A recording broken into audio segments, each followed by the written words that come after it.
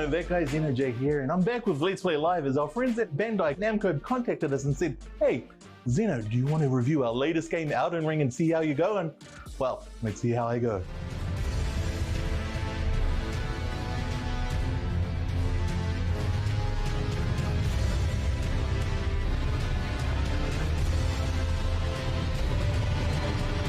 What is Elden Ring? Well, Elden Ring is the latest title from Software in collaboration with George R.R. Martin to create a new open-world epic story of a character who is tarnished and beyond the veil.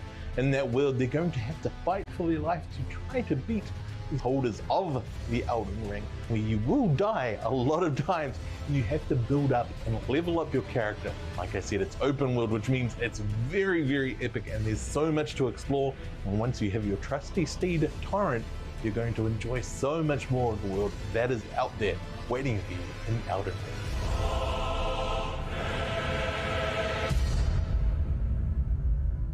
Now let's check this out. I did some reading online, guys, and what I saw, what was the thing, was to pick the astrologer class. If you want it to feel a little bit easier, and you also pick the golden seed as the buff you take in. What I really like so far is, like, in terms of graphics, the sheer fidelities, so beautiful. But yeah, these graphics just run so smoothly. I know that the way we're playing at the moment is to prioritize the frame rate. So now you gotta stick with the crispy frames. It's all about the frames, especially in a Soulsborne game. You want the frames because you need to be able to see what you're doing, see how you're reacting. This man is trying to one-shot me. Oh, he had me. I did like a piercing strike. So as you guys can see, there's a ton of different enemy types. And so you have to respond accordingly to how each of them play. And so make sure, folks, when you're playing Elden Ring, you jump down into this tutorial area so you can do cool eliminating things like that. So let's head out the door. I'm hoping into the world of Elden Ring this time. As you guys could see, that was a tutorial. So if you guys can see that character over there, everybody knows who that is by now. That is the Tree Sentinel. I wonder if they're friendly. They're not friendly. They're not friendly. It's like I've played Souls-like games before. Sir, stop. Please. Oh my god. So, there you have it, folks. A one-shot from the Tree Sentinel, which makes me think I definitely should avoid them. Let's see what the steed can do. Yo, during mounted, what do you mean during mounted jump? So there you guys have it. That's some of the early game, but what we've also done here at Let's Play Live is we've also prepared, something we cooked up a little earlier. So let's take you a little bit further than what we had shown you before. So what you guys will experience in Elden Ring is just, there's so many different landscapes that you can actually travel through. So whether it's the weird insecty-like vibes of Caelid or Liurnia's lakes, even things like Storm Hill's devastated area from all the wind, but things like the mountainous greeny range of Weeping Hill, which has this giant freaking walking building just going across it, which supports that Hidetaka Miyazaki. He said he was heavily influenced by the likes of Ico and Shadow of the Colossus. And you see it right here, because this is a giant colossus walking apart, across this landscape. And it's just so beautiful. The way they've captured all these different fantastical elements that they've been responsible for over the years is just a sight to see. And I really feel like this game encapsulates it's just everything From Software has done so far. This game is the culmination of everything they've learned. And maybe that's why they felt they could approach an open world game now. So it's really cool to see just how much more expansive their games have become because of it. Because you're typically really used to those kind of claustrophobic corridors and castles that they normally build. Well, what do I think of Elden Ring? Well, I think it's the best game we've had from Software so far, which is saying a lot considering how critically well all of their games have done. If you have wanted to check it out because of the hype, then I suggest you do so, but it's not going to be easy. And for all the fans of From Software games, you know exactly what I'm talking about, and Elden Ring still lives up to that. It's going to be a magical time, and you can pick up Elden Ring right now on your PlayStation 5, PlayStation 4, Xbox consoles, and PC.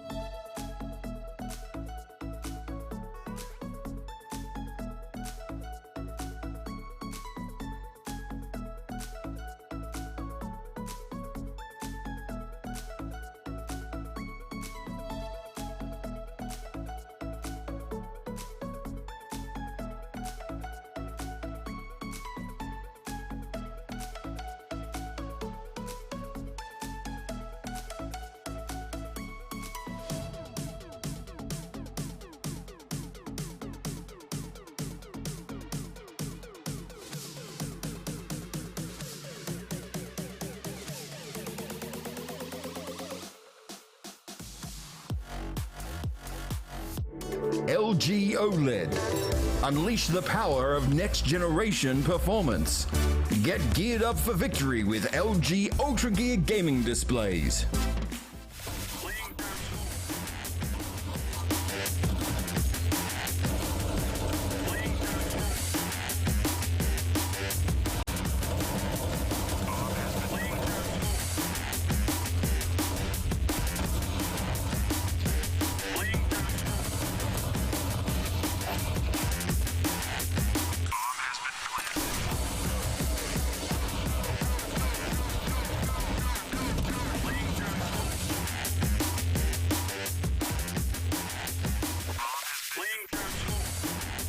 G'day, welcome back to LPL Pro CSGO. We had a good day yesterday and we're getting ready to dive into another one today.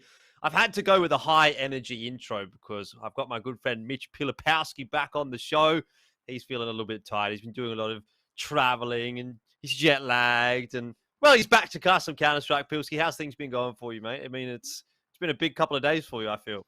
Yeah, it's been a big couple of days, but nothing can energize me more than seeing some top quality Counter-Strike games. So I'm keen to get on casting with them again rather than being in a position where I'm sitting in a chair and not being allowed to talk. All right, well, maybe we can figure that out as we go through the show tonight. Of course, one thing that we do have to have a bit of a chat about is Orcorn Fiber. And if you do sign up for an 18-month plan, you can grab yourself a Razer gaming gear package worth $1,022. So get yourself... type in !Orcon in the chat if you want to hear a little bit more about that one. And Pilski, I know it's been a little while since you've been here on LPL Pro. So here's a little bit of a recap as to what to expect for this season. As you would know, hopefully, we have finished off stage 1 and we have now entered stage 2, where we now have another 8-team sort of double elim bracket this time around, as opposed to 2 4-team double elim brackets, if that makes sense. But obviously from there we want to qualify teams through to the playoffs, and that is where we need to start talking about the prize pool. And it's going to be just over 10 grand again this season. 6.5 for first place, which is a pretty hefty chunk of change for the team that walks away with the victory. If you want to be getting the vast majority of that cash, you definitely do need to be taking the top spot. But obviously, we've been having some good games so far. Pilski, I know you probably didn't get to watch. I think you might have even been on a plane while these games were happening. So let's have a quick recap of what we did catch up with yesterday. The TLDR was that I think both the favorites did walk away with the win in their respective series. Antic and 1620 Kings to start things off. We felt as though when it got to Nuke, it should be Antics on lockdown, and indeed it did end up being the case that they walked away with a pretty solid victory. And I think at the end of the day we have to say 1620 Kings, they did a reasonably good job, but unfortunately not enough in the end. And I think the same can probably be said for Lonely Fire. They got off to a great start against DGG, but DGG once again just proving to be a little bit too good. Yeah, I think this was an interesting series to be taking a look at. You know, DGG is obviously an amalgamation of players that we've been quite excited about for quite a while, and they put together a nice little mixed team, and they're giving things a crack, seeing how far they can push themselves in the scene. Lonely Five actually have been quietly impressing me. They've got the core of like that ex-Fury roster. They've all been doing a fair bit of damage. They got the 2 boys from overseas as well, rounding out the roster, who've been doing quite well for themselves. So I think they're kind of like a sleeper team to try to come through that lower bracket and potentially qualify themselves in towards that next stage if they can have a couple of big games. Yeah, so you can see how the bracket has played out here. Obviously, DGG and Antic do progress further on in the upper bracket. We'll be looking forward to a couple of good matches today as well, Pilski, that's going to fill out the rest of those missing slots. Obviously, we do have Vertex and Nutty Gaming going up against one another to start things off, and then 8 Ballers and Bandits a little bit later on in the evening after that first series is done and dusted. So, look, I think that second series probably could be relatively close. I feel like when it comes to Bandits, they're always a team that you just go, oh, they're not going to do a huge amount. And then they end up taking a map and making another one really close, and maybe they end up taking the series. I feel like I continue to underrate them. But as far as the first series is concerned, Vertex and Nutty Gaming, definitely a heavy favorite in this one. And I'd have to say that is Vertex. So it's pretty hard to go past them. Yeah, for sure. I think Nutty, this is kind of a tester series for them. Obviously, it's still kind of early days. We're in the middle portion of the tournament. They've ground through the first stage. Now they're going to get to test their mettle against one of the top squads in Oceania, and that's where we're going to get a bit of a measurement for just how much these guys have progressed since they've started competing in these couple of leagues. Well, speaking of Vertex, let's have a look and see who they are. You should be fairly familiar with them by now. And the only one thing to note, I guess, about this is that Brace has been overseas on holidays for, I think it was the last couple of weeks. I think it was 2 or 3 weeks that they were saying last time we had a chat with them. So it'll be nice to see him coming back into that roster, and hopefully that's going to make a positive difference for the results for Vertex. I know, having spoken to a couple of the guys, that it was a bit of an awkward couple of weeks for them without the IGL, and, with Malta only just recently coming into the roster as well. They hadn't been putting a huge amount of time into the game while Brace had been away. So hopefully things are going to change up a little bit. I think tonight's a nice sort of ease into things for him, because at least when it comes to Nutty Gaming, they're definitely not a team that is towards the top of the ANZ scene right now. They are a good squad for the position that they're at right now, but they're definitely not a Vertex kind of a team at the moment. Not just yet anyway. Yeah, we've seen some good progression from Nutty. We've seen them put a couple of good series under their belts and have some good maps for themselves. And there is clearly a couple of standout players on this roster. So I'm keen to see what they can put together up against Vertex. I don't even think that Vertex necessarily even need to play their A game to polish this series off. So that's why I say whenever I look at a series like this, I look at how far Nutty can push a team that's near the top of Oceania to kind of get a measure for how well that they're playing overall. Indeed. Well, we do have a couple of individuals to touch on in this one as well, Pilski, and we can go ahead and have a look at who they are. Going with Rolfalco and Super, and at least as far as Super is concerned, he was, I believe, the highest rated player for Nutty Gaming. That's why we chose him, and you chose Rolfalco just because you wanted to see a little bit more of that player profile. So, yeah, obviously a lot of critical thinking going into this one, Pilski. Yeah, I honestly, I think it's a great player photo. It tells you a lot about what kind of things he enjoys doing in his spare time. And, he is a bit of a bananas player. So we always love watching a bit of Rolfalco. Super, I remember watching him a couple of maps from him. He's definitely had a couple of pretty standout rounds from time to time. Showed us some very, very sharp raw mechanics. So those are the kind of things that might help his team get across the line. I did notice, though, that they aren't playing with Mega there, who I remember him being a pretty impactful player. When he was running in on the T side, he was getting these crazy double entries that were setting themselves up for some good rounds, even when they were behind. So without him playing today, that might be a key piece of the puzzle that Nutty might have needed to put together an upset, if that's even a possibility. Well, obviously, pretty important to touch on the maps as well before we do dive into things. So let's go ahead and have a look at the veto before we jump into the series. Nutty has opted for the Dust 2 pick, which, again, is something actually that we've seen from them a little bit in the past. Definitely one of the maps that's up in the wheelhouse for them. I think Mirage and Dust 2 are the two that they do tend to like going towards. Vertex with the Vertigo choice, again, sort of rings true to some of their more recent form. Obviously, Inferno as the remainder is another pretty interesting one, but I think it's going to be hard to go past Vertex regardless of what maps we're looking at here, to be honest.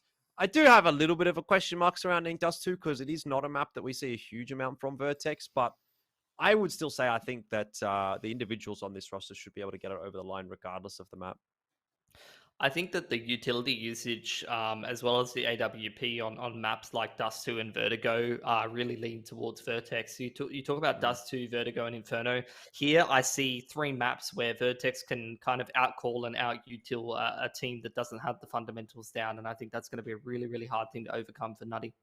All right, well, I guess we have to wait and see whether or not you are going to be proven correct, Pilski, but it is time to jump into our first map of the day. And it will be Dust 2. Obviously, the best chance, one might say, for Nutty in this series. I think it's definitely something that they will feel comfortable on, but the question for me is how comfortable does Vertex feel on this map? And if there is any measure of, happiness or comfortability on this one from our favorite, I dare say we should be seeing a 2-0 tonight between Vertex and Nutty. Yeah, I think Vertex, one of the things we've praised them on for the longest time is just how flexible they are in terms of their map pool. And even though they don't have a whole lot of reps in on a certain map, you know that historically they've played it a whole bunch and they understand the fundamentals of how to approach it.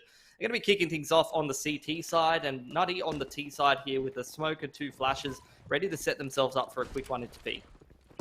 Yeah, it doesn't look like they're going to be slowing down at all. And of course, the only defender right now. Some assisting flashes, get a couple of peeks in there for the CT side, but nothing too substantial. Already we do see Brace grabbing himself 1 kill and now preoccupied with what's happening on long. Not a whole lot there, though.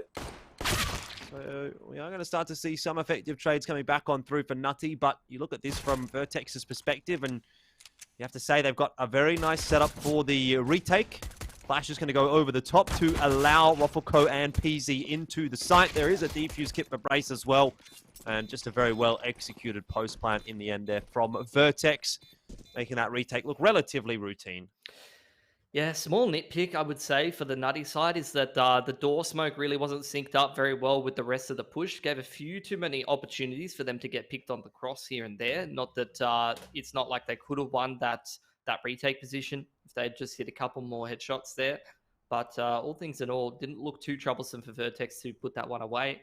Now that you do have the bomb plant, though, that opens up exactly this, the chances to drop over a few rifles and go for a little bit of a force here for Nutty. So they're going to try and cut a corner nice here and early on. Shah, a nice leg on the cross through the door onto Ruffleco, does get rid of a little bit of an HP. So it's going to allow them to potentially try to exploit the low HP player and use some of these things like the Galils that don't do a whole lot of extra damage to try to finish him off at some point in the round. See Nutty taking their time working through the map, flash into lowers. They're looking to try to make their way towards mid for some control, but with only 3 grenades across the whole team, it's going to be quite hard for them to challenge some of these lines without just using the firepower. Oh, PZ in a bit of a precarious spot there. He's able to cross back to the CT side. CT spawn side, I should say. Which is going to be looking a little bit better for him. Sicarius, the new player, I guess, in this Nutty Gaming roster. We'll have to keep an eye on what he is going to be able to do. Not a name that I'm super familiar with, so be interesting to see what he has got for us tonight. Ooh. He booked out on a little bit of a journey, I guess, there, Pilski. Hasn't really worked out for him, but he did only have the MP9, so it's not the worst of weapons to be losing. Kind of does leave Ruffleco a little high and dry now, though, that he's got multiple angles to watch, and as a result, you're sort of seeing a bit more of a rotation now from Vertex to get an extra player into mid to help him out. Nutty definitely had a window to try to get into this B site, but it has sort of been missed at this point, being made up for now by the fact that Sicarius is hitting a whole bunch of shots. Ruffleco, leg through the door earlier, is low enough for them to finish off, so they actually put themselves in a 2-on-2 post plant now. I don't know if you caught that, but was he out of ammo in the M4? Didn't feel like he should have been, but he swapped over to the USP, and ultimately the retake does pay off. I wonder if we can maybe see a replay of it. I'm just going to get the replay of the retake. Some nice shooting from PZ on the A1S. A lot of damage done by Nutty, who, I mean, down to 2 guns, have an incentive to potentially force yet again off the back of that bomb plant. We'll see if they do want to go for that kind of play. Had a bit of a window to get into B there, but missed out on the rotation after killing that anchor in towards tunnels, not being able to read the fact that often when a team does get some space on the extremity, they're actually going to rotate a little bit more towards the other side of the map. And that's where you can sometimes get some of those windows. It's not the force in here from Nutty. Going to go for the path of least resistance, try to continue to inflict some damage with just a little bit less of an investment. Looks like a late long take here, so challenging Malta up on the line, who gets full blinded.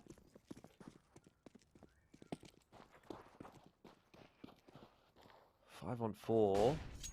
Obviously, exactly where Vertex needs to be. Shah, the only player with a really threatening looking weapon, at least at the moment, but long control established for Nutty. It's really not a whole lot to scream and shout about just yet. Yeah. It's going to be down to the sharp shooting of the Deagle and the Scout, I feel, in these positions. Nutty just creeping up on the line. The flash is very, very well timed. Someone is able to turn in time, though, and actually deal with Malta. So that's an A1S now in the hands of Velocity. Talage going to start to flood up the ramp, but the crossfire and the counter util is way too good for Vertex. You see all those blue lines coming up across the screen, the one-way on the site, the counter flashes from the players in CT. T's just could not get enough space to scale onto the site there. So Nutty, a little bit of damage done. They're going to reinvest and try to give this gun around a crack, but Vertex's economy is not too fragile just yet.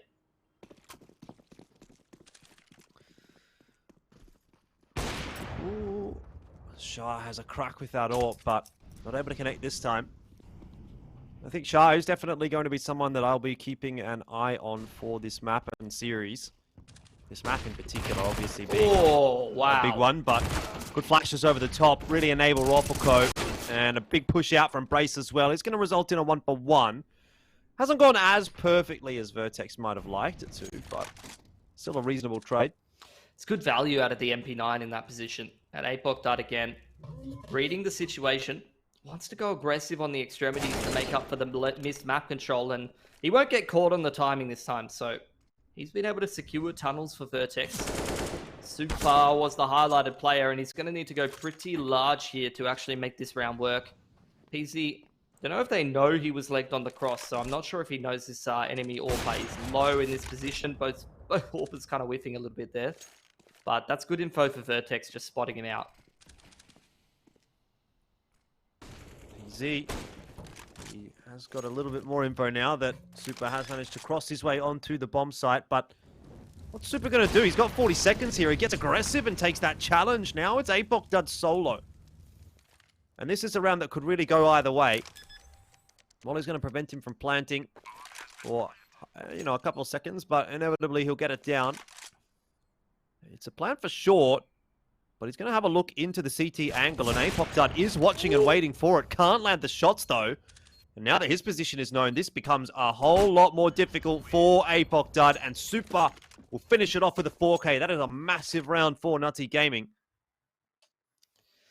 Yeah, round that didn't start too well, but they're able to get across the line with a big clutch from Super. I think that was a 1v3, so Vertex, a little sloppy there. They're not the kind of team that you'd normally expect to lose rounds like that. They know that the money's quite shaky on Nutty, though. AWP does get saved over by Shah. Here's the challenge on long from the T to get the counter flashes in, and Apoc Dud wants to get involved in the action with that 5-7. Perfect range to use it. You can see the CTs just flood all the way out. No layered flashes over the top side of the blue bin there from Nutty means that the CTs can just fight freely, and they win all those duels. Yeah, end of the day, that's exactly the response that Vertex needs to be having in a matchup like this. That last round, and that shot is a good one from PZ, but that last round, it's a little bit touch and go for Nutty Gaming, right? That could have gone either way. Probably could have, maybe should have gone away Vertex. Round, right? 1v3. You don't expect Vertex to lose a 1v3 like that. And when you lose a round like that as Vertex, it's not ideal, obviously, but yeah, as long as you come back in the next round and have a really solid one, exactly like what we've just seen, then you can sort of make amends for it. Yeah, they've just hard resetted the money. Now Nutty down to the Deagles, and PZ's having a bit of a field day. Didn't have the AWP in his hands previously. You just see Apoc, even after spraying, this is how good the communication is on Vertex, turning from the flash. His teammates just willingly offering you tilt wherever it's needed. And yeah, Nutty, aim is a little shaky on those Deags. Don't get any damage done, and that's going to allow the CT side economy for Vertex to build up, which means that this game now for the Ts, Jordan, it gets a whole lot harder, right? You're now playing against full utility. You're now having to win multiple gun rounds in a row to pressure the economy. Rather than having those windows where you can break the money and play for multiple rounds.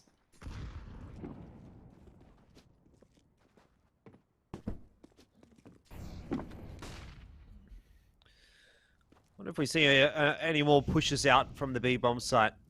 Apoc Dud has really enjoyed trying to take that to Nutty Gaming, but he's holding mid for now, and it's Roffelko over towards B. Shot does not go ahead there from PZ.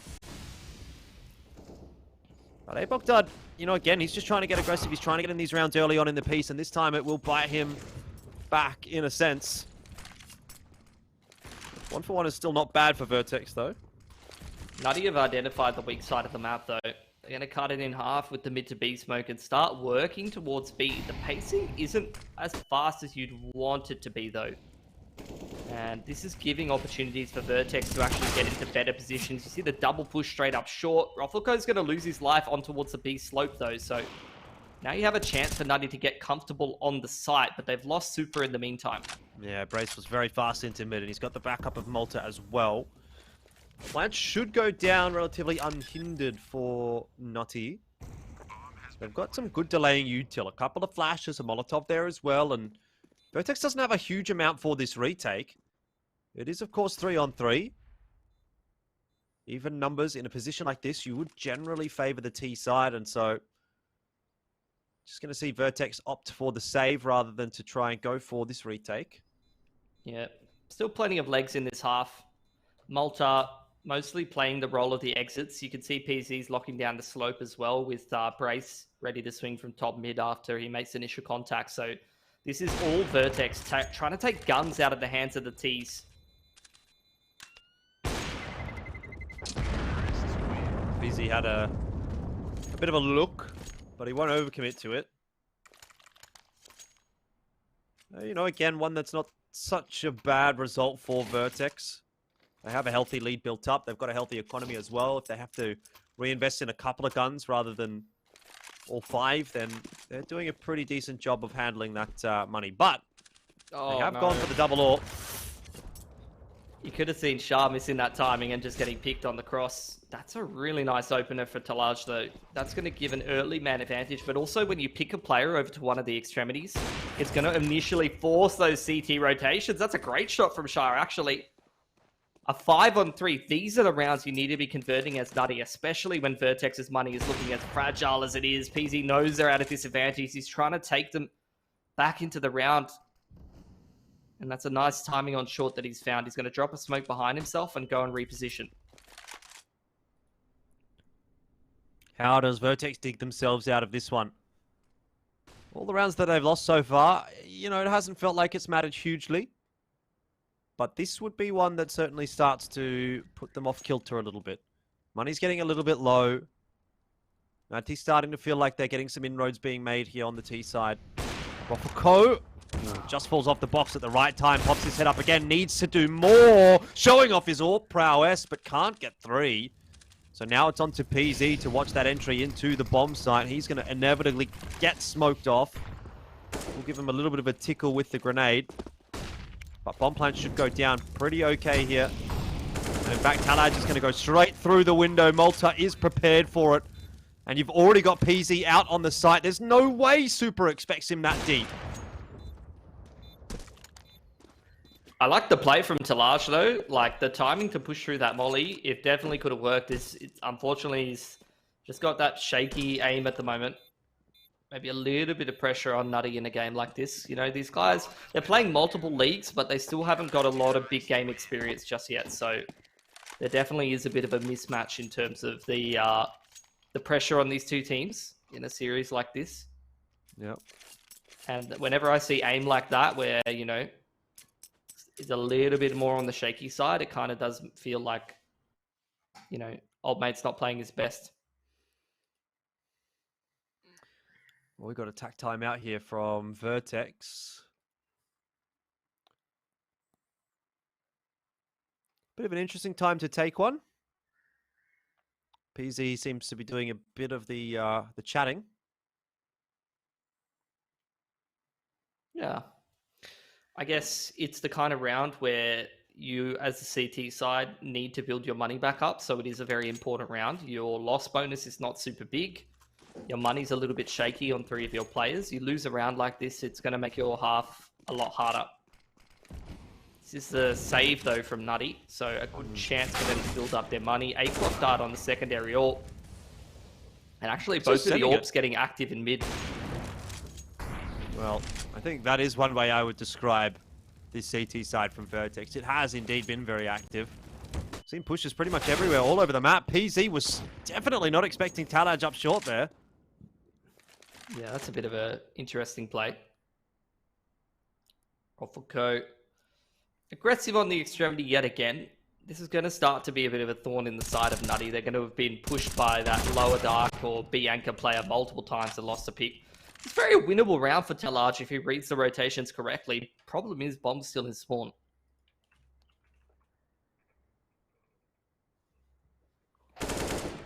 Ooh. Too many individual aim duels being taken by Vertex has started to bring them unstuck a little bit. Leaves Brace solo. Talaj has all the time in the world to decide which bomb site he wants to head toward. And this was just a half buy for Nutty. Like, even if this 1v1 doesn't get done, this is still just fantastic damage that they're inflicting on the economy. It's going to give them a bit of a window here to break the CT side money. But it would get broken right here and probably force Vertex to buy if Talaj wins this one-on-one. Flash and footsteps heard by Brace. So he's going to get in a decent position before this plant gets established. Be able to win this one pretty easily. Talaj just pops his head up. That's big though. Brace is able to clutch it out. How many kills? Like 3 kills taken away by that hero rifle and a bomb plant. So with that loss bonus, I'd say Nutty are going to be putting together quite a convincing looking buy. Vertex, they're going to go scavenge that AWP. PZ can go for the double AWP, but the rest of the lads, I'm imagining they might have to go down to pretty limited util or a bit of a lackluster weapon. It's probably going to be the limited util because they're all around 4.4. The money's still not crazy bad, but there's definitely a window here for Nutty to exploit. They get 2 good gun rounds here, they could make this half a whole lot more respectable. 81% right now, though, for Vertex, according to the prediction tracker. I'm inclined to agree. It's been a pretty good start for Vertex, though. I am seeing some, rounds and kills maybe that don't seem to be 100% in line with perfect Vertex gameplay. No, but as I said in the pre-show, I don't think they even necessarily need to play their A game to win this series.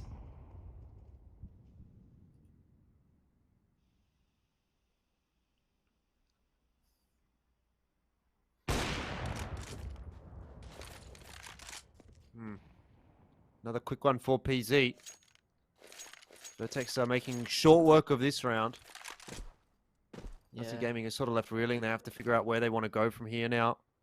They've still got some decent util, but they're taking a long time to work through the map, and they're not really cutting any corners, to be honest. So, look, a 3-on-5 into the A site could definitely work. The problem is that they've only got that one smoke for the cross. So it's going to have to be like a 1 smoker on the cross and some good flash coverage over the top if they're going to try to get across. They're taking a long time though, and it's this indecision that can basically hamstring you from winning the round, no matter what you do. PZ does get smoked off, but he's going to pop his own smoke down here just to make the defense of the A-bomb side a little bit easier for him. Maybe there was a hole in the smoke there for APOC Dud, and PZ's able to peer over it anyway. So you do start to see it fall apart quite substantially for Nutty. They'll obviously have a buy in the next round, Pilsy, but 8-2. Half is starting to blow out a little bit. Money is kind of neither here nor there for Vertex, but they'll be able to get another buy through if they do lose. I mean, they just had that important round where when the money was shaky, they had 5 alive, so they're pretty set from here. Nutty have definitely missed their window for the reset. And actually, Shah is apparently very, very keen on getting the AWP. He's not even going to go for the rifle in a round like this, which I'm honestly not a fan of. I think you just buy with the rest of the team in a round like this, rather than going for Deke. And especially when you know the other team's running a double AWP, if you're going to win a round like this, you might even be able to recover yourself at all. Yeah, no, 100%. I think I'm on board with that. Pulled everything into this round. No point saving for the AWP if your intention to buy into this round is to win the round. Yeah, you're down to 8 as well. Like, you can't be putting yourself at a deficit. Either way, Nutty's got themselves some cat control there, Jordan. So that's not too bad. Going to start burning some of the CT util. I honestly think they've had the most success at B, right? So mid to B is definitely on the cards. That's a great opener as well. Oh, an APOC dart. He's going to line multiple up there. I think that almost could have been a triple collat. There was just so many Nutty players trying to work their way through the doors. And Roffelko, he's kind of waiting eagerly behind this smoke. Yeah. That prog smoke is going to be one that he'll be able to work around as well. But decides to just go back to car, which is a position he had quite some success from earlier on. And gets himself a freebie. He should spot Super's head there. I think he did eventually. Oh, easy. Double dink. 3 bullets in the gun. Doesn't seem to bother him. And yeah, this is where this game's going to start to balloon out of control. Not sure really what Nutty can do. They have not been able to exploit that window where they can break the CT money. So their objective now swaps from getting a decent half together to seeing if they can just get 1 or 2 rounds. Well, that's not exactly how you want it to be going. Super's picked up the AWP, but Vertex are starting to look like they're going to rampage through this half. Maybe the map, probably the series as well, if that continues. Nade's going over the top, done a bit of damage there, and PZ just does not seem to be missing right now. Nutty Gaming do not have an answer for these orbs at all. Yeah, this is getting demoralizing to play against. PZ's even layering nades into short. Just going back into spawn and picking up more and more HE nades. Going to give him another one now. Well, potentially just hold on to it.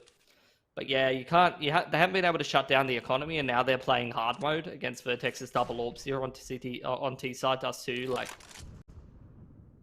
you're gonna be pretty hopeless, pretty demoralized if you're in Nutty's position here. They're gonna try and complete this 3-on-5 though. Got a couple of pieces of util. Just that one smoke is all they're gonna have access to, and then they're gonna have to layer flashes over the top there. Well, Brace is going to get up close and personal, and he's going to lose his life. So, nice entry into the A bomb site that if Nutty is able to hit another one of those, oh, they might have been in with a chance. Now, though, 4-on-2 for the post plant. Sicarius and Talaj both low on HP. It doesn't fill you with a huge amount of confidence. Talaj is now solo, so he's going to take a bit of a peek here, but the smoke is obscuring his vision, and Malta is removing his head. So that's double digits for Vertex. Yeah, Vertex are just bigger, faster, stronger in this series, and they're not even playing their A game, which is the scary part.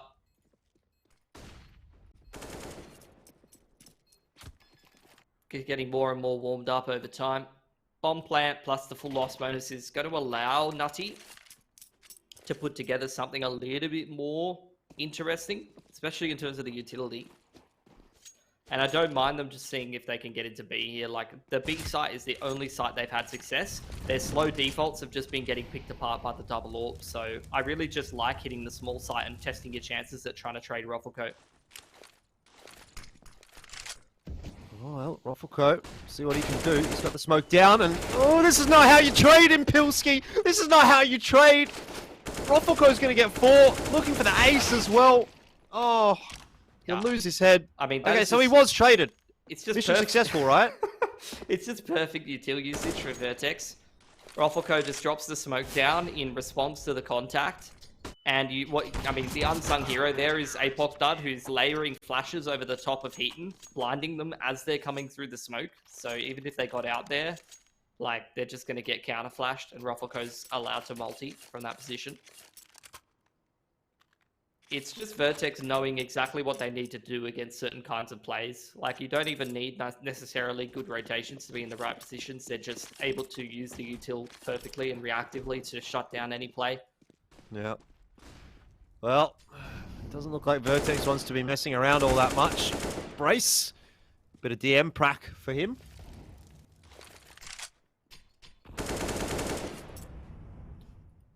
Loving watching Malta on this A anchor role. It's pretty cool. I always felt like when we watch Malta, he does play the anchor roles a little bit different every time. Like, you know, you see a lot of these long A anchors, they won't even mix in a hut push sometimes, or something like that. So it's always a cool thing about watching Malta. We get to see him in hut here, or if he's playing a different small site, he'll do different plays all the time.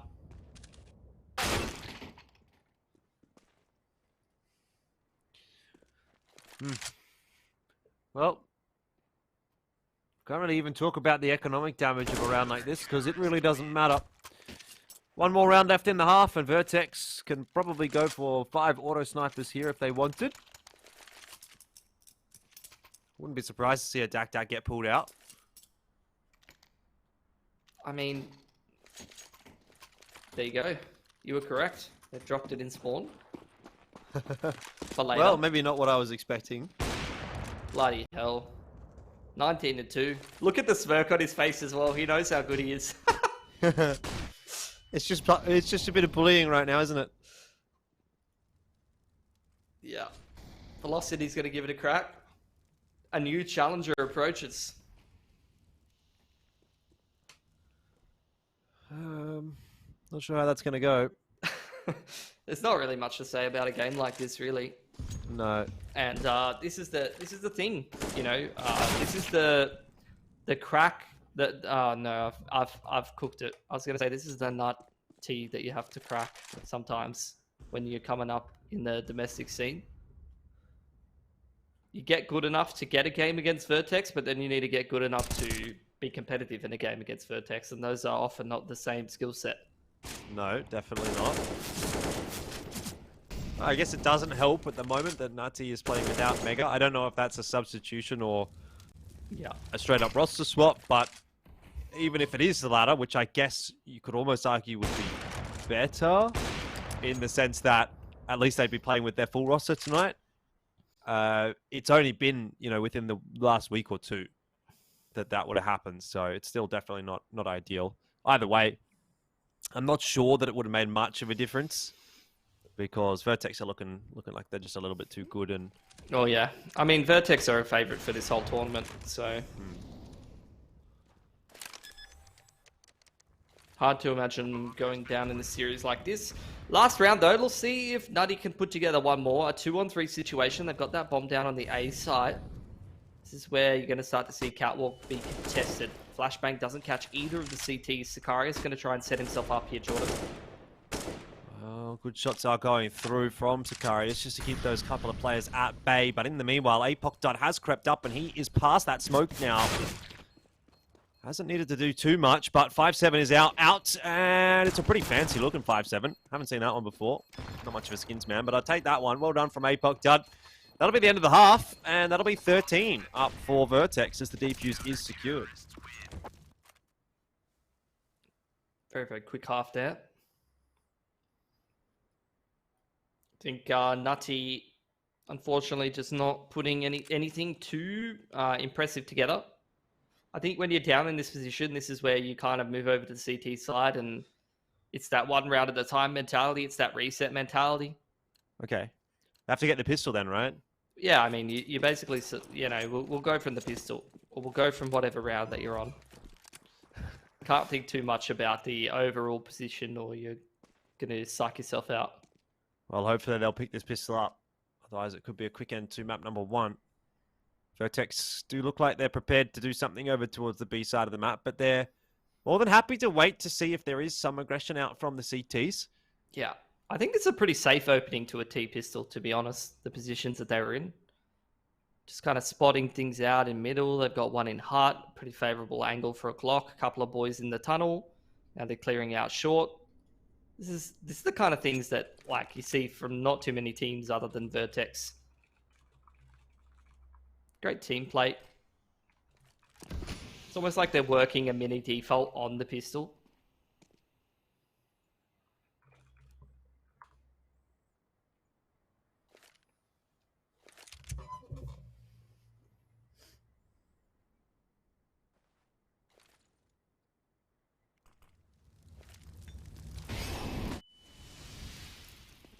Well, bit of a fast play now out into the A bomb side as Vertex just tries to pick the pace up a little bit late in the round, and that has worked out perfectly for them. 3 clean entries, not a single player dropping. And that's going to be that, basically, for the pistol round. Yeah, 2-on-5, very difficult to complete here. No kits either for either of these CTs, so... Oh my god, Malta. Committing murder right now. That was a very, very sharp shot. And that should be all she wrote. I mean, CT side comebacks are super, super hard. It's always putting yourself in the position of your money getting broken. You don't even win the pistol there. You basically are pigeonholed to force. They might even just save though and go for like that 4+K buy. Nah, they're just going to force. So unless Nutty pull off some insane round, they are probably never going to have money in this half.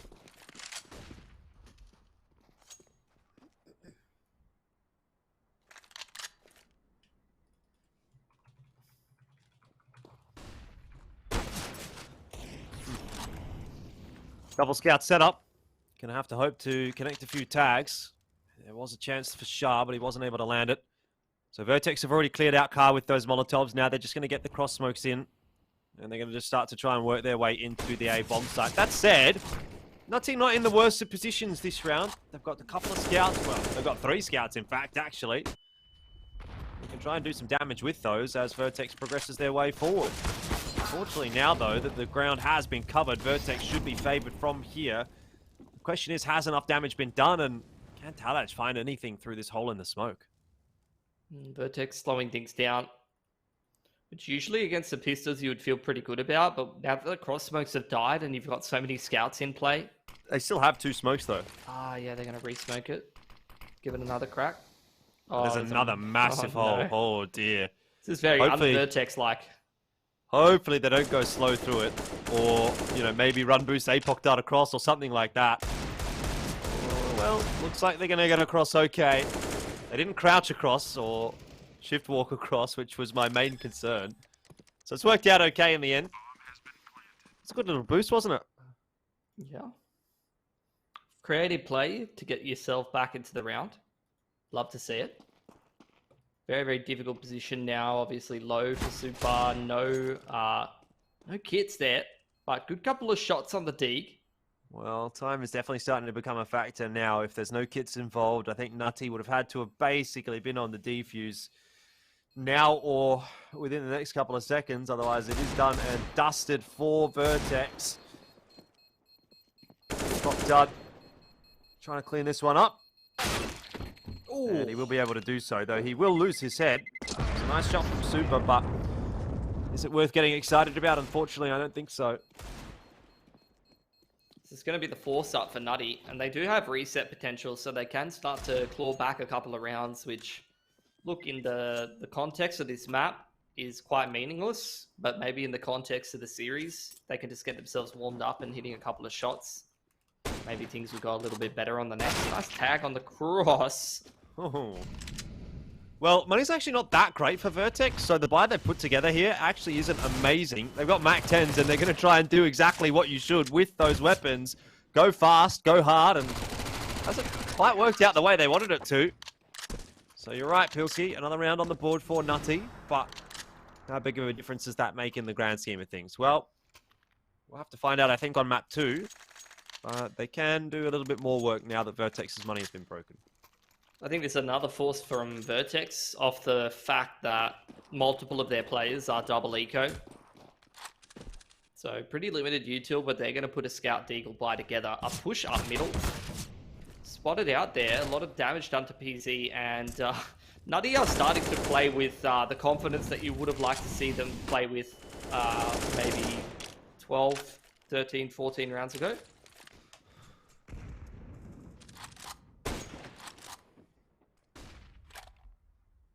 Wonder what PZ can do with the Scout. A couple of Deagles here for place in Malta as well. That molly shouldn't spread. PZ's got to smoke anyway, if it does. There's a hole in this smoke as well, and Velocity, he's been spotted. Oh, PZ's got a bead onto the mid doors as well. Wouldn't want to be seeing Sicarius peeking that. And I mean, already bearing in mind, you got Talaj on 25 HP, Sicarius on 32. This is a round that could very much fall away from Nutty Gaming. If the entry goes cleanly, or even if it's a 1-for-1 trade, all they have to do is hard clear car, and it looks like they will. Malta flying through the air. Desert Eagle. I think there's a reason they've called it that. Now it's a 3-on-2 post plan, and Nutty Gaming, they're going to have to go for it. They got no util. No util, 2 kits. Pretty straightforward, Jordan. Shoot him in the head. Don't know if it's going to be that easy.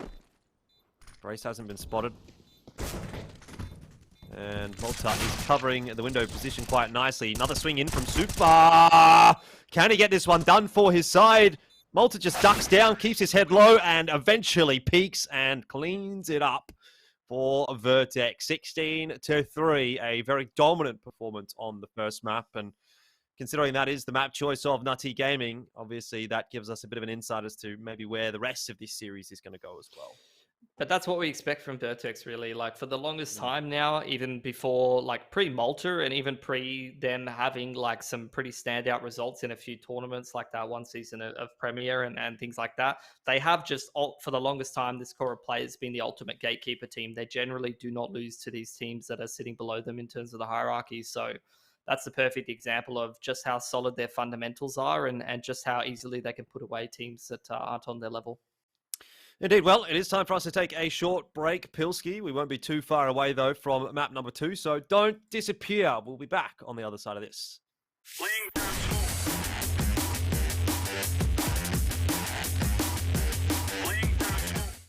Lag can be the difference between life and death. Switch to Orcon's Fiber Pro and Power on an 18-month plan and get this Razer gaming setup worth over $1,000 for free. Orcon for the win. The Tarnished will soon return.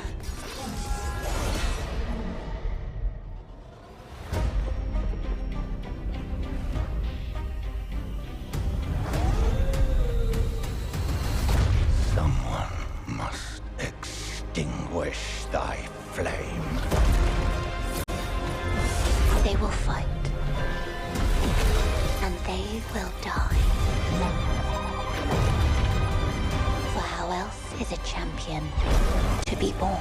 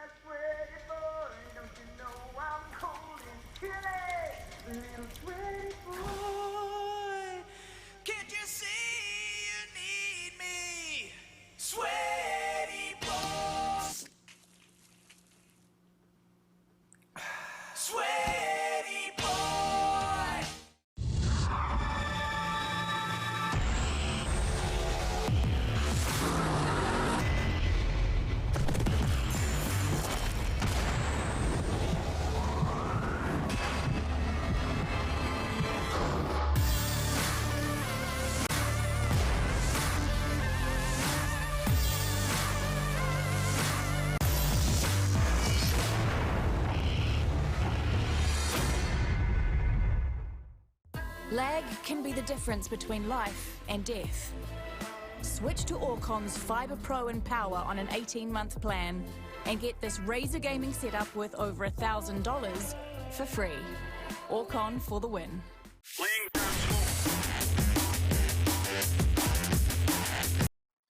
G'day, welcome back. This is LPL Pro CSGO, and we are now one map deep into the day. It was a pretty quick map, Pilski, if there is ever a quick map. I guess a 16-3 is such. And Vertex are probably pretty happy with the result that they've been able to get there.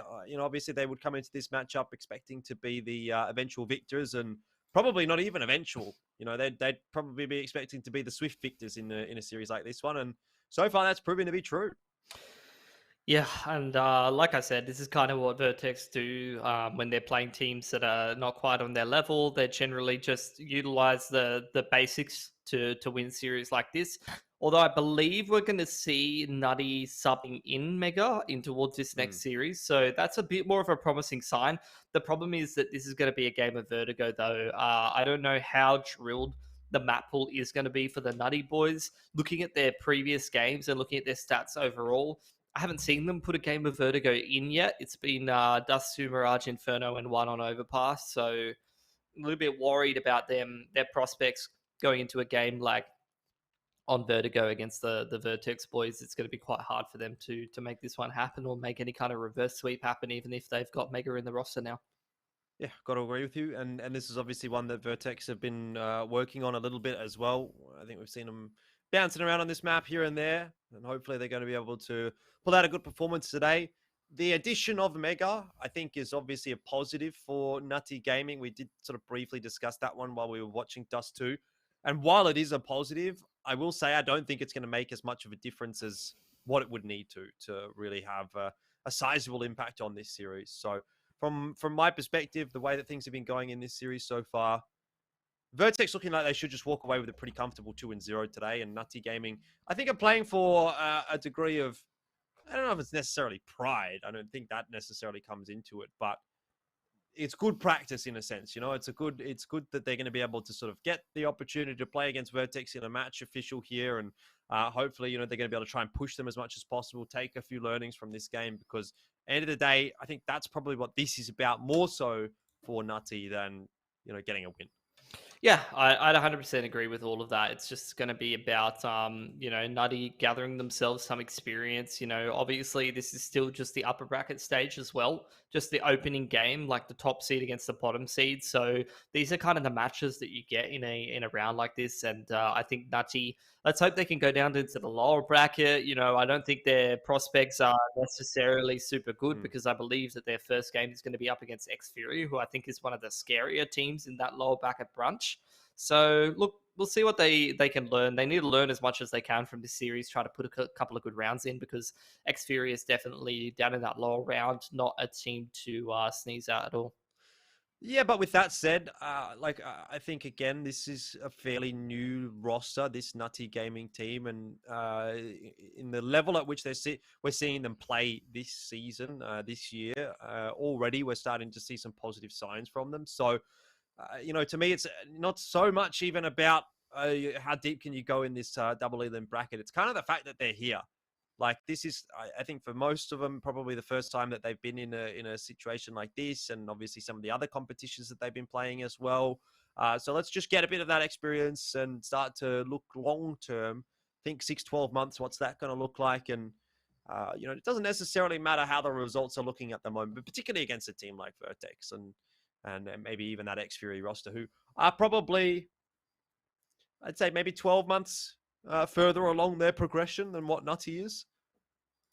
Yeah, for like more than that, I would say. You know, there's so much experience on this Vertex roster. They've already got plenty of games under their belt at this point. They've been playing at a good level for quite a while. So, yeah, it's definitely, you can't substitute experience with anything. You need to have played these kind of games. You need to have played a lot of these leagues before you start succeeding. And for a lot of these Nutty guys, this is just the first step on a step of many of them potentially, you know, getting themselves into a position where they can start to succeed. What's a good scoreline for Nutty Gaming? You know, what do we want to see from them? With pistols, I'm going to say like 12 rounds. Without pistols, I'm going to say they get 8-9 rounds and they get a couple good gun rounds in there. Then that's going to be good. That's always, it's always about the eye test for me. You know, it's not necessarily about how many rounds you can take. It's not necessarily about if you can even take a map in a game like this. It's about showing me that you guys can put good rounds together, and if you can just kind of iron out some of the kinks and put some of the minor details together, get some more reps in, then maybe you can become a bit more of a promising team. Nothing really to lose for Nutty Gaming going into this series, but for Vertex, potentially a lot to lose if they do struggle a little bit here, Pilski. We'll have to see how the second map does go. We've obviously seen a good first one from Vertex, but there are always some interesting results around the corner here in ANZ CS. And we're going to take a short break before we jump into the second map, so I don't go too far away. we're going to be heading into Vertigo on the other side of this.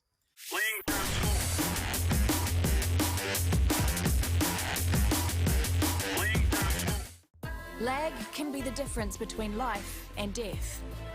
Switch to Orcon's Fiber Pro and Power on an 18-month plan and get this Razer gaming setup with over $1,000 for free. Orcon for the win. The Tarnished will soon return.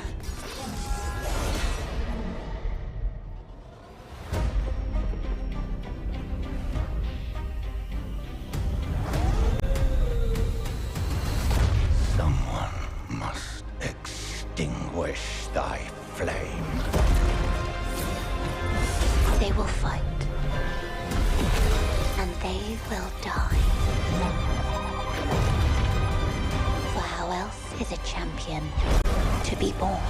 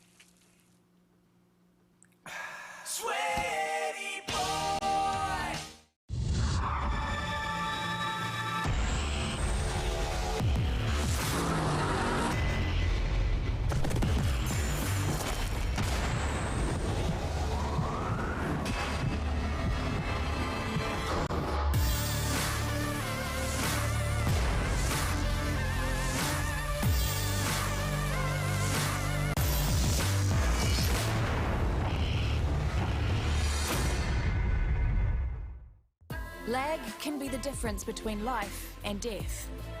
Switch to Orcon's Fiber Pro and Power on an 18-month plan and get this Razer gaming setup with over $1,000 for free.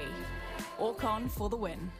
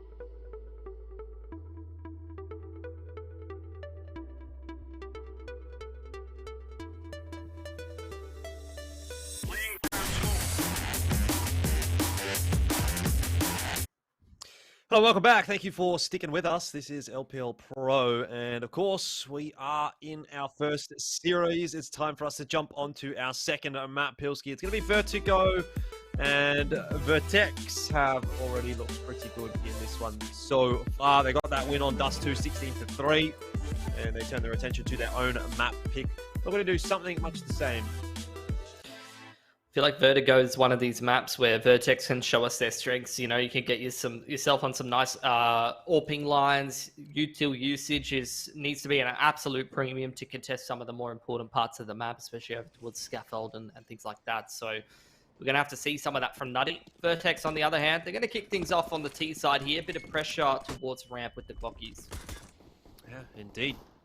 Off to the races is Brace, at least. He's up there on his own, and he just gets tapped into oblivion. The rest of Vertex, though, are starting to work their way in through mid, and they're very quick through the jump up. Velocity will lose his life to PZ, and now that's the B bomb site taking control of. And in fact, that defuse kit is even being tapped further and further away from the site, should it be necessary for Nutty. Yeah, let's see if this retake is going to be possible. Pretty nice crossfire over here, Jordan, between the majority of these players. But Roffago goes a little earlier and starts to even the numbers up a bit more. 3-on-3, though. Definitely still workable here for Vertex. Good positions for PZ. He's the USP playing close range, and 1-for-1 won't quite favour him, but Malta seems to be pretty comfortable in this one. Apoc done as well, got a double. And Vertex win the pistol.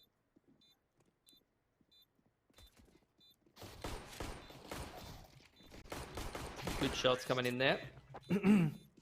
Vertex putting themselves on the front foot now. We go for the majority of Mac 10s and Util. No force up from Nutty, though. They're going to look for that round number 3 bite.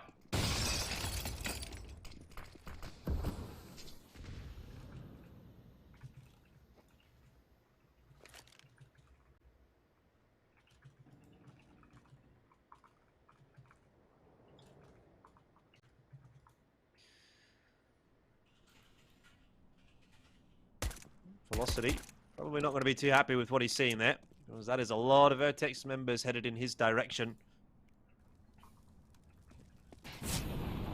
They've all got Mac 10s ready to go. Apoc Dud losing quite a substantial amount of HP, but now that Util is starting to come over, it's looking more and more uncomfortable for the CTs on this bomb site. You've got the rotation coming through from Nutty, but ultimately not really resulting in much. Nice wall of smokes, just keeping the pistols at arm's length for the time being. But the Mac 10s, you can see them moving up into some more aggressive angles. I want to try and make some money here for the further rounds if possible. He's going to push them into Talaj though, and a 5-7 on those kind of angles, as well as the P250, could definitely keep some damage in the favor of Nutty. Few 5-7s falling by the wayside here. Talaj is playing the angles around the stack and towards CT spawn. I dare say that PZ will probably go down at some point, even if it's just down to this USP or the... never mind.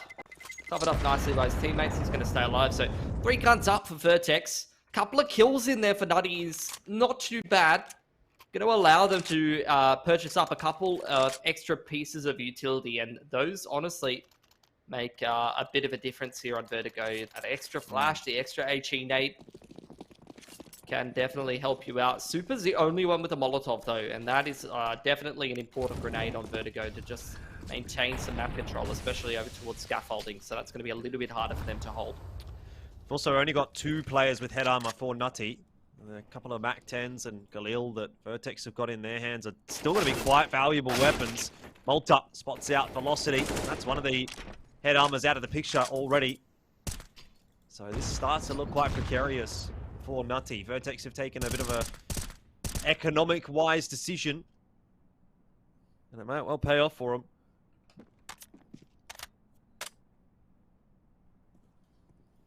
Man advantage here for Vertex.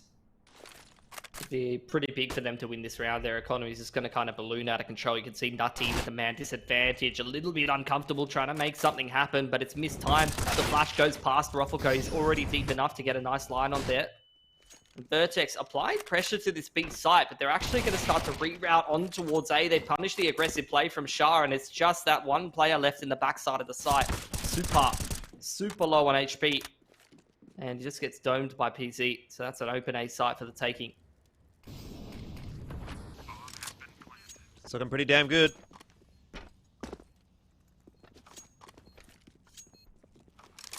Talaj will try and save this weapon, but to already have Malta making a bit of a rotation around toward that B side, and should have this one pretty easily.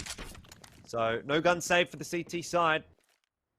And we do pick up where we left off from Dust 2. Yeah, full save in here from Nutty, who are starting to move up in terms of the loss bonus. It's going to help them put some deagles together. Even some light armor, a couple of nades here and there wouldn't go astray. Shah's holding onto a little bit of extra cash, so he can try to get himself an AWP in the next round. And Brace, keen to get a farm on with this Mac 10.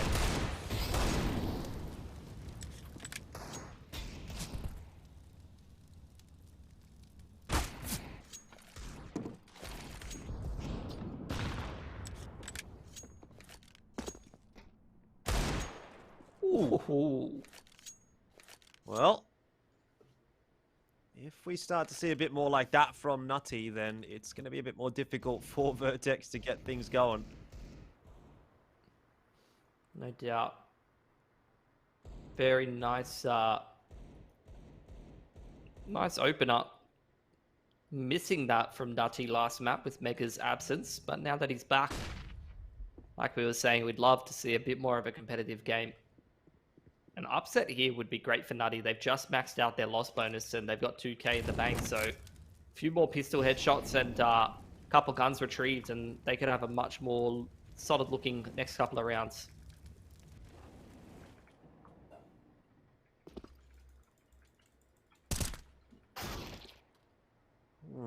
This is starting to get a bit worrisome now for Vertex. PZ is able to get himself at least 1 kill, but now losing his life to Mega at the bottom of the ramp. It's kind of leaving Malta high and dry. He needs a bit of backup, and he needs an ASAP. Brace is on the rotate behind. He's going to get a very important double kill. 18 seconds left, though, Pilsky, and this can still go all wrong for Vertex. Luckily, though, Brace is able to find 3, and that's going to allow Malta safe passage into the A-bomb site.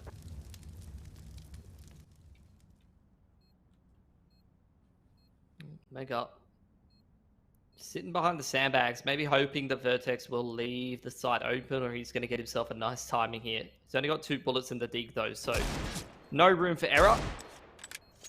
He wants to go for a bit of a reload, but Spot has been scouted there by Vertex. Shoulders coming out, so the double swing is more than good enough to clean that one up. Good damage from Nutty in a round like that. The investment that they put into it, taking 3 guns off Vertex, definitely does make a difference this early on in the game. It's going to keep that economic window open for them to put in a couple of good gun rounds and then try and reset things and even up the scoreline that way. As we do get a pause here, and Nutty goes straight into the double AWP.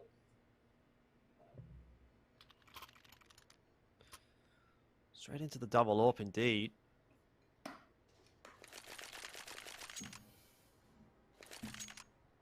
Got one there for Vertex as well. Attack timeout for Nutty.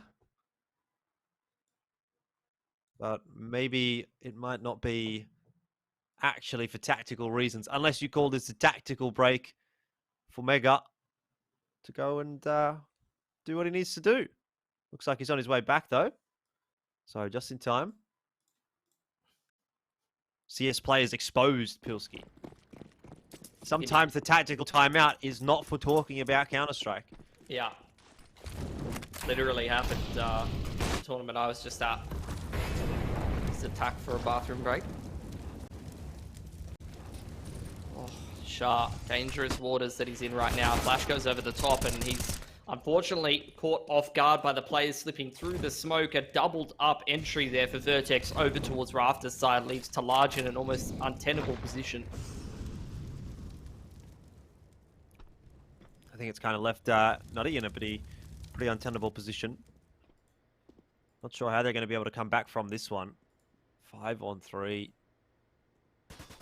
Vertex looking to isolate a couple of those fights on the A bomb side. They've got plenty of util to do it with. Clash is going to go through from Brace on the scaffold side, but that's not where the main offensive is. Vertex are just going to walk their way up the ramp, force their way into the site, and APOC Dud is able to get the better of Talaj. That's going to be the bomb plant going down. Vertex are really just making this one look easy. This is their map pick. And it does kind of play to all of their strengths as a team. Malta over here on the lurk. It's an easy double up from him. This feels like there's nothing that Nutty can do, really, in a map like this. Vertex kind of running circles around them.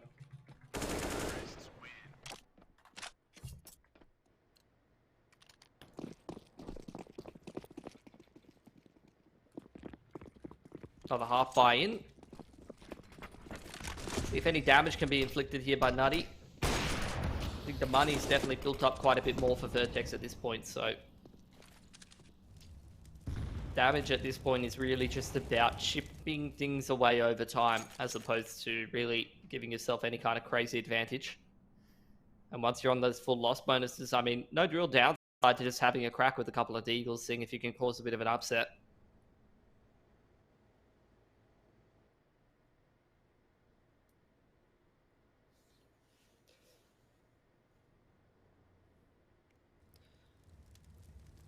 Once again, Vertex are going to turn their attentions towards that B bomb site, and they have all the util that they need to do it. Velocity tanking that Molotov for a couple of ticks. It's going to work out nicely for him. Vertex weren't expecting that swing from that timing, but this one small success is not going to be enough to get much in the round. And again, Nutty will just fall without really too much of it. 6-0 now for Vertex.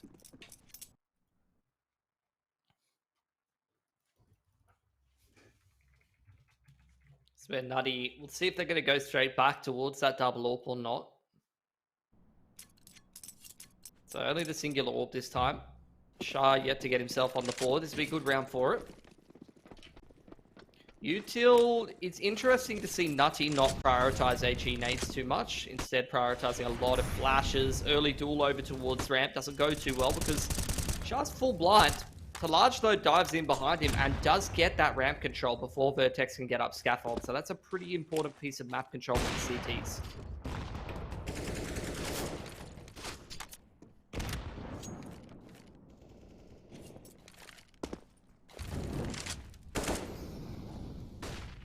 Super. Control mid.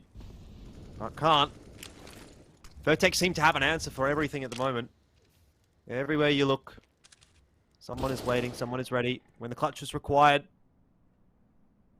Vertex have that one on lock. Shah's going to have to go absolutely monumental here. It's a decent enough start. He's also spotted the bomb out, but he needs another 2 or 3 instances that go like that in his favor. And he's going to try and play a bit of a cheeky angle here. See if he can catch someone from Vertex off guard. Brace, though. He is pretty aware of it. Nade is not going to do any damage, though. So now what happens here for Vertex? Well, shot doesn't go through, and Brace punishes for it. 4-on-1, and once again, it's the same old story. I feel like a broken record, but Vertex will have another round. Mega never really got an opportunity to get involved in the action. as can often be the case for Vertex on their T sides. It's kind of cutting the map into little pieces with their util, making things a little bit more manageable for themselves, and having those players on the extremities holding down the pushes. Mega able to get one there. Dropping the pistol was a bit of a fake to see if he's going to bait any of the T's into thinking that he's picked up the gun and is going to go the opposite direction. And as such, he's going to hold on to the rifle, but it's a bit of a consolation prize at this point. Participation award. Congratulations, you played the round, but it's about all you get.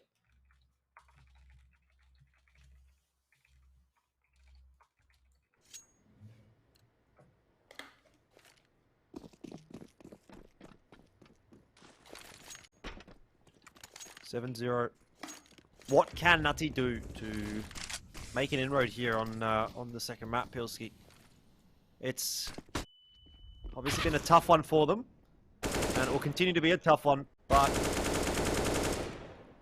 I think this is a really good learning opportunity. You know, it's it's a bit hard to say that, I guess, and it's probably a bit hard to hear that as well for Nutty, that when they're constantly just getting shut out of round after round after round, that it's a learning opportunity, but maybe they can sort of think tank something, brainstorm something, and it's going to make all of the games against the weaker opposition a lot easier. Kind of like playing with, running with, what is it? Running on sand or running with weighted shoes or whatever. Makes it easier the next time, even though it's harder right now. The training weights? Yeah. Yep.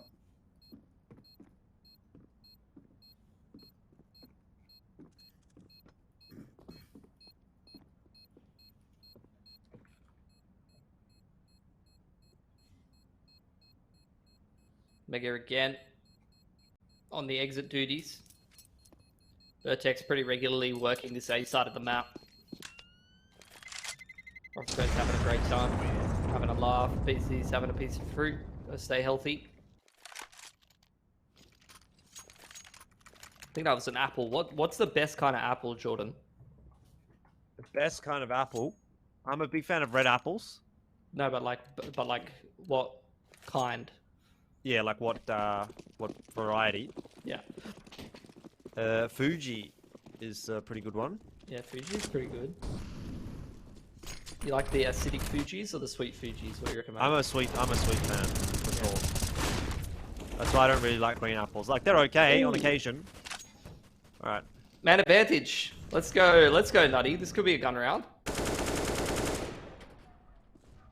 Well, this is exactly what they need. They need to start with a numbers advantage, and obviously they need to try and do something with that. They've got good ramp control here, forcing Vertex away from that with a bit of util, and they're starting to stack toward the B bomb site. So I'm liking what I'm seeing. These are positive signs, but Mega just over peaks a little bit too much, and that allows PZ in and a bit of control on the site for him. But Malta drops, and now PZ is trying to hold on to the line solo. He's unlucky not to get that kill, to be honest. The rest of Vertex starting to rock up now. Smokes are down. But Nutty have players in all of the right places. This is very much an opportunity that doesn't look like it's going to be converted, unfortunately. Talaj, though, inside of that smoke, waits for it to fade favorably and gets it done, finally. Nutty have one on the board. And if you go back and look at it, a very nicely played round from them. Absolutely. Big impact in the B site. I think Talaj got the first pick as well, so... What was that? Yeah, that was a 3k in that round and 2 for Shah. Both of those two combining to actually put Nutty on the board. So big impact from those lads. But the issue is when you're this far behind, and Vertex have been pretty concisely picking up a lot of these rounds, their money is kind of out of control at this point. You're playing the CP side on hard mode. Every single round you pick up is just a hamper to your loss bonus. And that's where the reset potential starts to get more real. Velocity taken out of the action there through the smoke by PC. Apoc Dud walks up on the line. It's a good timing for him. Shot gets whiffed by Shah, but a 1-for-1 is more than acceptable for Vertex. Certainly. At this point in time, things are looking pretty good for him. Mega, once again, is going to have his opportunity to try and hold on to the B bomb side. And This is definitely not the round that Nutty wants to be losing. Oh, and Malta just catches Mega on the timing. So it might well be going the way of the T's. Talaz tries to pick the pace up, but so does Malta, and it doesn't seem like Vertex is skipping a beat. On the hunt as well, aren't they, Pilski? Super trying to hold on to the AWP. He's not going to have a fun time in this round. Try and get himself some of those nice exits that Mega's been reaping the benefits of. There's one for him, but he loses a handful of HP getting it. Yeah, he's done for. One way for Roffelco. Might not even be needed. PC's just going to try by him with the Tech 9. And that's a 9th and somewhat of a reset there. 3.4 and 2.9 between Shire and Velocity. Rest of the boys can buy, but putting a buy together here would be a little bit scuffed.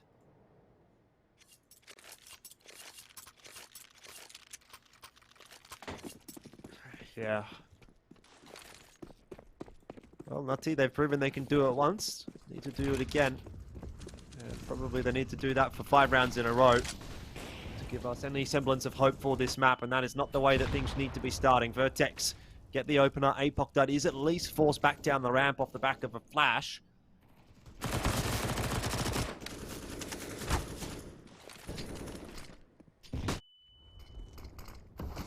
See Vertex just waiting for Nutty to make some more mistakes. That's one of them. Roffelco, beautiful little angle over the top of the smoke. Picks up both of those players on towards Stairs side, and things just go from bad to worse from Nutty. They lost that first pick already. They get double killed on their way out of that Stairs angle. Super all alone on this site. Pretty much has to, I don't know, multi-frag 3-4 times to shut this round down. But Vertex, looks like they spot him, are happy to go back to the other side of the map, because that's where APOC has been taking space.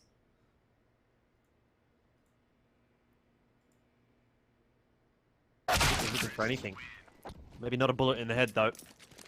10-1. Money's still pretty awkward here for Nutty, so they could opt to go for just a half buy, save, pistols and armor. But you're kind of getting to the point in the half where that feels a little bit painful.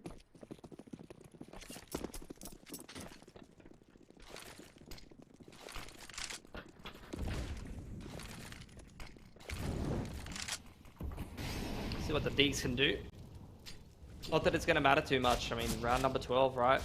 Money's already great for Vertex. It's really just about causing the upset, but that's the first step of many to make it happen. Sneak down the ladder as well. That's a good little flank from Mega.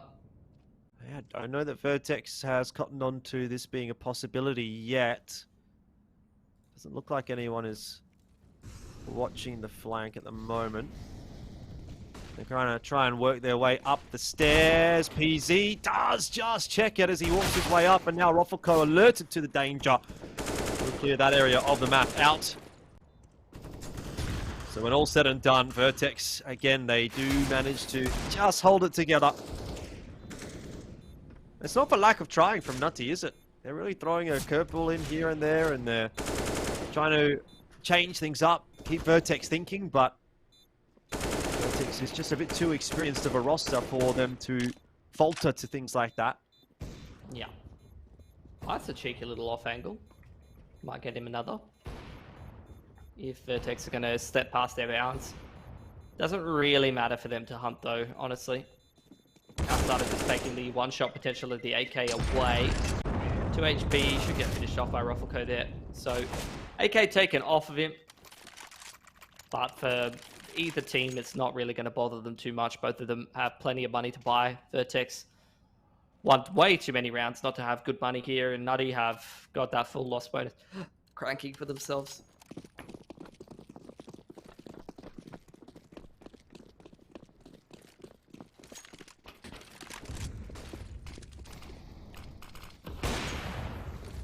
Double digits well and truly achieved for Vertex, and the question now sort of becomes how far can they push this first half? It's kind of looking like 14 is a very real possibility at the moment. We've already done some good damage to Mega at the start of this round. APOC dud. has been successful in creeping up the ramp as well, which is something that he was looking to do a couple of rounds ago. Now has his opportunity.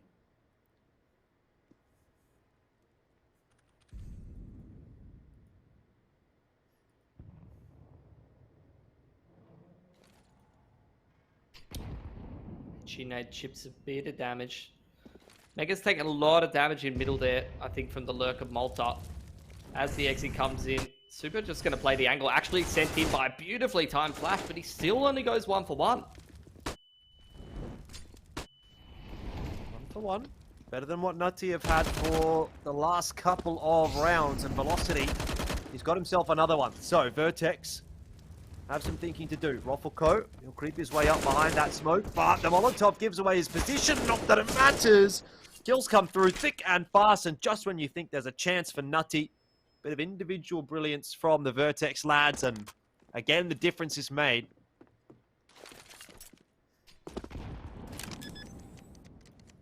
Sharp. Retake 1v3 with an AWP. Probably too difficult of a prospect. Gonna see if he can snap up some of those juicy exit frags, Jordan.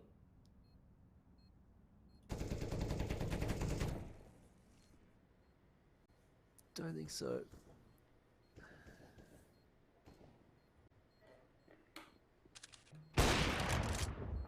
Well, Roffelko does go down, but it shouldn't matter hugely for Vertex. Lots of cash in the back pocket. PZ's going to hit 16k.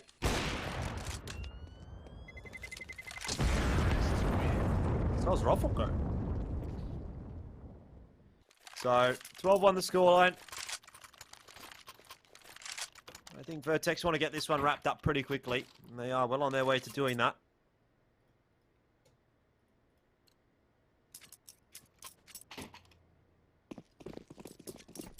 Famus is not going to be what you need to win some of those aid duels on the CT side. I mean, the skill disparity is already rough enough as it is right now. Util being exchanged back and forth on this ramp side from both teams. Apoc Dive gets some great damage onto Velocity through that smoke though. Nice opener from Mega though, over there in towards middle. I think he got a little aggressive, which on the Famus is quite ballsy, but he's made it work.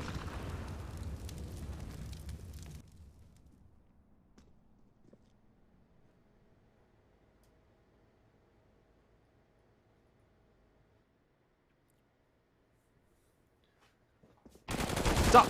He's going to be spotted out by Talaj. Wasn't quite expecting someone quite so close. And we are seeing a lot of trades go across, but most of them are favoring Nutty. PZ doesn't seem aware at the moment that Super is so progressed. He's got himself the AK, but the peak's going to come through nicely. And in the end, Nutty, this should well be a round for them. Brace fully flashed. Falls off the stairs while trying to get into the B site. What can he do, though? Can he really put that nail in the coffin for Nutty? He doesn't know Talaj is close. Not that it's going to matter. Mega gets it done, and 2 is on the board for Nutty. So, some cause for celebration for them at least. Hopefully they can grab 3. It's a good round. Going to need a lot more than that, but at least they're going to upgrade a lot of those lackluster weapons. They've got 2 AWPs. They've got an AK. No Famuses this time around. So a much more serviceable buy. I think they can scrape together a 3rd gun round there.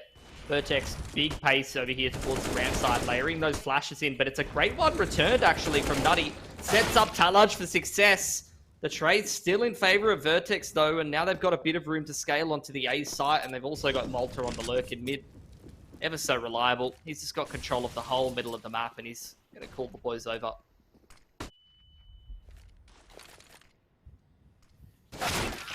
What can Mega do? Nothing is the answer. Malta shuts it down. 18 and 7 in that first half from Malta, so he was really on a bit of a rampage, as to be expected when the scoreline's 13-2. I'm not sure that there's too much to say about this matchup, Pilski. Sometimes this is just the way things go, particularly when you draw what would arguably be the #1 team in the competition in the first round of the bracket. I mean, is that even arguable? Or is it just Vertex is the #1 team in this competition right now? Because We look at the rest of the teams in this top 8 bracket. I think Vertex probably does sit a cut above them. I think they got Paradox in there, right? No, Paradox is not in LPL. DGG's maybe the other team you could throw in the discussion. Well, there you go. Yeah, I'd say Vertex has got to be the best team in attendance then, right? I think so, yeah. Well, not exactly going to plan the pistol for Vertex. That was nice from Nutty. Very, very fast play. And Vertex will have to go back to maybe a force in this round. Looks like they will.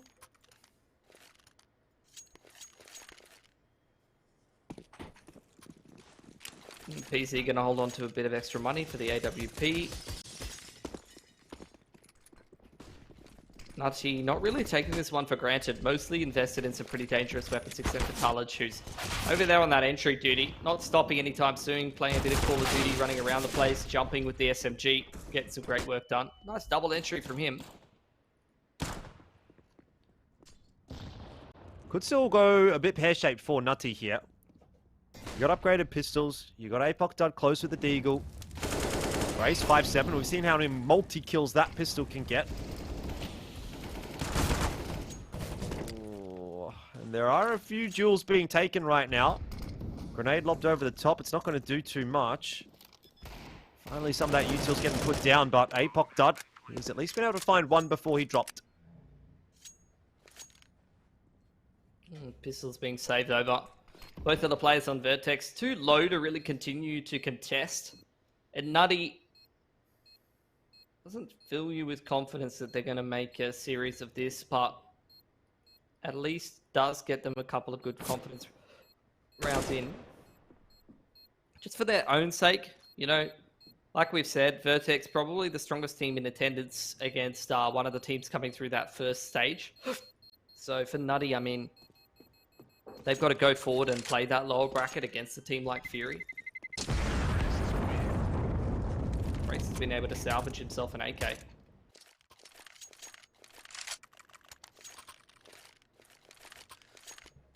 That could be a dangerous prospect. He's going to drop the 5-7 over to one of the boys as well. Yeah, PC's got a couple of flashes here. Very winnable. What has Vertex got in mind? That's what I'm wondering. Race is going to head toward the A site. Looks like he wants to challenge ramp. And that's actually quite a nicely timed grenade to really soften up velocity. Make him a bit more manageable with that 5-7. Ruffleco just shouldering the line. Gonna drop that util reactively. Unfortunately loses his head for it though. And that's the B site wide open. Not sure if the Nutty boys are gonna exploit that though. They're still pretty spread on the map. Oh, brace goes down. So AK won't have too much of an impact. Malta just hoping that he's not going to be checked. Flash does pop on through from him. From PC for him. It's not going to really result in too much. A little bit of resistance being shown by Nutty so far in the second half. We like that. Haven't just rolled over.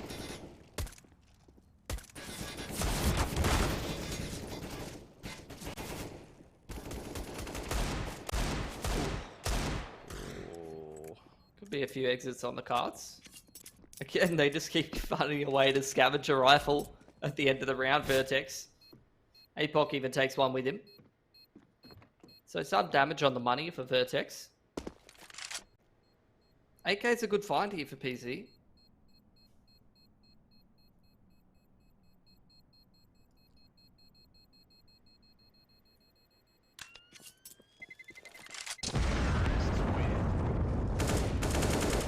Try to spam one of those players saving on the backside of the A there. I remember when I saw that spam work for the first time, that absolutely blew my mind. Every time someone does something for the first time, it blows everyone's mind. Yeah. The Furia boost. Well, that's, I don't know, yeah. That's where, like, CS just doesn't get me going as much as the cartoon shooter these days. I feel like I've seen it all before, Jordan, you know? Whereas every game in cartoon land is like, what? I didn't know you could do that. Can't teach an old dog new tricks because there are no new tricks left. It's probably very few, yeah. And Vertex knows all the tricks, mate. Apparently. First gun round for the half, and Vertex have already found the opening frag, but there is a trade back from Talaj, and Velocity's also able to get the better of Apoc does. So a few aim duels going the way of the T side. Makes this look a little more precarious now for Vertex. They are fully stacked toward the A bomb site. And it seems Nutty might be walking into that trap. Yeah. I love this from Vertex. Bit of a gamble. And you can see them, they don't want to stay static. Just in case they've made the wrong gamble, they want to go forward and find some information.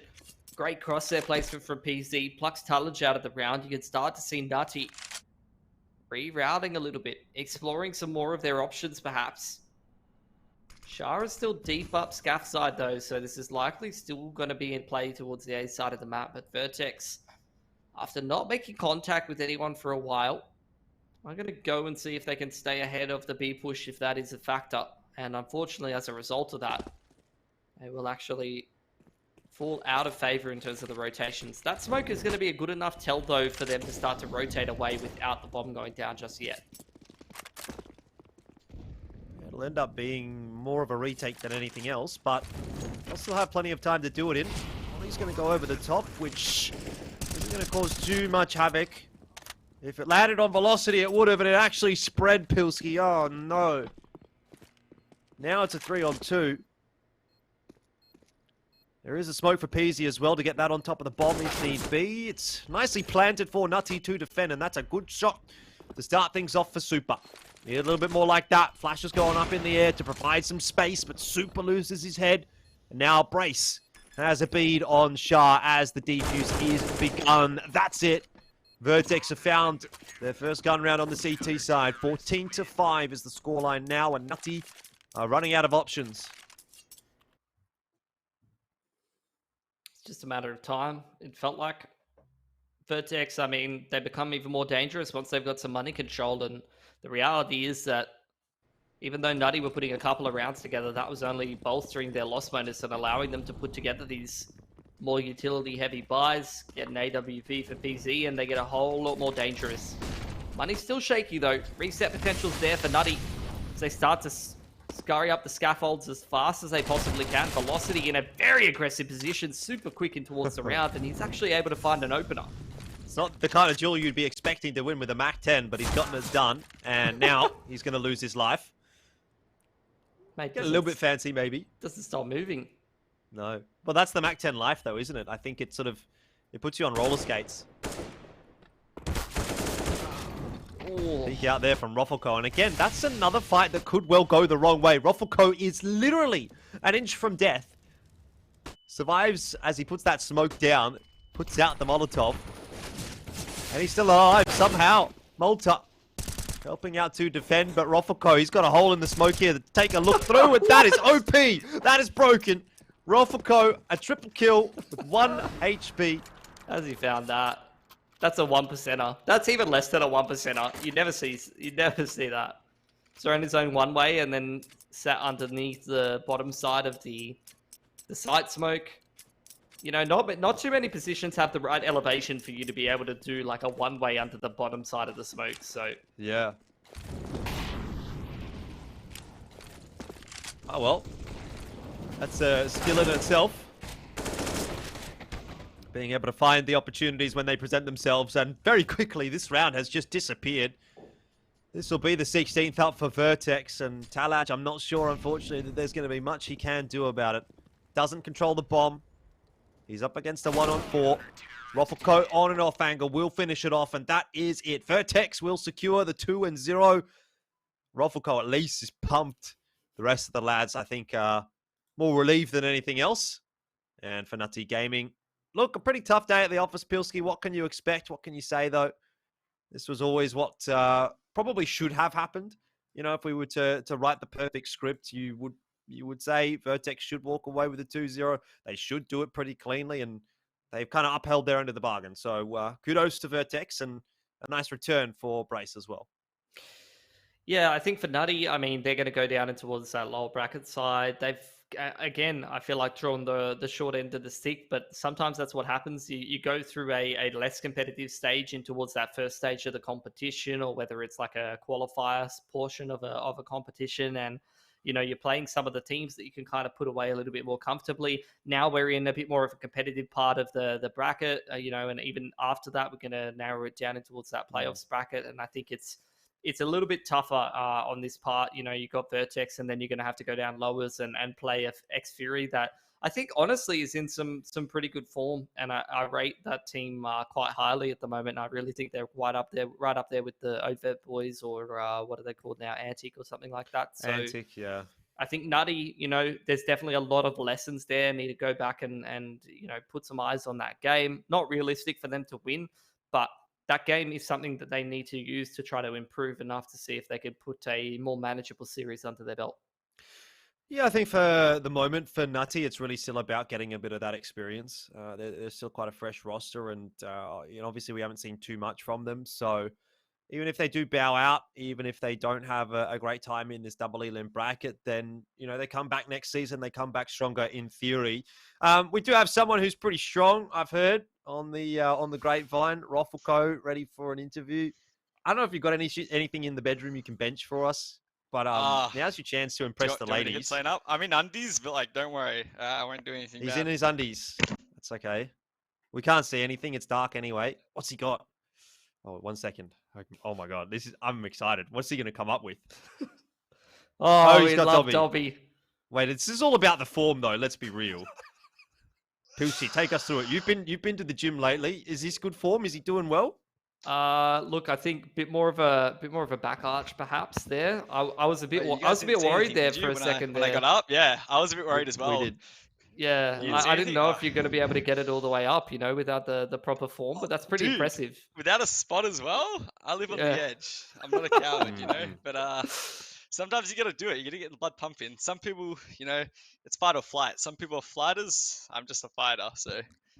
I see. All right, well, tell us about that game. Did that get the blood pumping? Obviously, Brace coming back. Was that his first game back?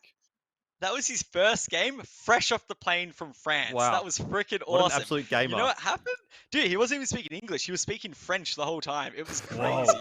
You could just see the European blood pumping through him. Can you see the experience? I feel like we're sort of we've made a massive shift since we've got back. People always say that experience is such a big thing, and now we've got a bit of European blood in our team.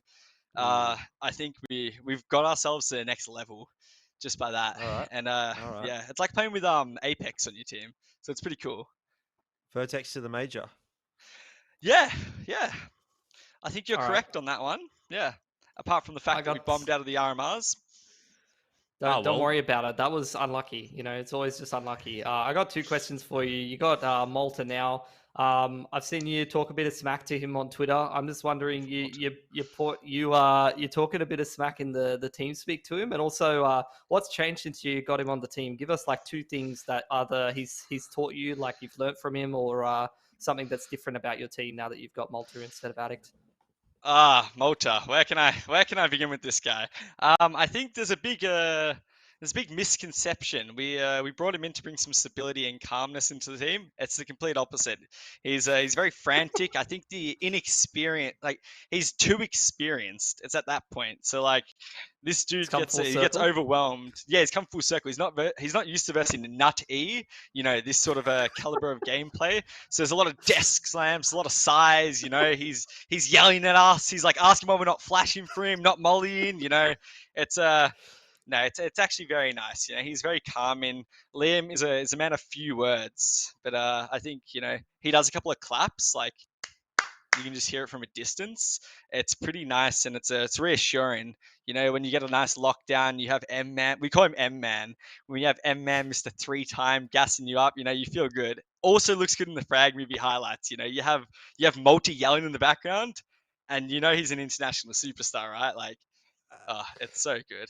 Have you seen his picture that he's sent in for LPL Pro? I have not. What is his what is his photo? Can we production to send that through below, guys? Thanks. In the meantime, I'm not let's sure. keep this rolling, all right? I'm not sure Let's if keep we it have the rolling. capability. But by the way, you know, we love yours, and I do suggest that you should go have a look at Malta's as well, because all I'll say will, is he's yep. looking thick. He's looking thick. Oh, Not quite Malta's thick always and gonna be creamy thick. like you are, but oh, Here it we looks like go. we might Thank actually you, guys. have that Thank on. you. There Woo! you go. So what do you think of that? Oh, all I'm saying is lucky the camera is looking at my top, you know what I'm saying? But Oh, yeah. he's looking juicy. Oh my god, you can just tell he does some heavy Sheesh. squats, you know? Indeed. Oh, Yep, looking indeed. good. Indeed. Just wanna, All right. Well, look, you know. I think with that, it might be a good time to wrap the interview up before we go a little bit too far off the deep end. Roffelco, it's always a pleasure interviewing you, mate. So It's lovely to hope see to you do it again guys. next time. You better freaking bet your heart on it. I'll see you guys in the grand final, baby. Peace. Okay, easy. What a great ending to the interview as well. He's really nailed it there. Gee, I don't know what more to really say about that one, Pilsy. So I think I might need to go to an ad break to calm down a little bit. Don't go too far away, though. We do have another series on our hands, and hopefully that's going to be an exciting one. So we'll see you soon.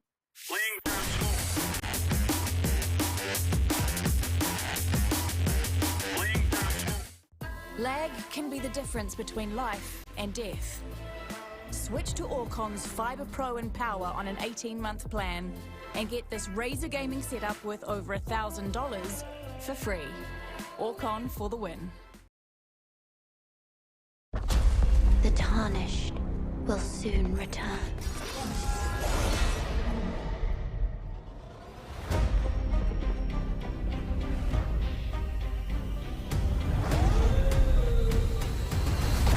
Someone must extinguish thy flame. They will fight. And they will die. For how else is a champion to be born?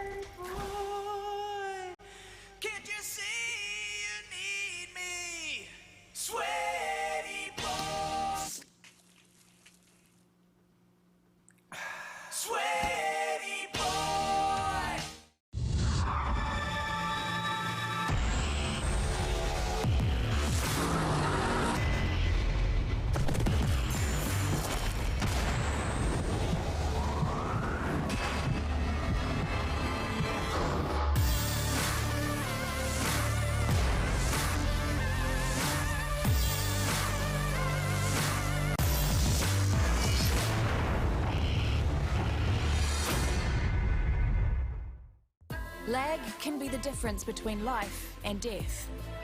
Switch to Orcon's Fiber Pro and Power on an 18-month plan and get this Razer gaming setup worth over $1,000 for free. Orcon for the win.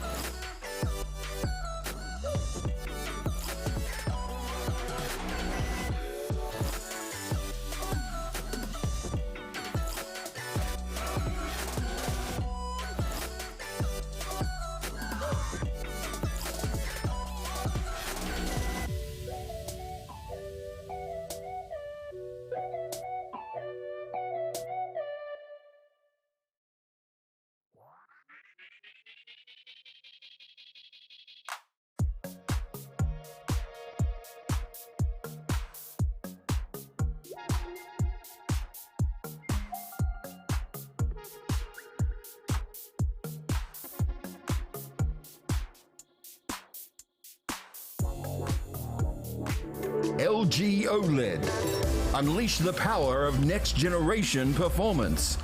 Get geared up for victory with LG Ultra Gear gaming displays.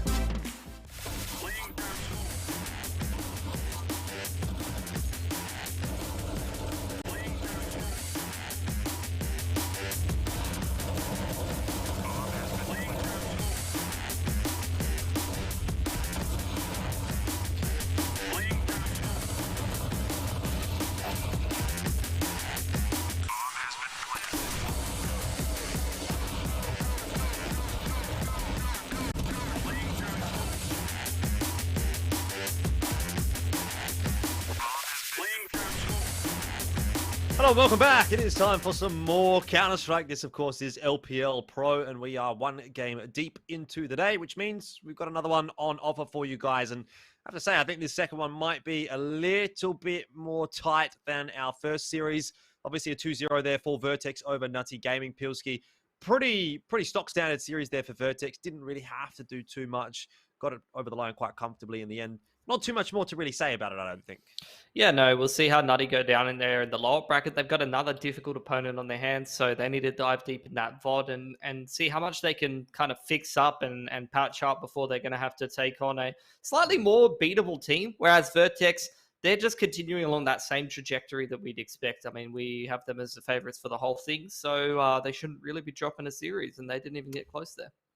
All right, well, let's talk 8Ballers and Bandits. Obviously, our second matchup for the day. And to touch on 8Ballers first, do see a little bit going on in this one. Moe is going to come into the roster for this evening, it seems like. So, obviously, he's been in and around this team for quite a while. I don't think that is going to be the most impactful of substitutions. And I think last time we actually got to see him playing, he did pretty well for himself, so I don't think that's necessarily going to be too shabby for 8Ballers.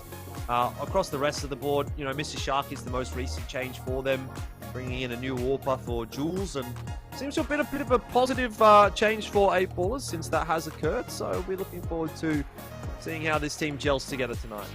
Yeah, what I will say is, I mean, he's coming in and subbing for Shuey, who, you know, I don't think any of the boys on 8Ballers are, you know,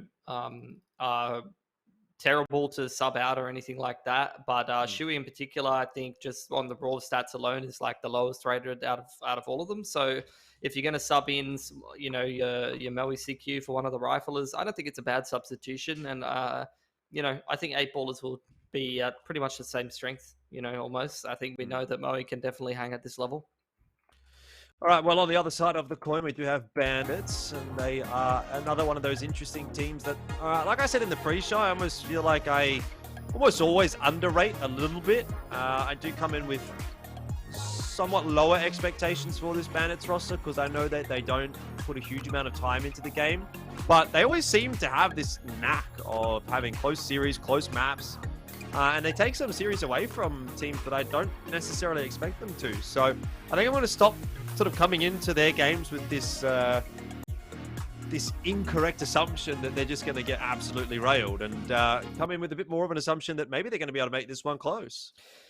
Yeah, well, we'll see. I think, they're going to be a little bit less practiced in, as far as I can probably surmise. You know, if I remember anything about this Bandits core, it's that I don't think they put as much prac in as some of the other teams. But what they do have is just a solid core of players who have gotten quite a few seasons of competition under their belts, have been around for a little while, you know, might put a few of those pugs in and get some practice in that way. So at least, you know, in terms of the mechanics, in terms of the individual ability, Bandits can definitely hang in this series. It's just a question of whether their map pool or whether their team play and chemistry is going to be strong enough to be able to win consistently enough against the 8Ballers squad, who we know these guys are quite the opposite. They're grinders.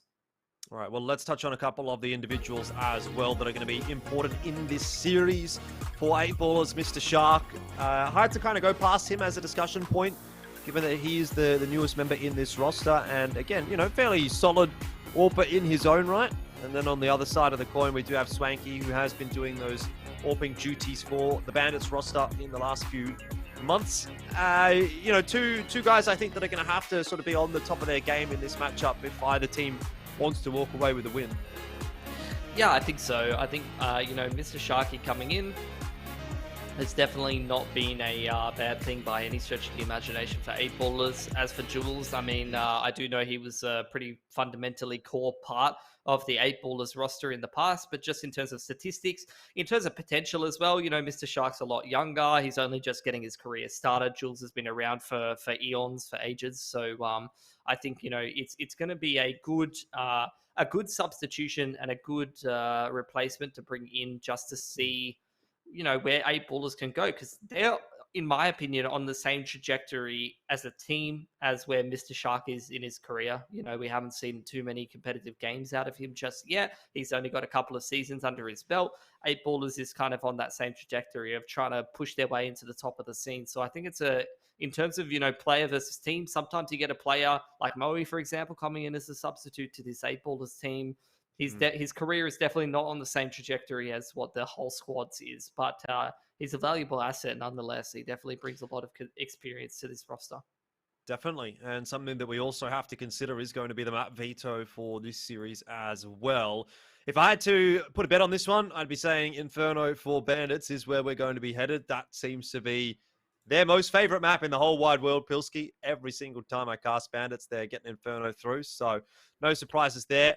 8ballers have actually opted to go toward Vertigo, which is an interesting choice. I know that they have had a tendency also to lean toward Ancient. So I'm kind of liking what I'm seeing from their map pool in a sense that it is out toward the extremities. It's going to make teams think. It's going to force some bans away. As you can see there, Bandits obviously have to get rid of Ancient. And so now 8ballers get the choice of Overpass and Dust 2, where they opt obviously for Dust 2 in the end. But I do like the way that 8ballers generally tends to go about their map pool. And as far as Bandits is concerned, well, as long as Inferno's in the pool, they're happy, and they've got that too. Yeah, I think for Bandits, I mean, going back through their match history, they haven't played too much Vertigo. They've got 2 maps of Vertigo in the last 6 months. And one of those was actually against an older iteration of 8ballers, which was a defeat against 8ballers with both Jules, Moe CQ, and Pacific playing. So that's a quite old iteration of that roster. That might have even been a game last year, but yeah, not too many reps in terms of the officials there for the boys over there on Bandits. I think, you know, exactly like you said, not only the Inferno pick, but even just looking in terms of the reps, they've got more reps on things like Mirage, on things like Dust 2. So those are the kind of maps right down the middle of the map pool that you'd be expecting them to play, especially because I'm not sure how much they really practice.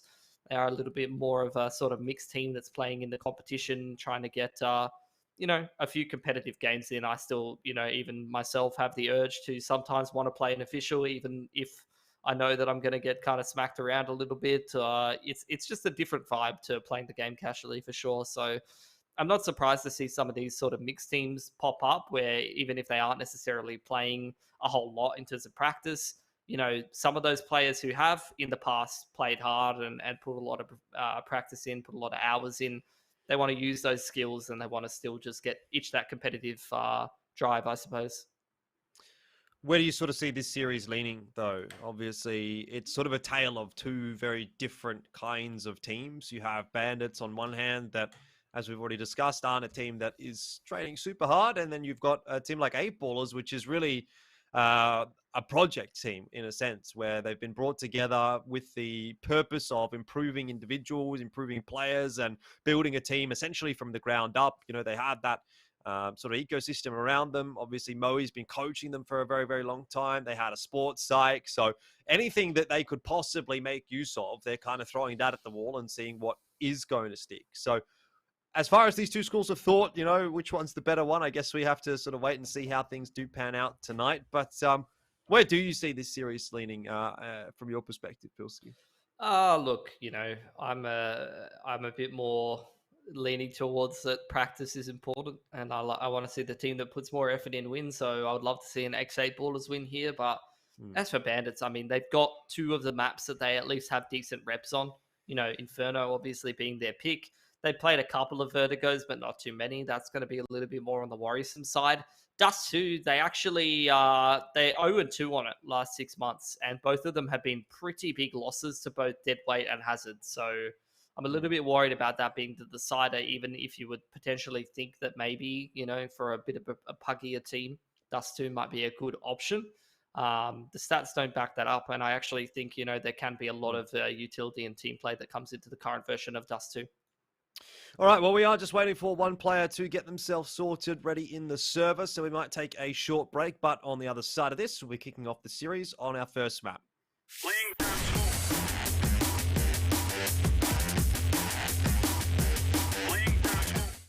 Lag can be the difference between life and death.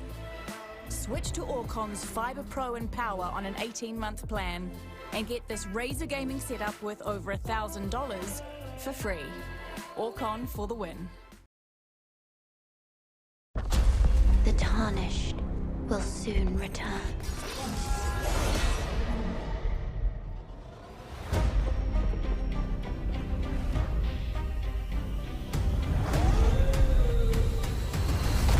Someone must extinguish thy flame. They will fight. And they will die.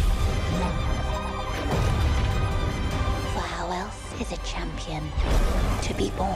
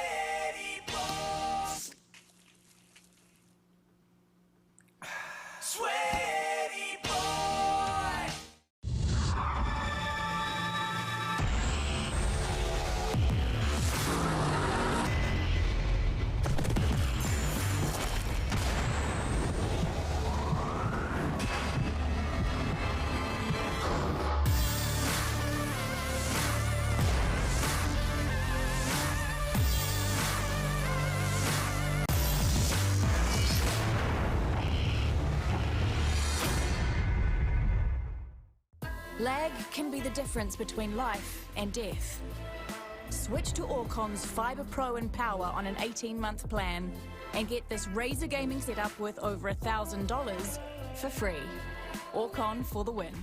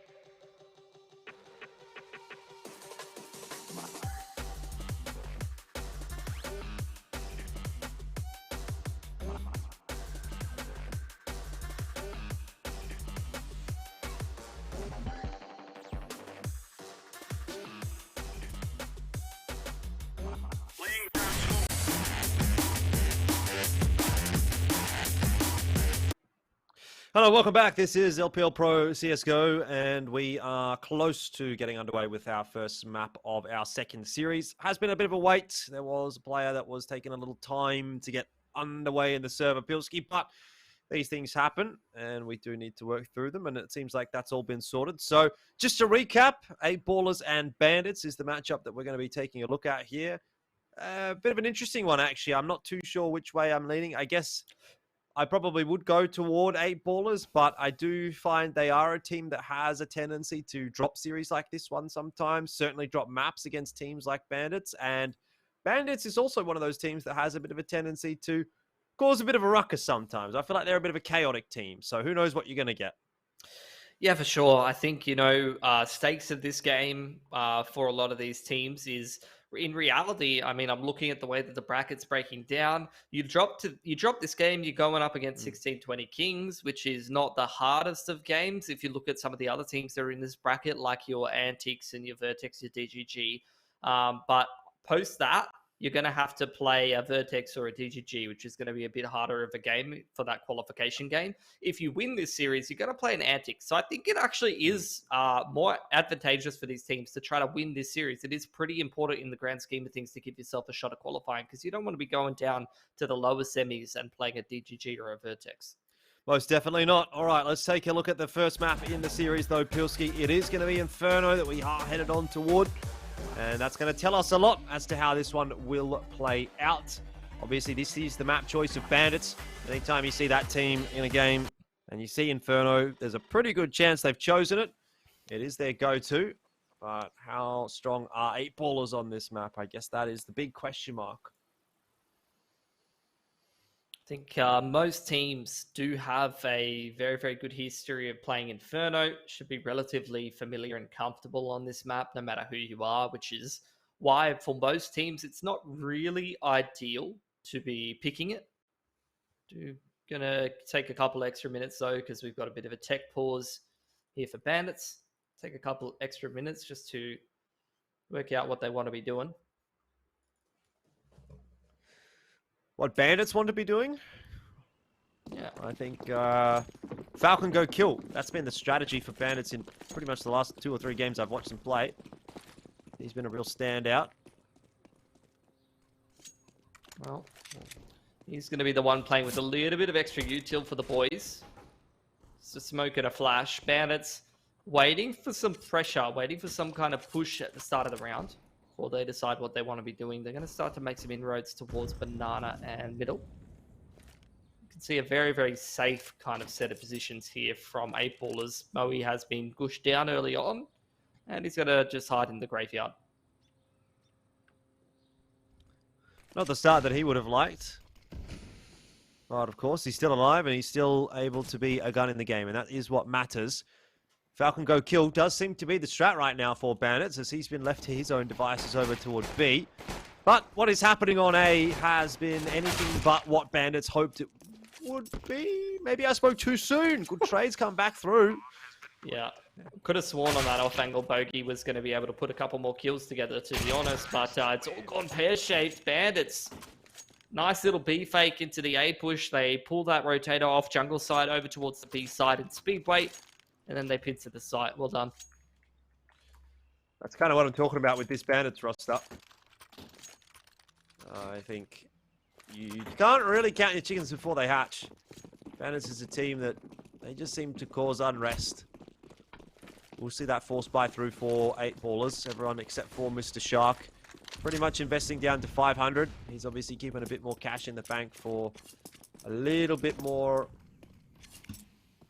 buying capability.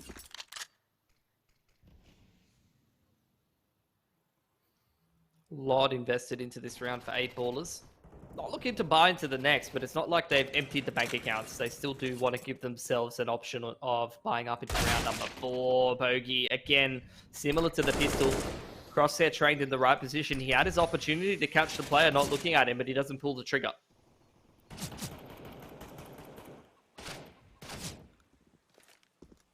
Do have a few of those Bandits members hiding behind the smoke inside of Banana. Not going to really result in too much just yet, but 8ballers looking a bit worse for wear. No ability to gather any information here. down on just the pistols. Not much util either. Kobe does have himself a flash to work with, but not really going to be able to use it. Now he's locked behind a smoke as well. Unless he flashes Moe into this site, then probably not a whole lot to be done. Looks like they'll wait for the rotation, I wanted to say. But Mr. Shark's gone back over to A, so I'm not sure that 8ballers is really going to commit to this one. No, probably worth holding on to these pistols in towards the next round if they can. Exits wouldn't be too bad for 8ballers either if they can find a few of them. There's no util here for bandits, so they can't cross safely out of the site without exposing themselves to main. And actually, Swanky going to go on a bit of an adventure. Gets his head snapped off on the 5-7 angle, running into a crossfire now. It's not what you want to be doing up against the Pistolas here. You've dropped yourself a couple of Mac 10s if you're bandits. Falcon on his way out of the site. The flash goes over the top, and he's going to lose his life as well. So, not too bad at all there for 8ballers. They walk out of the round with 2 players with upgraded pistols and a Galil. But on top of that, I mean, like I said, they still have that option to buy in towards round number 4, and they're doing some economic damage here. They really are chipping away quite nicely.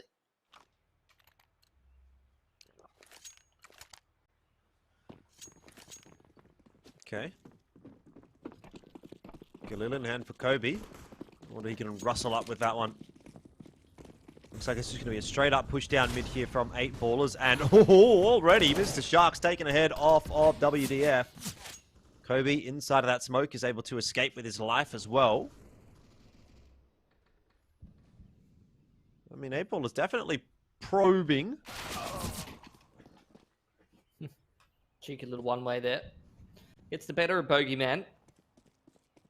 You can hear all of these footsteps if you're K9. Knows exactly where Moe is going, and you're going to relay that information over to Swanky. Either one of these players definitely want to kill with the Mac 10 if possible. And Swanky's going to be obliged. So, only real threat now is Kobe for 8ballers. See if they could take another 2 or 3 guns off bandits. They're going to be super happy with how these last couple of rounds have gone for 8ballers because they've got a really dangerous looking buy here. Great money across the board for 8ballers. They're going to have full util. They even have an option to go for a double or first gun round. That's absolutely phenomenal from Kobe. One more kill here for 8ballers and they're going to be super happy. Prodigy almost got it, but Kobe will indeed grab one more. So you'll be happy with that. Going to cost bandits so much to reinvest. Like, they're only dropping Mac 10s and armor, but still going to cost them a lot to get back into this round. You can see you got WDF there on 50 bucks, K9 down on 1k. So the rebuy is just really not an option with no loss bonus here for bandits. It's going to be a pretty scuffed round if they lose. Well, the objective, of course, Pilski, don't lose. Easier said than easy. done, of course, but not a bad start to this one for bandits. A lot of chip damage done by the utility. They've taken some pretty good early control of sandbags as well, and they're going to start to even put a little bit of pressure on that B site, tossing a couple of smokes, some util in. First smoke hits the choke point there for Kobe. He's got another one in the back pocket. Actually, it was Moe's smoke used early on. So it's a good job from bandits. They got early Nana control. They've started to bait out some utility, and Nimki has been able to crack open brackets with the opening kill there. Bogeyman now in a man disadvantaged situation. He knows that that player has taken a couple bullets, so he's got that one-shot potential. He's at least able to take some agency, go back and even up the numbers, but in a 4-on-4, the T's don't actually have a whole lot of util. It's going to be quite hard for them to actually send it into one of these sites. Yeah, it's a little bit interesting how we saw Mr. Shark moving back into CT spawn, maybe showing a bit of a tendency to go toward that B site, but he has thought better of it, and he might have actually been better off listening to that Spider Sense and going over toward B, because that's where the hit's going to come in, and bandits with 20 seconds are going to hope to make this one clean, and they've done anything but do that. Moe, early incent down from him, and then cleans up the rest. A little bit of help there from Kobe in the end, but all is good in the 8ballers camp. 4 guns alive, and as you mentioned, bandits' money is looking a bit weird. It's just all of the hard work done by 8ballers early culminating in a very, very good position for them. Couple of guns kept up means that 3 of their players have good money behind this. AWP retained. WDF doesn't even have a primary weapon. He's still on a Glock and armor, so he's waiting for someone to die, I guess. There you go. He gets handed the Tech 9 at least. Swanky on the AWP probably has to be the main difference maker. He's trying to take space in Banana and maybe try to get himself onto an aggressive line and find the first pick.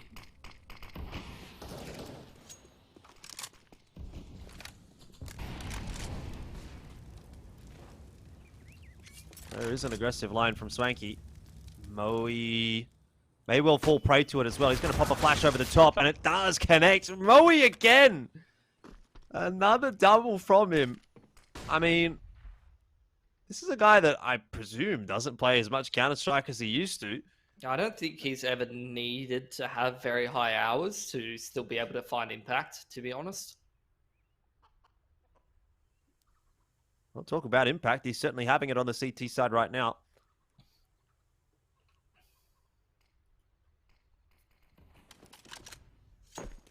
Very, very good opener, especially in a round like this. Getting a 2-man off the back of your own flash when the T's are on breaking point is pretty huge. Last 3 players coming up Dick and Carpet's side. There is a really nice A-site crossfire, and that Molotov is super well timed there.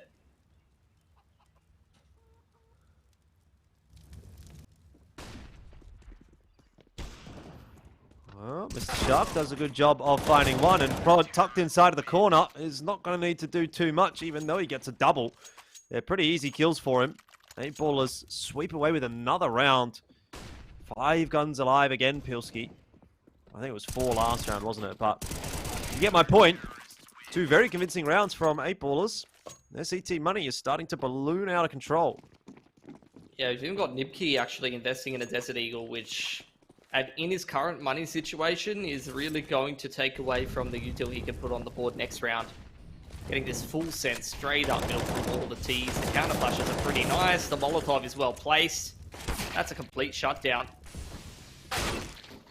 Oh, the Eagle does actually get the 300, so worth the investment. It's a bit of risk versus reward. It's definitely a confidence purchase. You get 1 or 2 kills and it's definitely paid for itself. The 1 kill is going to help a little bit, but still, I mean, Nibki would have been 4.4 here, so that would have been, you know, smoke Molotov or flash smoke, something like that. He's definitely going to be costing himself 2 or 3 nades there just to take 1 gun away.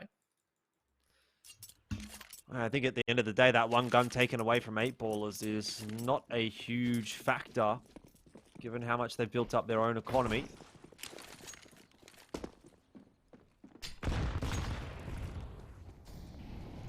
This time, not as much commitment into Banana from Bandits. They've generally been pretty quick up there, but a little bit more of a reserve default this time.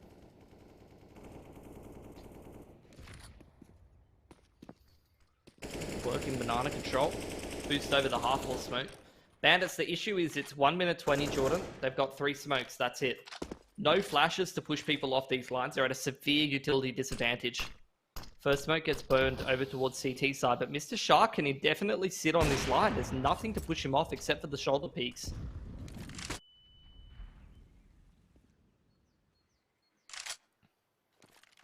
Two players on the B-bomb site. 2 to hold it with, and wow. Mr. Shark can't hit anything, neither can Kobe. I mean, that's what they needed. They just had to make a contact play there because they just didn't have any util to exec, and they've caught a fantastic timing.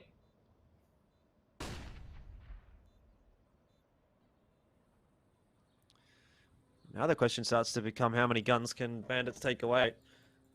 Nibki having a little bit of a look. The rest of the lads are going to follow suit as well. Bogeyman and Prod would like to hang on to these weapons. Obviously, 8ballers can afford to rebuy everything regardless. Looks like they might be given the chance to save those 2 weapons through to the next.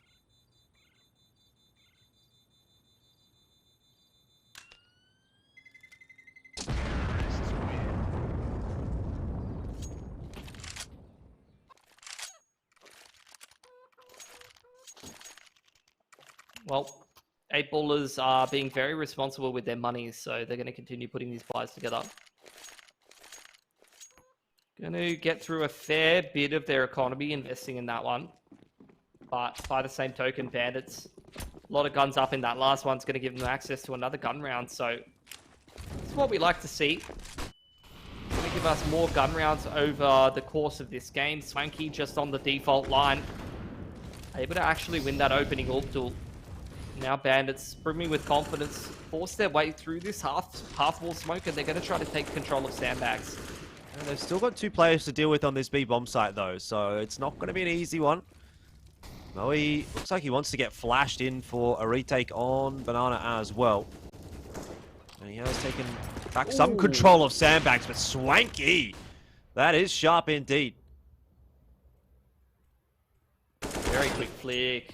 Shadow spotted there for K9. Not quite able to recalibrate, but at least just gets the info, knows that that's where the player is. And with the Molotov going on jungle side, that's going to allow Bandits to actually swarm on towards that line and potentially trade that frag. Nibki now acting as a bit of a contingency plan, but he's going to go out in towards jungle side ahead of the rest of the team. Prodigy well aware of that. Punishes the peak. Yeah. It's not even a case of going for it now. It's a case of trying to save these 2 guns and get some damage done for 8-ballers. But will they expect Falcon on this line? That is a pretty nice peek from Kobe, but it's not going to matter. Good control of the AK. And that's going to break the money for 2 of the players on 8-ballers. You could try and put a buy together here, though. Prodigy dropped 1 over, and then maybe you've gotten a Famis or an MP9 on Kobe. Yeah, I think that's what they're going to go for. See what Prod can drop over. M4. And he'll be able to buy himself one as well. So, Mr. Shark, instead of an AWP, he's got a Scout. Obviously still serviceable, but not going to quite have that same impact. Really be looking towards the riflers to make a difference in this round for 8-ballers. I'm not so sure that Inferno's a Scout map. Can't remember the last time I saw a Scout on Inferno. More thinking of like your overpasses and your dusts and things like that. But we'll see how it goes with it.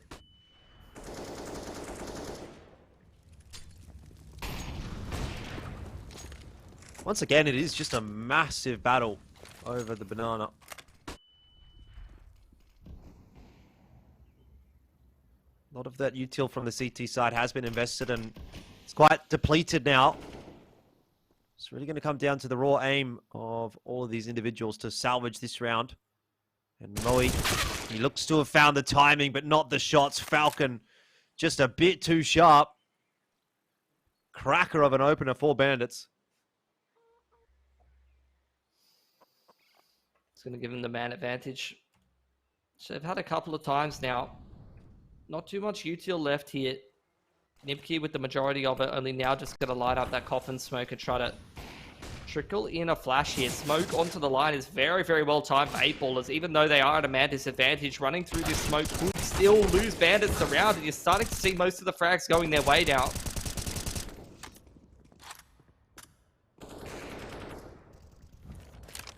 I do think the Bandits are looking a little worse for wear. The fact that K9 has now dropped does make it a favorable number situation for 8-ballers. Good flash in. WDF, a lot of work to do. A 1-on-3 is what he required. And he can't quite get even it down to a 1-on-1. So 8-ballers, they scrounge together another round on the CT side. That's not one that's going to build them up a huge amount of money, though.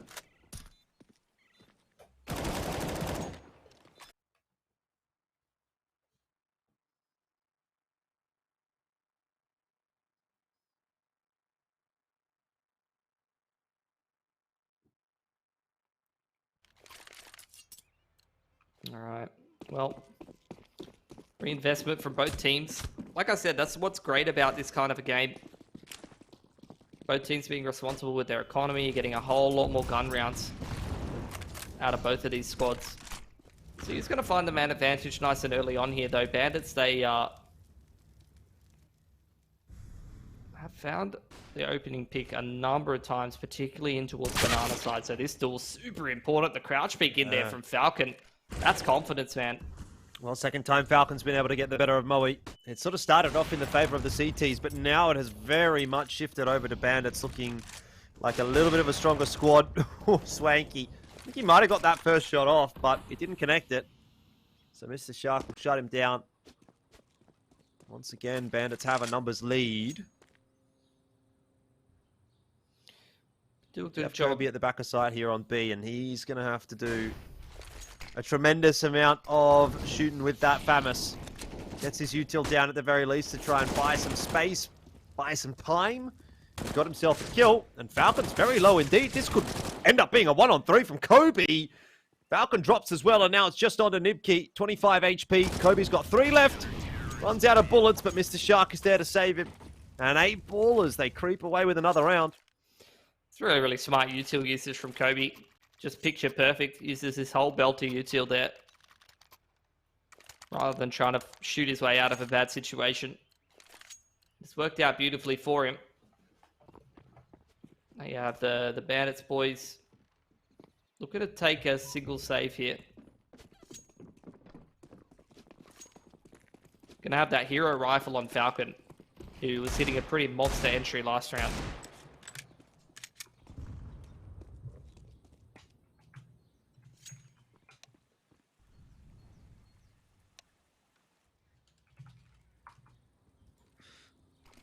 Okay. Well, once again, Bandits take full control of Banana, and this time it's a contact play onto B. Falcon coming up with the goods.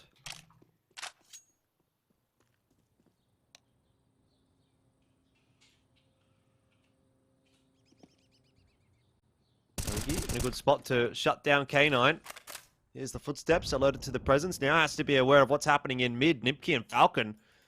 Dangerous territory right now for Bogeyman. A 1-for-1 as Prod got his kill on the other side of brackets.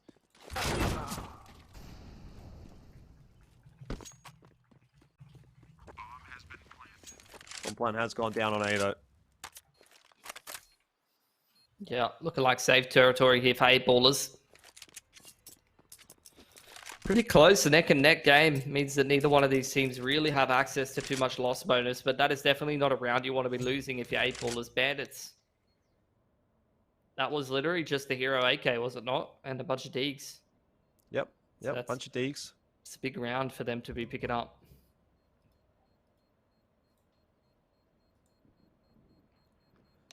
Yeah, I think that's been kind of the story of 8 ballers half here on the CT side of Inferno. They've had a couple of nice strings of rounds, but they haven't really been able to put together enough to make a sizable difference, to make a massive economic lead. What do you do if you're 8 ballers here? Got some players sitting on 1,700. Got to have a bit of a think about whether to do a mixed bag buy or whether you're just going to take the single save around the guns that you already have.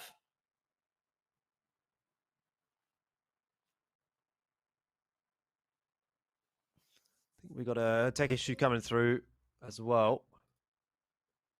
So, give a bit of extra time to think. Prod's not happy about something. Bit of head shaking going on there. Oh.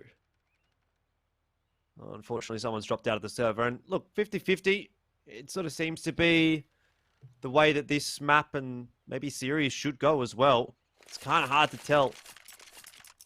Feels like it could go either way still. 5-6. I think you have to give the benefit of the doubt to Bandits a little bit. Given that they've gotten 6 rounds on the T side, this is also their map pick, and traditionally they're quite good on Inferno. So I might back them to win the map from this position if I had to sort of go one way or the other, but it's not by a significant margin.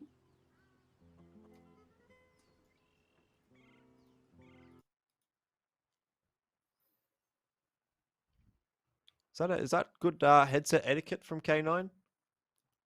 It's probably just protecting his ears. I think you need to write that one down for your next studio broadcast, Jordan. Oh, believe me, the last couple of studio broadcasts I have done have reminded me how bad some of those studio headsets can get. Painful. That's one of the benefits of working from home. You're always wearing a comfy headset. Unless you've just made bad purchasing decisions. Well, I don't do that. Very frugal, Jordan. Very wise with your money. It's good. That's me. Yep, indeed. I know you've definitely got yourself some Orcon internet. Definitely not Pilsky, as you can see. It's been a bit of a struggle lately. Might need to switch them. Get yourself a Razor package, mate. Yeah, maybe. Look, we're having a bit of an issue on the player side of things here, getting underway with the game. So we'll take a short break here. Hopefully it won't be too long. We'll be able to jump back into Inferno in just a sec.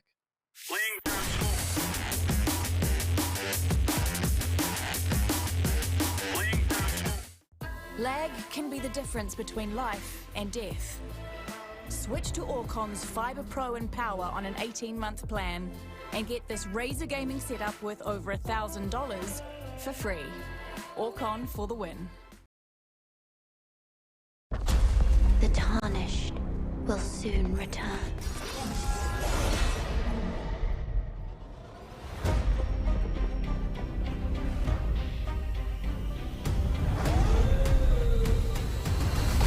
Someone must extinguish thy flame. They will fight. And they will die. For how else is a champion to be born?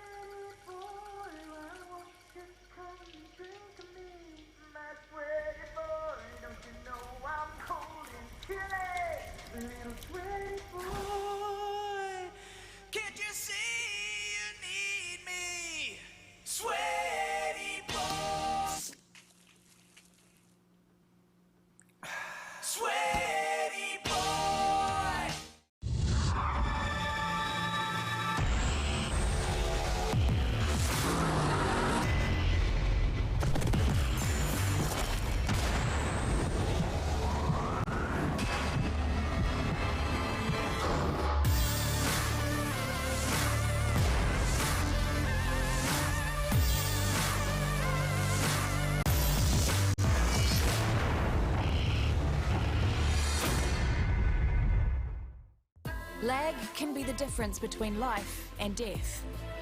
Switch to Orcon's Fibre Pro and Power on an 18-month plan and get this Razer gaming setup with over $1,000 for free. Orcon for the win.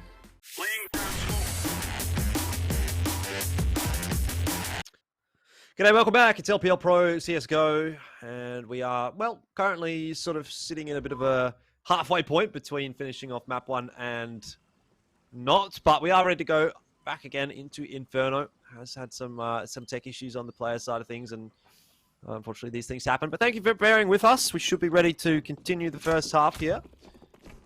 11 rounds in. Still kind of hard to say which way this one is going to go, Pilsky. I think at the moment I'm kind of leaning on Bandits for at least the first map, but anybody's guess as to where we're going to go from there. This could be a big round for both teams. 3 of the players on Bandits pretty broke. 8 ballers forcing around the 2 saved weaponries, MP9s and Mag 7s. May not even be needed if Mr. Shark's going to take first contact and diff Swanky. It's going to be a big kill for them to get. Falcon throwing the AWP out of the map. He's got that banana control, and now the rest of Bandits going to go back and work bracket side. Yeah, they've got a fair bit of util to play with here as well, so Molotov just to go underneath the dig. Smoke onto arch side. They haven't got the bomb, Pilski, so they might not be committed to this one just yet. Just looking to take some control of brackets first. And, in fact, the bomb is headed back over toward B, which is where Bandits, to be fair, have had quite a bit of success. No flashes yet again. Just a smoke and 2 mollies to get in there. Kobe's got a counter flash and a Molotov to get some more space for Mr. Shark, who's not going to be blinded off any lines, so he should have free pickings. That's a really sharp entry from Falcon, though. What's Kobe going to do with this Mag 7? Oh, he's going to creep forward. This could be huge! Falcon's good for the trade, though. Didn't give Kobe the opportunity for a second shot, which was quite wise. I think Bandits probably have this one on lockdown now. Falcon with that AWP at the back of sight. Got an absolute bead on Tomoe's position. He's already spotted him out. Good tag in as well. But Molotov forces him out of position, so at least some damage being done right now by 8 ballers, but unfortunately just not really quite getting enough together. And it'll be another round on the board for the Bandits. Ooh, this is a sharp little one tap. That's a big round for Bandits to be winning, though, especially losing the man advantage. Just converted the 4-on-5. Some really big impact from Falcon yet again.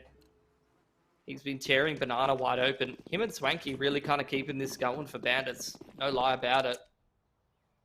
Have reset 8 ballers money, so 8 ballers going to take that single save. Moe going to hold on to the AWP money so that they can buy up in towards round number 14.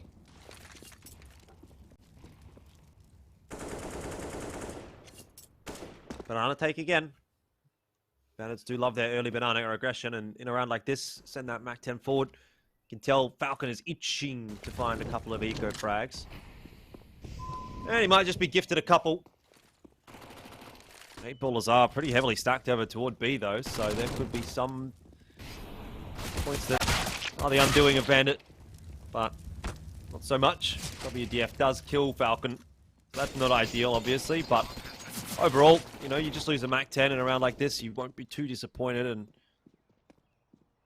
Bandits walk away with a nice chunk of change as well off the kills from the SMGs. Yeah, they've cemented their economy winning that last round, so not too much meaning behind picking up that anti-eco outside of just avoiding the loss against the Pistols. Now they're pretty much set. 8 ballers, on the other hand, they must win this gun round if they want to have a gun round in round number 15. Otherwise, they're going to be staring down the barrel of like one of those 3 to 3.5k kind of buys.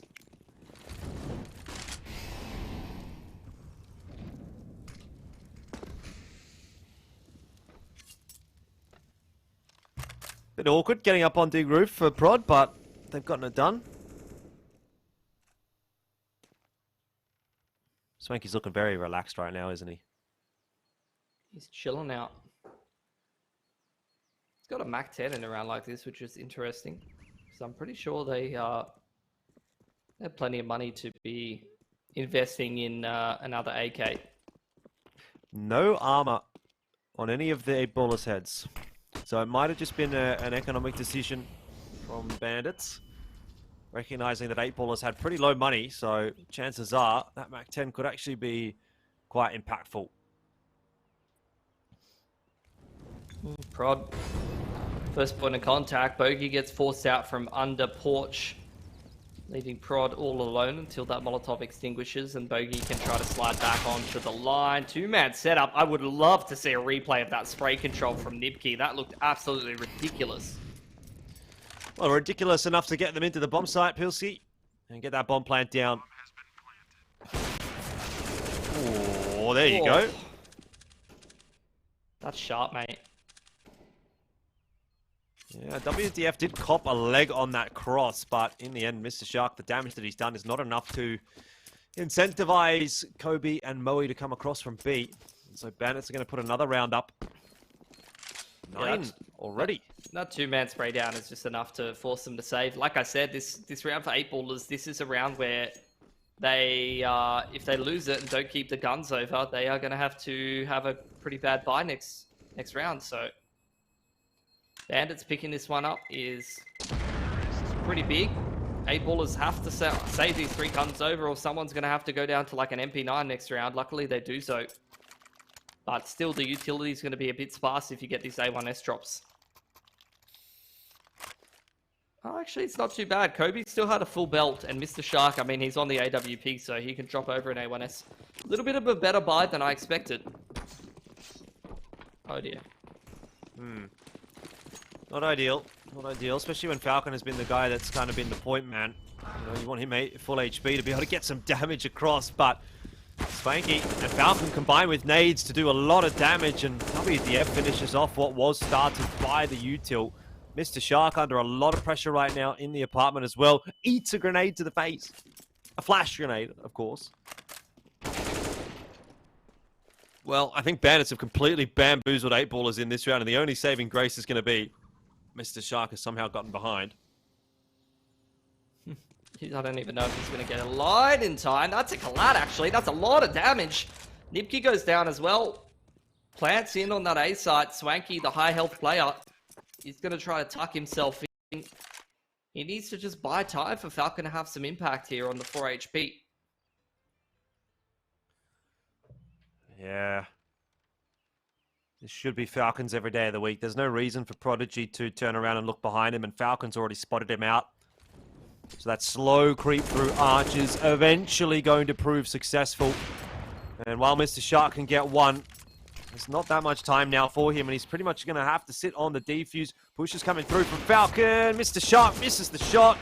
And I think with that, time is going to get the better of him. Obviously, he didn't manage to connect much anyway, so it is what it is. But that's double digits secured for Bandits on the T side of Inferno, so I mean, you'll take that every day of the week. It's good impact that half from both Swanky and Falcon. The double entry from Nipkey was pretty huge, has to be said, on that second last gun round. A couple of individuals kind of standing out here for Bandits, and they get themselves a 10-5 T side half. So Inferno looking very promising for these lads moving over to CT. See what 8-ballers are up to on this T pistol. They're taking their time initially, working their way through second mid and sitting in T stairs.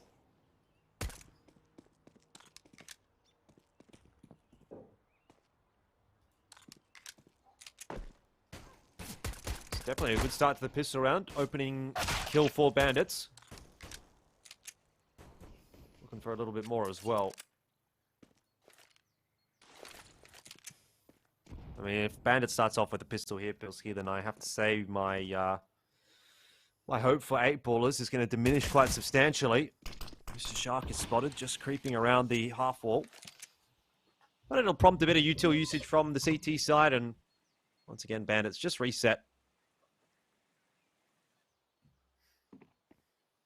Oh, bit of info spotted there of the man in carpets. That's a bit of a tell. 4 on 5, you definitely wouldn't be lurking in carpets with 45 seconds on the clock unless you're going towards the A side of the map. That's a great flash out from Mr. Shark. But that still doesn't allow the T's to scale too much until Mr. Shark comes up big and finds that frag onto the graveyard player. Now Swanky under a lot of pressure, trying to buy time for rotations and make the shots really annoying. This movement from Mr. Shark is absurd. He's just bobbing and weaving, making himself impossible to hit. Bomb hasn't gone down at all, though, Pilsky. It's still sitting up there in the apartments. And Falcon, oh, he's dropped it. So that's probably now the round done and dusted. Mr. Shark, he would have to go somehow superhuman. Shoot in multiple directions. That kill on the Falcon's nice, but it should not win him the round. K9 has pushed forward, and he's going to execute Mr. Shark. All right. It was perhaps a bit touch and go there for a moment for Bandits, but they've gotten it over the line, and that's what matters.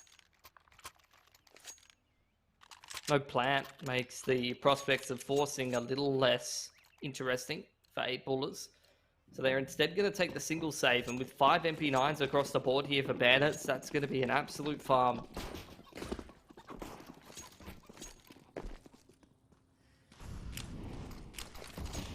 Five MP9s.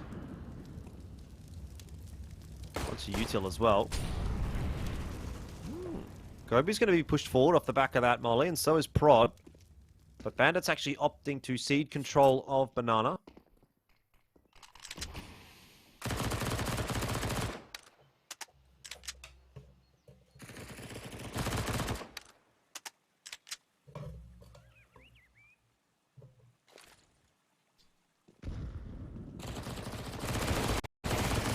That is exactly the way that you'd want it to be going. Absolute mincemeat for Bandits. Perfect econ building for them. But now it sort of leaves you in a bit of an awkward spot where you're thinking, well, we have 5 MP9s. Do we want to upgrade any of them? This is where you need to come up with a creative bonus strat. Mid push or something like that. Nades down mid and Nana, old school style. People don't really do that anymore. Does seem like they're going to get aggressive in towards Banana. Early Molly's just bombarding bottom mid. Yeah, it is going to be a mid and Nana push. I like this with the MP9s. Unfortunately, WDF has gone ahead of the pack. He needed to kind of go for the contact when the Nana guys were ready to go. And now, unfortunately, they've lost that man advantage. And you can see that A-ballers have definitely got a read on what's happening here.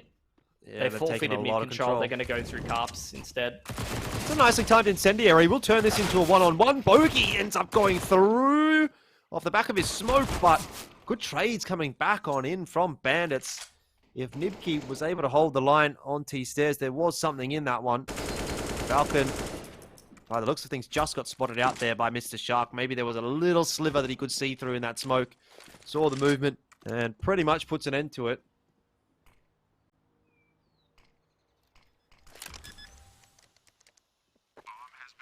Just on K9. See if he can take one with him. Doesn't need to do any more than that, really. Can't do that, though. 8 ballers. Bomb plant plus 2 guns lost against the full MP9 bonus is not too bad, all things considered. Like I said, could have gone a little bit better there, I feel like, if WDF didn't take that initial contact on mid-side. Timing is everything on a strat like that. Here's the investment for Bandits. Swanky onto the ult. The rest of them a little bit lighter on util. 8 ballers have a significant utility advantage in a round like this, and they can definitely leverage it to win this round. That's a good shot from Swanky. Fantastic one. Very different feel to this round than what there was for the previous. Yeah. I mean, Bandits leveraging the only real advantage that they had in a round like this, which is just the fact that they had that AWP. So finding an opening pick with that is absolute gold for them. With that man advantage, they're going to feel a little bit more confident to just sit back and let the round unfold. Not too much util, just that one smoke, a couple of counter flashes need to be used pretty nicely here, I would say. Well, you got Falcon lining one up already. They know what's coming for them, but they haven't called for that rotate from A. It's going to be a long time before any assistance arrives on B. It's going to have to come down to K9. Nice angle from him. Falcon now has a chance as well, and he gets it done too. This is fantastic from the B defenders.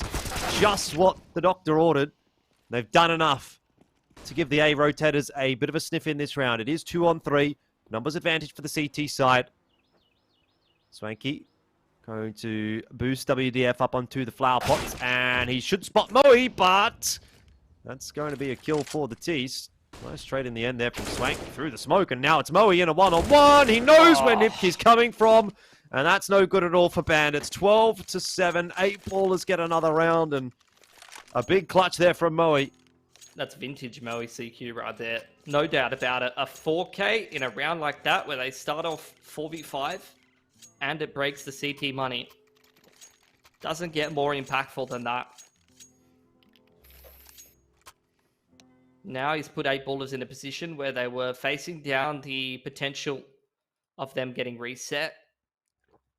And instead, now they have broken the CT economy and put them in a position where even if they full save this round, they're still only going to be on like A1Ss with not full util, maybe lacking a couple of kits. So that 4K with the 1v2 from Moe, it changes the course of this game.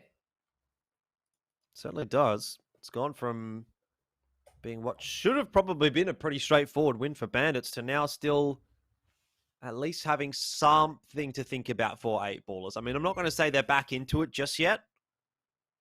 They have a little bit of a deficit to overturn before I'll start to get too excited, but they definitely have a little bit more of an opportunity than what they otherwise probably should have.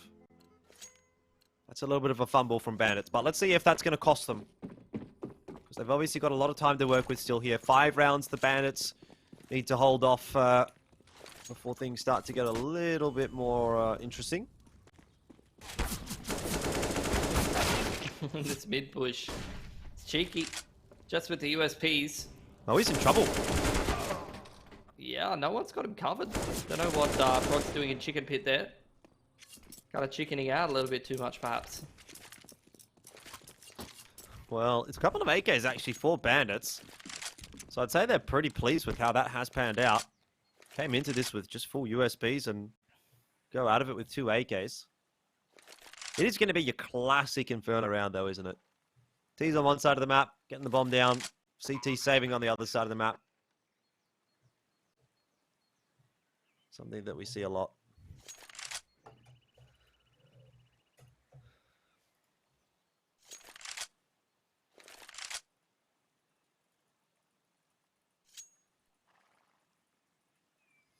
Two AKs kept over, though, is a massive difference in a round like this. Falcon might be able to drop an AWP over next round. Would have to go a little lighter on the util to do so, but with just the AK saved over in this round, definitely shores up the buy here for Bandits. Keeps them competitive.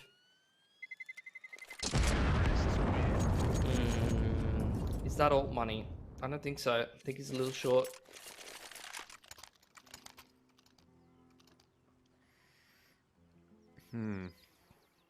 $100 more and you could have seen him eating all over to Swanky, but not this time. Does Bandits necessarily need an AWP? I mean, I think Swanky has been very, very good with it. But 5 rifles definitely can get the job done, particularly when they're backed up with the util that Bandits have. Plus, Mr. Shark has an AWP, so that looks like a free upgrade if Bandits wins this round. Mr. Shark now trying to pick this rotation on jungle side. He's unfortunately just barely missed the timing, but Prodigy hasn't. There's an opener for him. Dink for Dink. Oceania going to finish Prod off, though. Still, it's a good position for 8 Ballers, though. Full control of Carpet. 4v4 goes 1 for 1, and Kobe's got some agency over towards Banana. Swanky's going to get himself up on the balcony, though. Very powerful position. Got that rotate coming over from 8 Ballers toward the A-bomb site. Nibki and Swanky have to hold this one strong. Again, it's similar to the round we just watched on B, where there's not really going to be a rotator in sight to help. It's just going to come down to the site defenders. 8 Ballers waiting for a mistake, but not being given anything by Bandits, who are 2 apiece on each site. Don't mind the jungle wrap in a position like this. CTs can't hold everything in a 4v4, even on a map like Inferno that has less lanes of attack than others.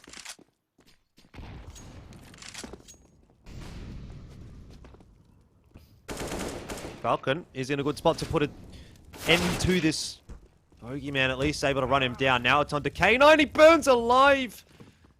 Oh dear. I don't know that he expected to die that fast. Now Swanky, again, another opportunity that just goes a little bit awry for Bandits.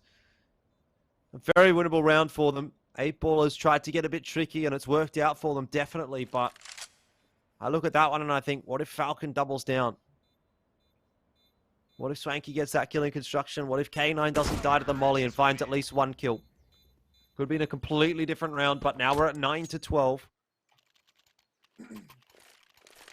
Yeah, Bandits gonna take the single save here. buy up into the next. Their next buy might be a little bit more competitive looking. Can have an AWP for Swanky if you want one. Even this buy, Deegs and a fair bit of utility. Give themselves an outside shot at chipping down the economy or even potentially winning the round if they play their cards right.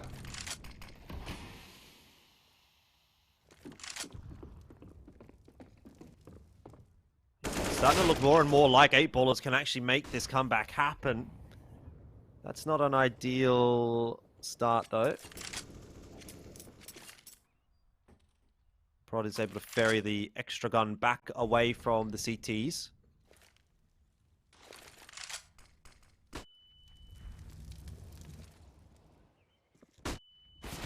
Oh, that is a beautiful flash out there from Falcon. He's having so much impact this game. Yeah, this is just falling apart a little bit for 8ballers, isn't it? It looks like they're making a massive comeback, a really, really nice T-side being put together, and then this round happens, and what I was saying maybe a minute, 2 minutes ago, where it looked like 8ballers might be able to make the comeback, it now sort of starts to swing back the other way. This should be Bandits up to 13 now. They've got so many numbers, and Nibki's hit another with the Deagle. That is horrible. Horrible news for 8ballers. Yeah. All of their hard work has just been put back in the bin. That might just be a game-winning round. Oh, very sharp deaglage. Perfect flash from Falcon. Sets that whole play up. And now the buy-in with extra money in the bank account for all of the CTs, even if this buy doesn't go well. Whereas, conversely, on 8ballers' side, they're lacking for util. They're down to a Mac 10, and they don't have a single dollar in the bank accounts for the most part. This could be Bandits winning a massive swing round on the Deagles like that. They win this round, and Inferno is theirs. Well, 8ballers not staring down the barrel of a defeat just yet. They've got themselves that chance in this round, and Moe, he's having a look through that hole in the smoke. Needs to be very, very wary, of course. But looks like it's going to be a couple of flashes into the B bomb site to send 8ballers forward. In the meanwhile, Moe has gotten in behind into construction, so he's just calling and saying, guys, give me a second. I might be able to get something done here. Smoke's not helping him out all that much, but this surely is a pincer strike that Bandits is not expecting. Yeah, most likely not. Snuck his way onto CT on the timing. Moe is the ultimate win condition right now. Definitely help out Prodigy as well, get him a gun, but there's just no utility here. Moe's got to activate. Moe's got to be the difference maker, and there is a player spotted, but how many more can he find? Yes, 2. This is exactly what 8ballers needs. They don't know there's one more still back of sight, but K9, I mean, this should be definitely going the way of 8ballers. 3-on-1, not much he can do there, unfortunately, and now Bomb is down. It is a 3-on-2 post-plant, Pilski. Still got some mollies to flush out some of these corner angles. Could make a bit of a difference. Mr. Shark just giving himself a position where he can just take a shot towards Ruins and piece it. Looking like the save now.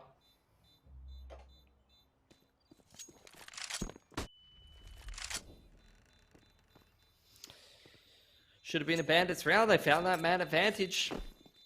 But good news is winning with that Deagle half buy is still going to give them plenty of cash to keep themselves competitive. They still took 2 guns off of 8ballers, which is going to make sure the money stays fragile.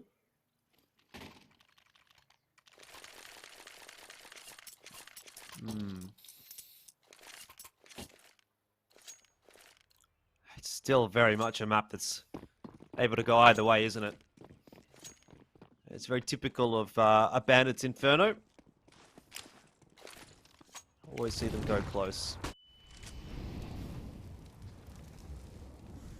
Exchange of util in the banana isn't going to favor either team necessarily.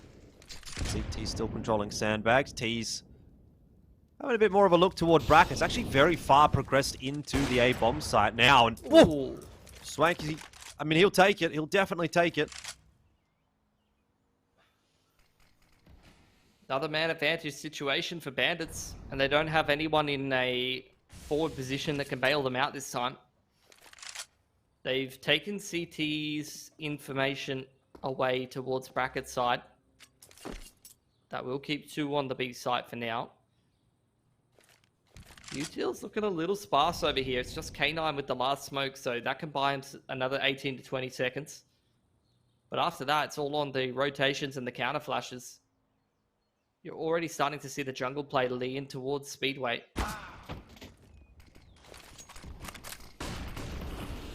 4-on-4. K9 looks to go through the smoke. The timing seems okay for him, but he pulls his knife out. If he would have just held his gun out, what a difference that could have made. Now it's on to Swanky, and he lines up 2. Kalat, I think, on a bogey. Not quite enough to actually finish him off. And the flick, not going to land either. Oh. So close for Bandits. But it looks like 8ballers will have the advantage in this one. You do have Nibki and WDF going to go for it. Smoke down into Banana. WDF pushes his way forward, catches out Kobe, but Prod has the better of Nibki. And now Bogeyman and Prod have basically 15 HP between them. Oh, you could not have written a better script for WDF. Easy as you like in the end. Such low HP on those last 2 players, and Bandits will eke out a round. That was another round that if Bandits dropped it, they would have been kicking themselves. Another 5-on-4 scenario. But you can see the toll that that's had on 8ballers' money. They're going to buy up into this one, but utility is very sparse. You're down to a Tech 9 and a Mac 10 for Bogey and Prod. Just a massive advantage here for Bandits to close this game out. Got a better util. Moe, no respect, straight through the mollies, but he's had a couple of big impact rounds and big impact plays, but for the most part, both CT and T side, Falcon has been winning the for and against him over towards Banana. Yeah. We might just be seeing 8ballers falter one too many times on the map now. 15 is a very real possibility for Bandits, and once they get there, obviously money's looking pretty bad for 8ballers. Might be able to knock it over in a couple. Make it a 16-10. Probably the world's longest 16-10 you've ever seen, Pilski, but maybe 8ballers has other ideas.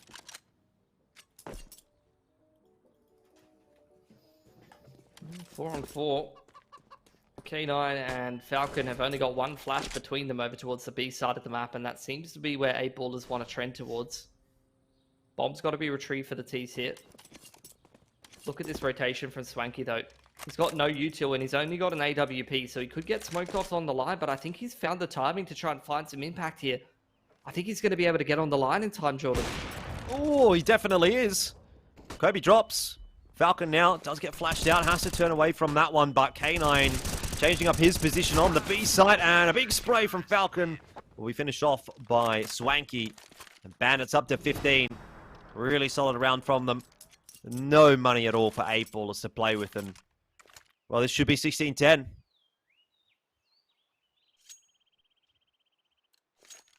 Big round for Bandits. They're going to reset the cash. 8ballers down to just pistols, no Molotovs at all, only 3 smokes and a handful of flashes. And Mr. Shark on a scout. This game should be absolutely done if Bandits use their utility right. Quick smoke into bracket side. Molotov and some HE nades thrown in towards middle. Bandits just dotting their I's, crossing their T's, make sure they're not getting caught by that early timing. But 8ballers going to kick off this AXEC anyway. Mr. Shark, he drops early. That's the bomb spotted as well by Nibki, but he may not be required. Most of it's going to turn toward Falcon. Swanky's going to come across as well onto the line, and Eagle is no match for AWP in this case. WDF to find the angle that Nibki lost, and at the end of the day, I was going to say it should be a pretty easy one for Bandits, and in the end it is. It looked like it could have gone a little bit more haywire, but in the end, Bandits do get another Inferno win, which is something that we have come to associate with them quite a bit. And unfortunately for 8ballers, you know, I felt like no shortage of opportunities there, Pilski, but they just are not able to take a hold of any of them, really. Well, actually, that's a lie. I mean, they did reasonably decently, but I just think for a team like 8ballers, you probably want to be seeing this be a victory for them, and not quite the case tonight. Yeah, well, look, that is the Bandits map pick. You did see, I think Falcon had a whole bunch of impact plays. Swanky was going ballistic with the AWP. So I think the individuals really helping Bandits through that one, although they did play decently team wide.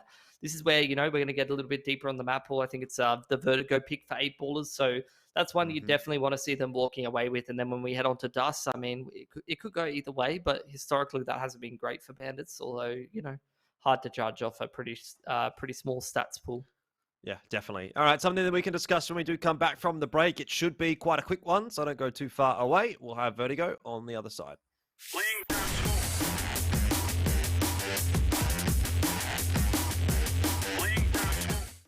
Lag can be the difference between life and death.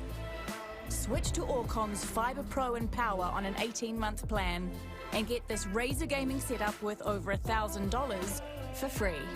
Orcon for the win. The Tarnished will soon return.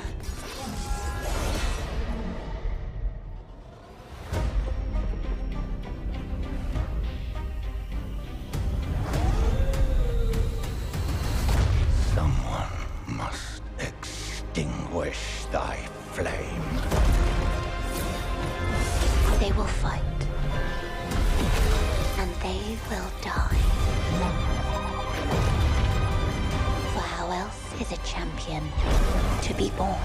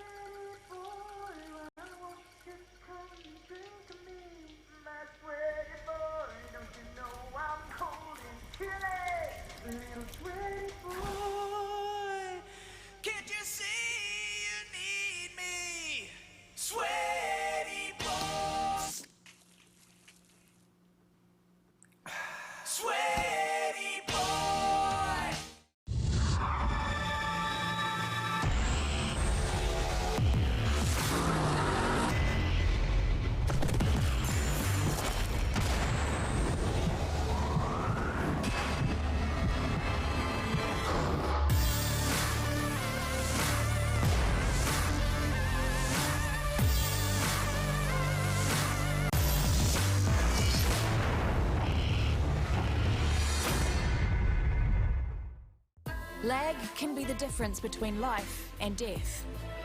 Switch to Orcon's Fiber Pro and Power on an 18-month plan and get this Razer gaming setup worth over $1,000 for free. Orcon for the win.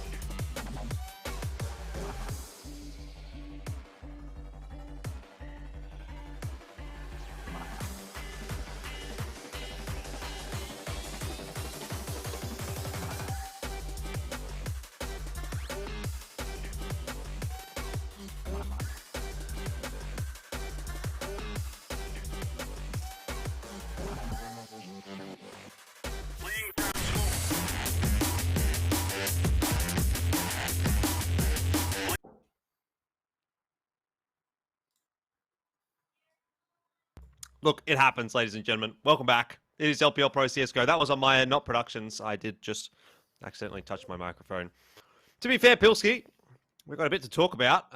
We are heading into map 2 in this series between 8ballers and Bandits, and I feel like map number 2, you kind of have to look at this one and say, well, 8ballers should have this one in spades. It's Vertigo. It's their map choice. They're a team that practices hard, scrims hard, does a lot of work.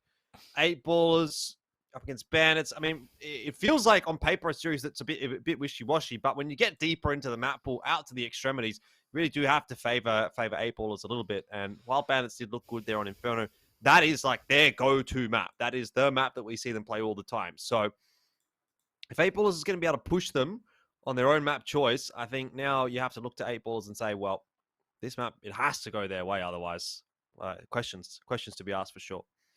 Yeah, I would say so. I think as well, last time I was casting, one of the more convincing games that we saw from the X8ballers was when they just got Mr. Shark on the roster.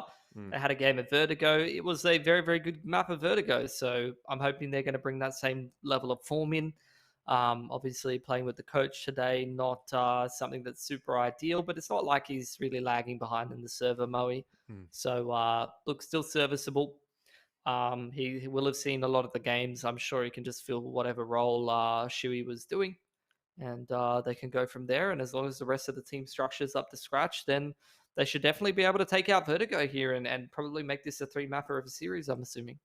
Yeah, I definitely think so. Dust 2 remaining. It's another one of those interesting maps. I've seen Bandits on it have some really good games. I've also seen them have some really bad games. So not too sure which way that one will end up going if we do get there, but that's kind of on 8ballers. The onus really is on them to put a good solid map on the board here on Vertigo and sort of bounce back from what was, I guess, a little bit of an unfortunate loss there on Inferno. Pilski, it kind of felt like they were almost in the driver's seat in the second half until they lost that round to the Deagles, and then from there, it just disappeared off the face of the earth. So I think for 8ballers, there is some silver linings out of that first map.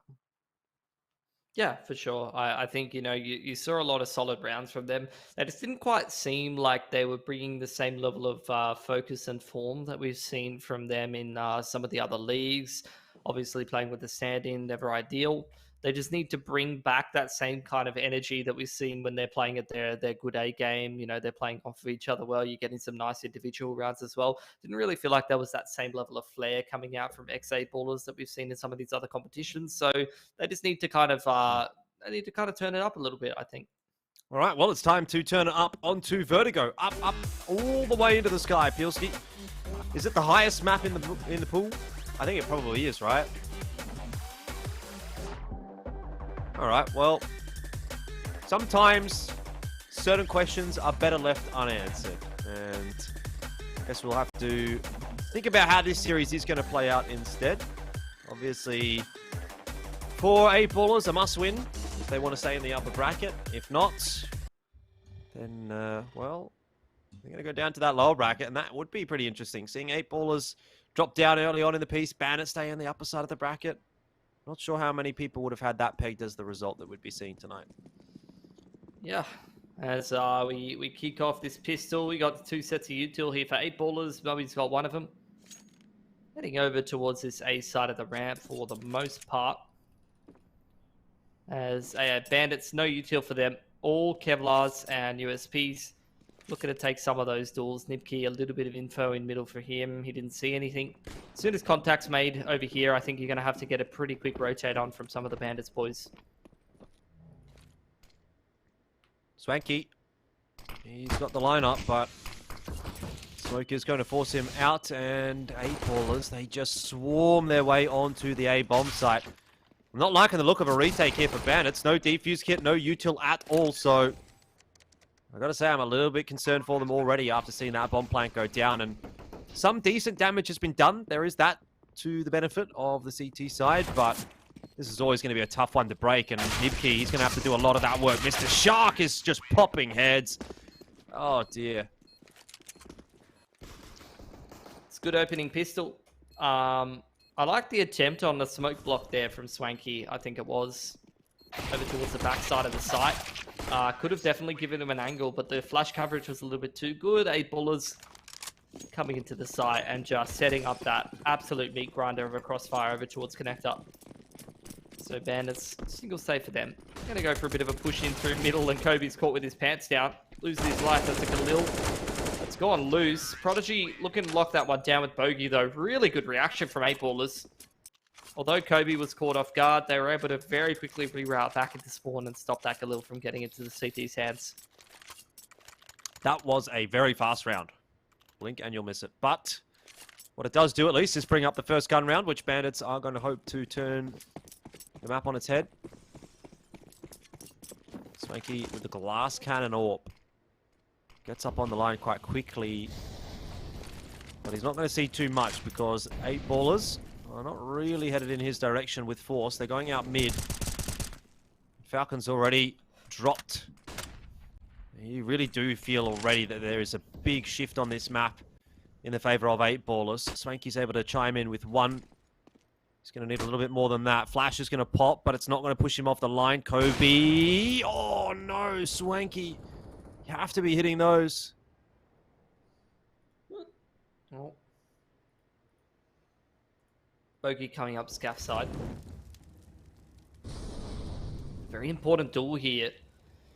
Over towards side hold and scaffold between these two players. Kobe's found a pick in the meanwhile. He's creating a lot of pressure over towards middle and pulling the rotations as well. Nibki bites the bait.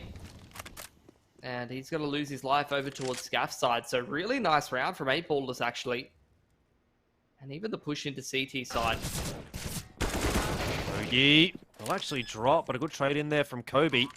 He's going to keep the numbers pretty solid for 8ballers.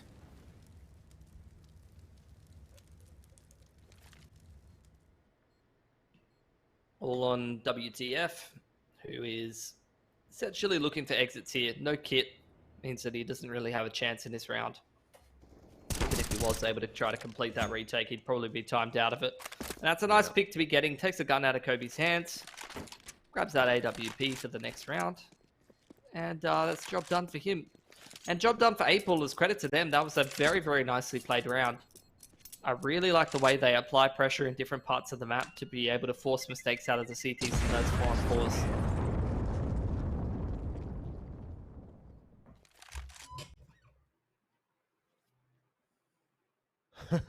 Mo's a bit distracted by the looks of these. Sometimes it's like that. Don't know if the light on means the mic's muted or if it is not muted.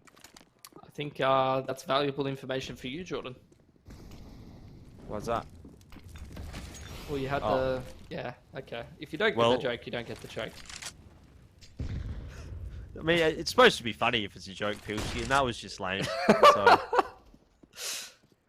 Don't really know what more to say about that. Yeah, fair. Red is muted. Red is muted. We've got it here from production expert himself. Confirmed.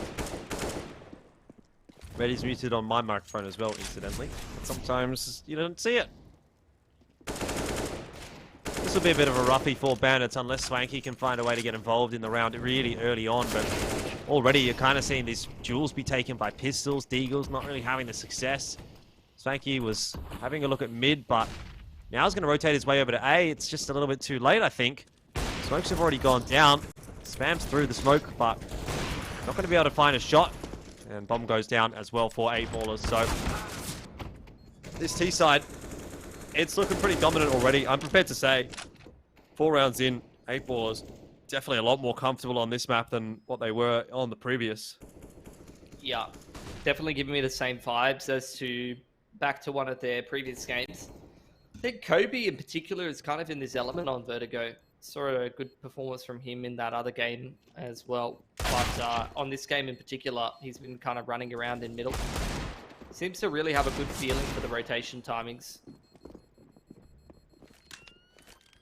Well, AWP still retained there from Swanky. He's going to bring that across into the next round. So see if he's able to have any impact with it. But with 5 players up there for the boys on 8ballers, they are going to be able to buy for a couple of rounds consecutively and try to keep this streak on the T side going.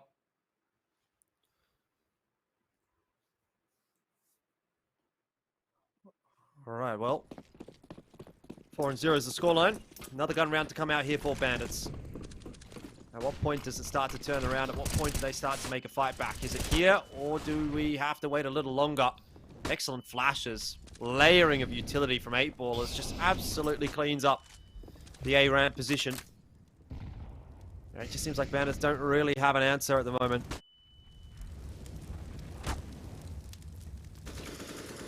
Well, Molly's starting to tickle Swanky a little bit. Second one gets layered in there. Oh, that's beautifully read by Moe. Here's the Molotov getting extinguished. And he's able to read the reposition perfectly. Spam straight through, catches Swanky on the backside. Still 2 players here on the A site, and they're aggressing. Kobe completely ready for that. That's a beautiful little angle, and he's ready for the second as well, but it's a little bit too sharp of a shot from WDF. Mr. Shark now on his lonesome over towards Scaffold. Moe holding down the flank, anticipating a push from someone. Well, he's not going to get it. And 2-on-2 is the best scenario that Bandits have found themselves in so far. So if ever a round was going to be converted, it probably would be this one. WDF is maybe a little worse for wear, down on 48 HP, but 8ballers are heading in his direction. Difficulty here is that the fact that the CTs haven't grouped up obviously means that now it's a 1-on-2 for WDF, but he finds perfect timing to catch Moe. Evades that molly nicely. There's going to be another one layered on top of it, but Mr. Shark inevitably is going to have to plant that bomb. He'll fake it, push through from WDF. He had the attempt and gets it done on his own. But of course, K9 was probably there for the trade if needed. It's a big round for him. The regress all over the place, just multi-fracking up with that A1S. The first of many rounds that Bandits will need to start to crack into this 8ballers economy. Still got a couple of players sitting up at around 2k, but Kobe and Mr. Shark are pretty broke, so this could be a big swing round for Bandits to pick up here if they're able to do so. This one's going to kind of decide who's going to have early control of this half, whether it is going to be 8ballers or whether it's going to be up in the air.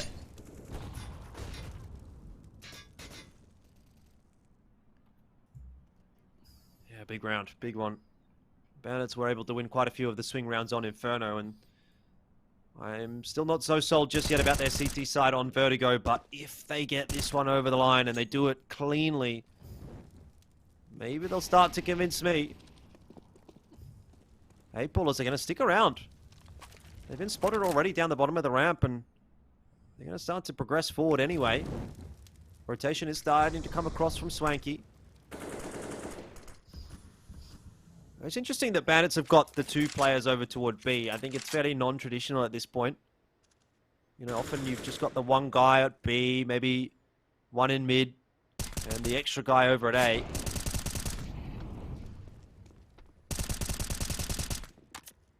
They're being very stoic about staying on the B bomb side as well. Still no rotation off. They've got no idea what's happening in mid right now. Just banking on the fact that all of this noise that they're hearing on A is indeed going to be an A take, and they will be proven correct.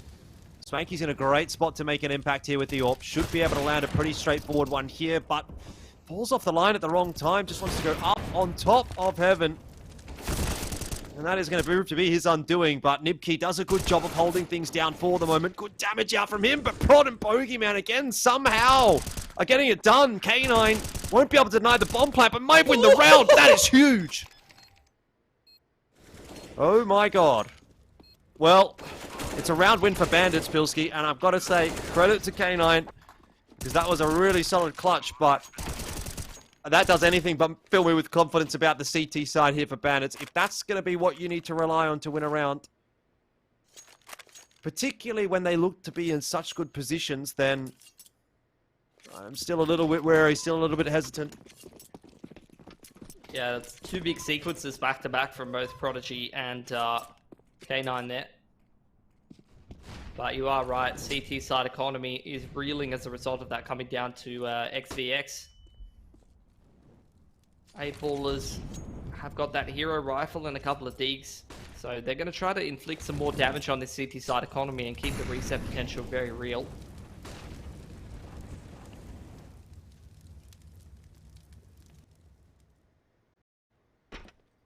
Oh, dear. What did you want it to go up there? He's going to give it another crack anyway. not fearing the sound cue. Should be dealt with pretty comfortably here. A couple of players on the B bomb site. WDF electing not to peek until he finds the perfect timing for a double. Moe did a bit of damage, but this is much better from Bandits. Swanky not able to land that one onto Kobe. He's going to get some help from K9. Won't need it though, apparently. But this is what we need to see from Bandits. Like, maybe not that. Where's he I off feel like to? I've cast a curse at a bit. Where's he off to exactly? I'm not sure. I'm really not sure, but you know, 4 guns alive versus 3 is a big difference. And Bogeyman, you know, might even bring this back to 2. He's been really sharp on this map, 9 and 3. I wouldn't count him out of it just yet. K9 loses his life. Swanky loses his life. This is exactly what I'm talking about. Bandits just don't seem to have a fantastic grasp of the map, and Bogeyman has really punished them for it. He's spotted out Falcon now as well, and this is just a duel that could go either way. In fact, Bogeyman, 5 HP. I don't know if you'd back him, but one-shot headshot's all he needs, and Falcon trying to swing. He drops as well, and Bogeyman pulls off a huge clutch. If Bandits can do it, so can 8ballers. Moe he can't even believe I can't believe it. That's illegal. That is literally illegal. Those are the rounds that as a coach, you're like, yeah, good job, but also bad job. Because if you win, that's the way that you're winning, then you're not learning a whole lot. But that's great for 8ballers. They've just got that reset on Bandits economy, which means that they're going to be in full-blown control of this half. Yeah. I think that's going to be a round that that 8ballers needs to have a good hard look at and say, what the hell went wrong there? That's 5 alive for 8ballers. They have now got pretty much unlimited money. They've at least got themselves set for a couple of rounds, and if they continue along with this same pace on the T side, then they should be pretty set. Swanky back on the glass cannon ult. Bandits, I mean, haven't seen them put an official into Vertigo, which is worrisome because, you know, once you're already off to this kind of a start on the CT side, it's going to force you to be proficient on the T side to close this game. And I'm just not sure that's something that you're going to see from Bandits. No, I'd agree. And the sad thing about it is I don't think it's been an awful CT side from Bandits in that they've got themselves into good positions in a couple of the rounds, but they've kind of just fumbled it. And now it's really starting to, you know, bite them in the backside a bit. K9, don't want to see him burn to another Molotov. 8ballers are just probably going to be given this round now.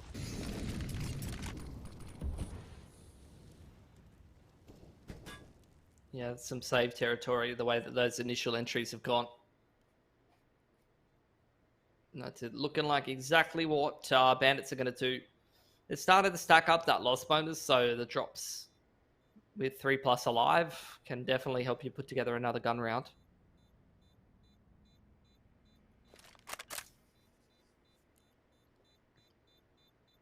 Much better stuff, though, it has to be said, from 8ballers. A little bit of me wonders what happened on Inferno. Was it just, oh, you know, we're playing with a sub, bit of a slow start, and it's quite good on the map? Because, I mean, this is looking like a completely different team. I think Bandits really were kind of riding or dying on the individual performances of Falcon and Swanky. Although the rest weren't doing too bad as well, like, those two were definitely head and shoulders above everyone else in the server. And now that those lads have gone quiet, Bogey's 15-4, by the way. Yep. It's a very different story. You know, behind the individual skill and the impact plays for Bandits lies, you know, not the best team playing chemistry and just a pretty weak map pool, so kind of is what it is.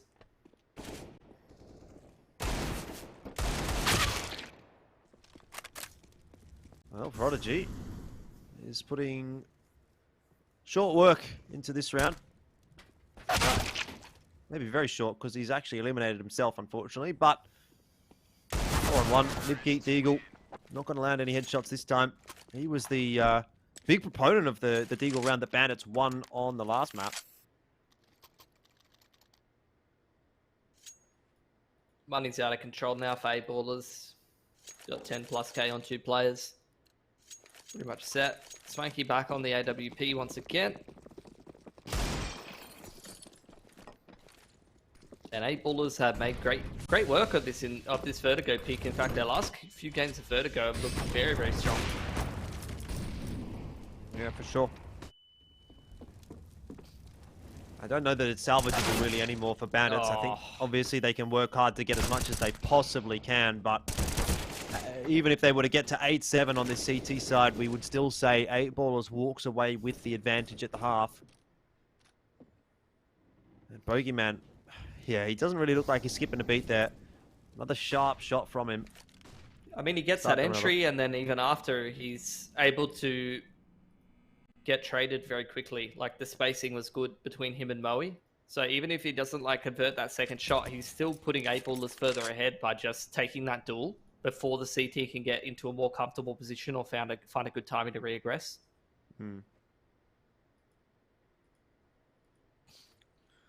K9 might be in a position to do some work here, though. 8 ballers have kind of disregarded him. Has been spotted out, though, by Mr. Shark, and just nothing really going right for Bandits, is it? On Inferno, I reckon K9 gets 2 or 3 kills there. Kobe, again, great timing through middle on that last kill. I feel like this is Kobe's map in Vertigo. He seems to have very, very good intuitive senses for when to find the timings and pushes, and he has a couple of cheeky little off angles.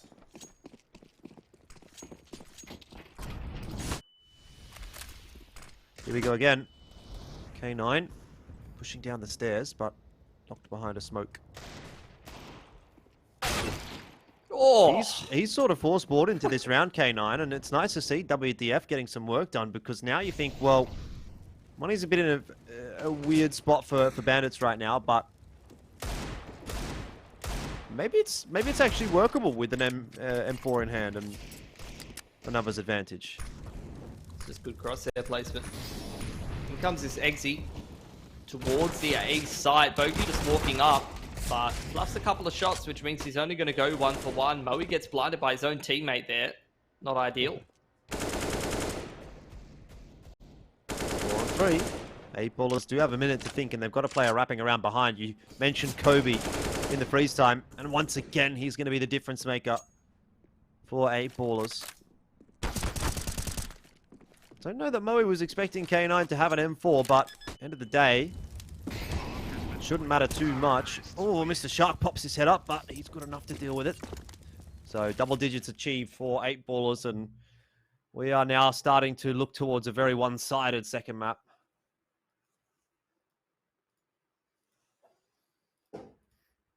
Not too much to say about it, really.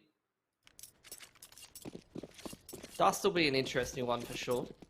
Seen a couple of games of 8 ballers play Dust recently in a couple different leagues and tournaments.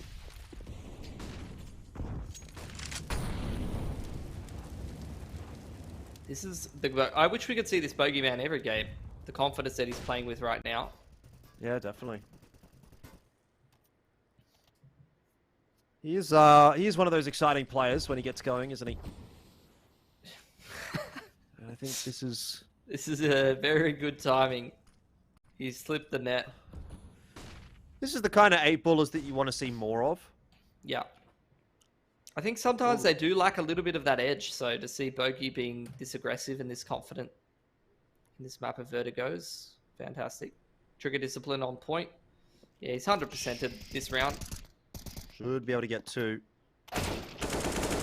Well, he's going to opt to take the close player down first, which is not always what you'd see, but works out for him. Unfortunately, Falcon is going to be able to do much the same and get a double, but 8 ballers have still cracked the control of the map open.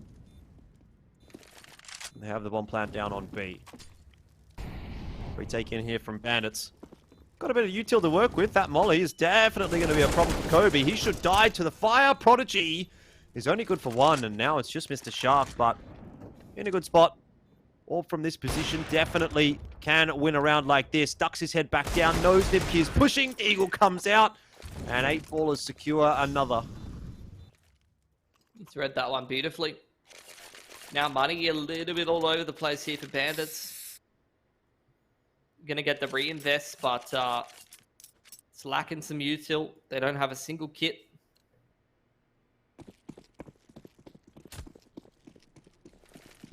Eight Ballers just going from strength to strength, man. Great timing from Bogeyman. Good clutch in the 1v2.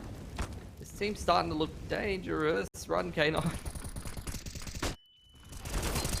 Lipke doing anything but running. In fact, maybe he's running at 8 Ballers, but he doesn't know there's a player behind him still. Oh, he's gotten so far up the ramp, and that's caught Swanky completely off guard, but Bandits, they still have their X factor in Nibke. And after all the shenanigans, we find ourselves situated at a 2-on-2. Make that a 2-on-1 now, because WDF has chimed in, but Bogeyman, the Danger Man, is still alive, and he's inside of the smoke, and he's coming from an angle that maybe Bandits will not be expecting.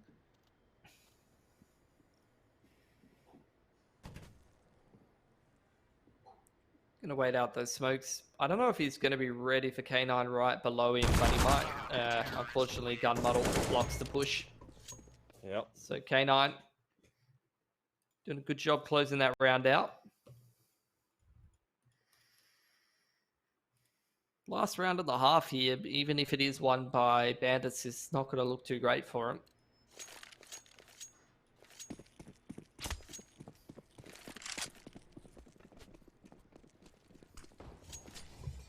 Yeah, indeed. 12-3, 11-4. I don't think it makes too much of a difference. 8 Ballers well and truly in control of the map. Opening pick by Nipke. 8 Ballers this time rerouting, making their way towards middle. That's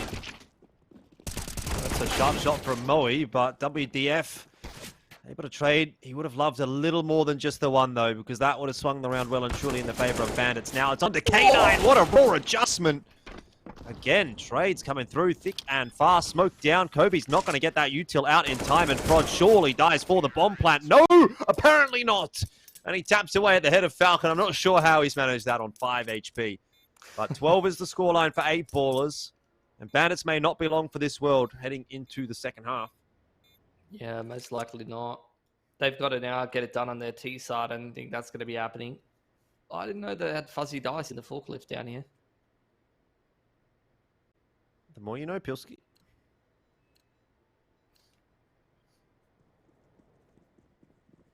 Honestly, how often do you see a forklift on, I don't know, level 50 of a building?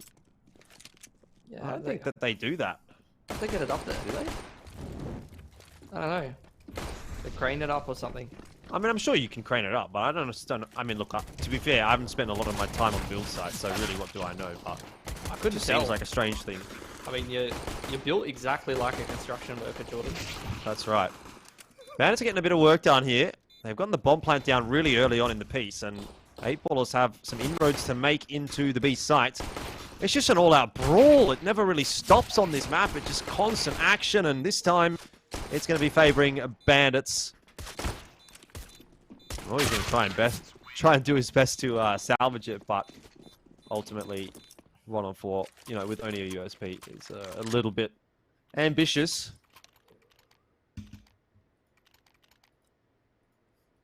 Getting a pause out. Bandits, look, they're in it. I don't know if they're in it to win it, but they're in it for the time being.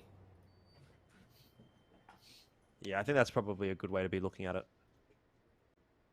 At the moment, at least. Need to see probably another 5-6 rounds from Bandits on this T side that really impress us before we can start to believe. And that feels like it's a long way away right now. Luckily, won't be a long pause. It was just attack pause from 8 Ballers. They have decided to invest into this one, Pilski, so they might be throwing a bit of a spanner in the works here. Yeah, a couple of MP9s, the Eagles. Cheeky little buy.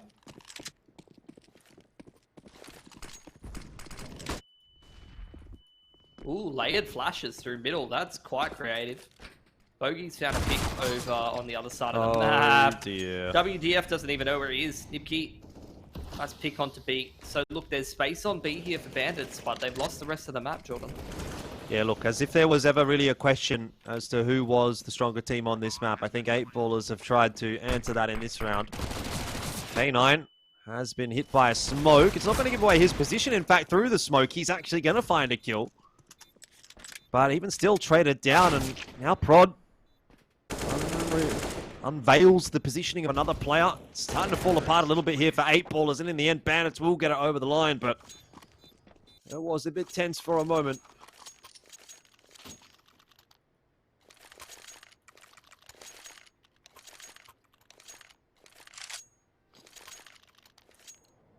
Good damage from 8ballers. Taking some guns out of the hands of Bandits. This is where the full USP eco comes out, and look, 1 or 2 kills here wouldn't be too bad for the 8ballers.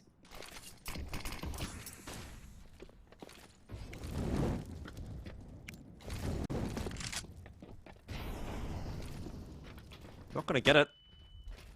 Bandits are working their way into a B. There is not a single CT there, so not even the slimmest of chances.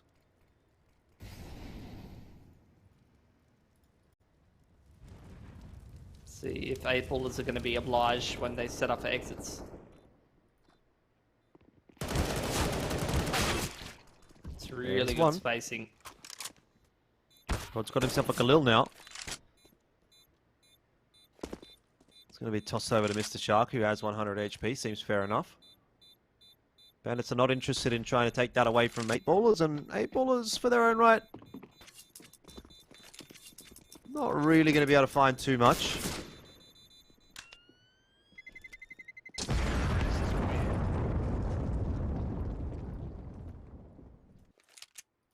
Well, finally the buy for 8ballers. See if they're going to make use of that Galil. Mr. Shark can throw that over to Kobe, buy himself an AWP. So it has saved one player either alt money or hero rifle money later on.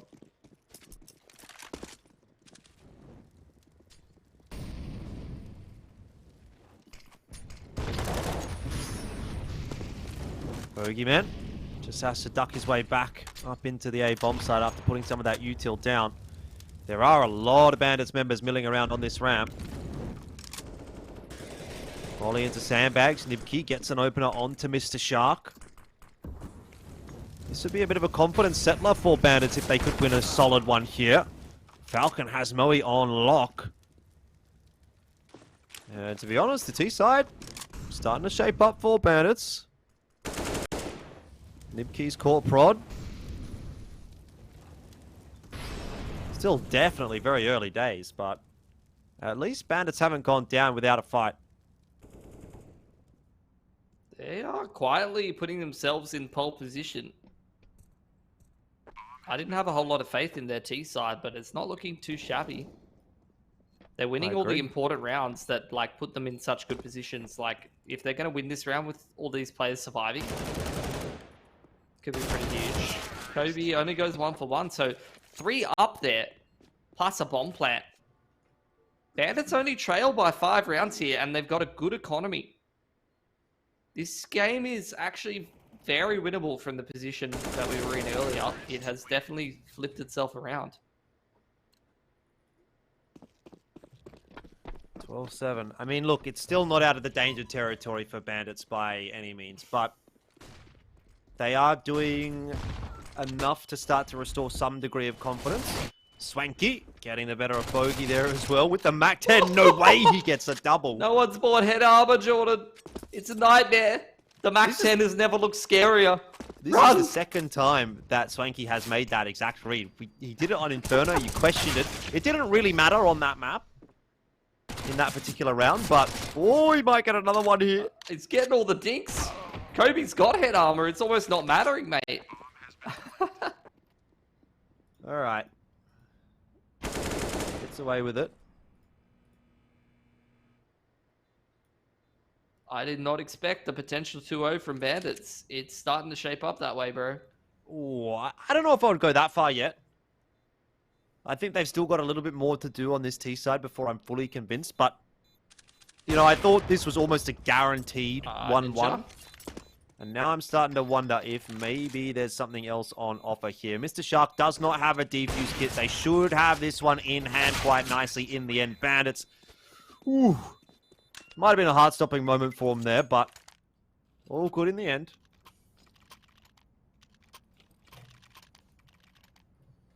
This is a really good two-side economy. Now they're going to anti-eco. If they can keep 4+ guns up here, Bandits, they are in a strong, strong position.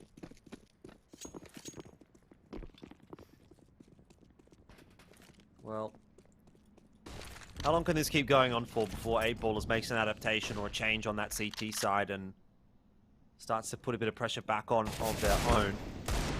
These are the most dangerous of rounds as well. Deagle from Kobe, he's really probing for a kill. Call him Proby. It's definitely a good way to put it. Rod has a Deagle of his own. Bandits are having trouble getting up the stairs. They do eventually start to toss a bit of util in. Rod eating a grenade for breakfast.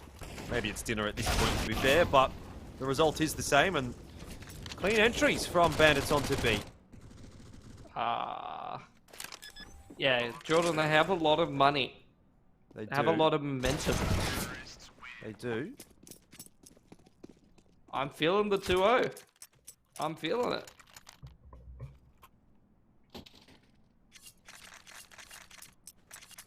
Okay, well, I'm still going to be the voice of reason and say I'm not feeling it yet. Get me 12-12 and I'll be on board. All right. But I just think Bandits, if one little thing goes wrong here and 8ballers grasp that momentum back, they could be in for a swift exit on this second map. We've got some ramp control. It's always a nice part of the map to have. Is there going to be the regress from the CTs here? That's what I'm kind of wondering. Does seem like it.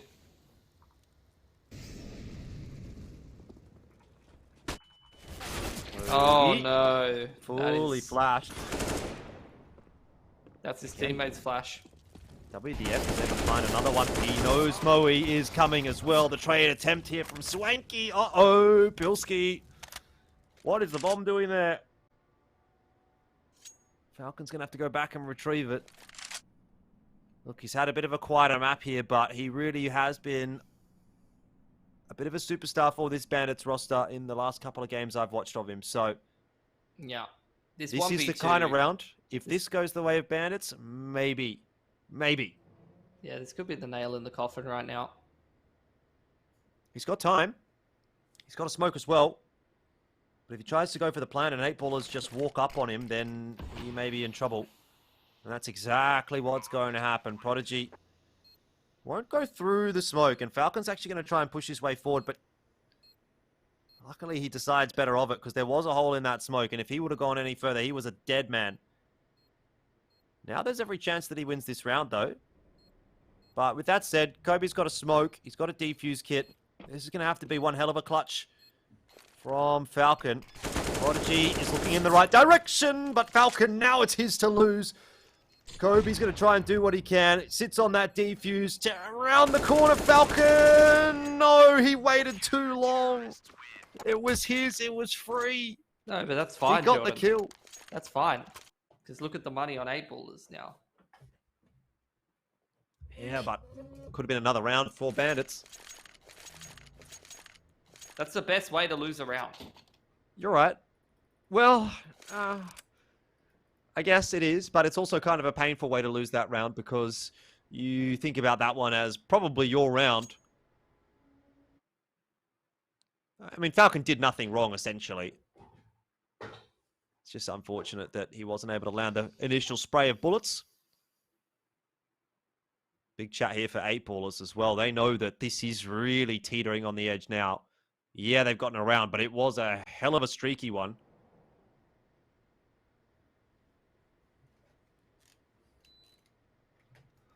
This could be the reset, Jordan. Would be a big reset to get. That's going to be another half buy, then you're 11-13, and we're talking. Let's not get too far ahead of ourselves yet, Pilski. Hopefully Bandits have not done so either. I mean, Bandits have got better util. There's no counter flashes for 8-ballers right now. They just have all of the stalling util. Smoke's being exchanged on stairs side, 1 minute 30. Oh no, that's a bit unlucky. You see what I mean though? One round slips away from Bandits and now it starts to look a little bit shakier. They're stuck at the bottom of ramp. 8-ballers have really grouped up on ramp as well. Sending a bit of an expedition in through mid. That's Nibki having a little bit of a look. Bogeyman still jump spotting with that MP9. And he's seen a couple. Big info there for 8-ballers, but nice entry from Nibki. Swings it back to the 4-on-4 and maybe back into the favor of 8-ballers. Won't want to be seeing Swanky jump up on top of sandbags here though. Moe has eventually spotted him over the top of that smoke. Just such a difficult one to deal with. This map really, really is resting on this round. And at the moment, 8-ballers is looking a little bit more solid in it. Yeah, they got that man advantage. Only the one kid on Mr. Shark who's found his way onto the flank. That could be a great timing for him. Bogeyman and Moe both on the side up here. Nice little boost play as well. Kill over the Awkward top of timing. the smoke. That should be it, pretty much. Yeah, 16 seconds left here, and Nibki, I mean, look, he can do a bit of damage, but I think that Bandits might have just let the boot off of the neck of 8-ballers. 14-9. It has been a really stoic comeback attempt from Bandits, but I don't know, man. 14-9, that's a tough one to bring back, and even despite the fact that they've got plenty of money, I think 8-ballers now are starting to feel like the end of the map is near. Yeah, Bandits still have money control. They didn't quite take enough guns in that last round, but the money's still a little shaky for 8-ballers. The reset potential's still there, Jordan. It is. Well, Bandits have to really dig deep to win from here. It kind of feels like Bandits are out of ideas is the issue. And that's the problem with just falling so far behind on your CT side. When you don't really have a playbook or reps on the map. Like, you can get a couple cheeky rounds in there, but eventually you're going to start to run out of ideas. Yeah, Falcon goes down early in the round again. This is really not good news for Bandits. Nibki, he spotted Bogeyman, wants to take the duel, but can't win it either. And, you know, just again and again, we're going down to individual aim duels, and they're not being won by Bandits anymore.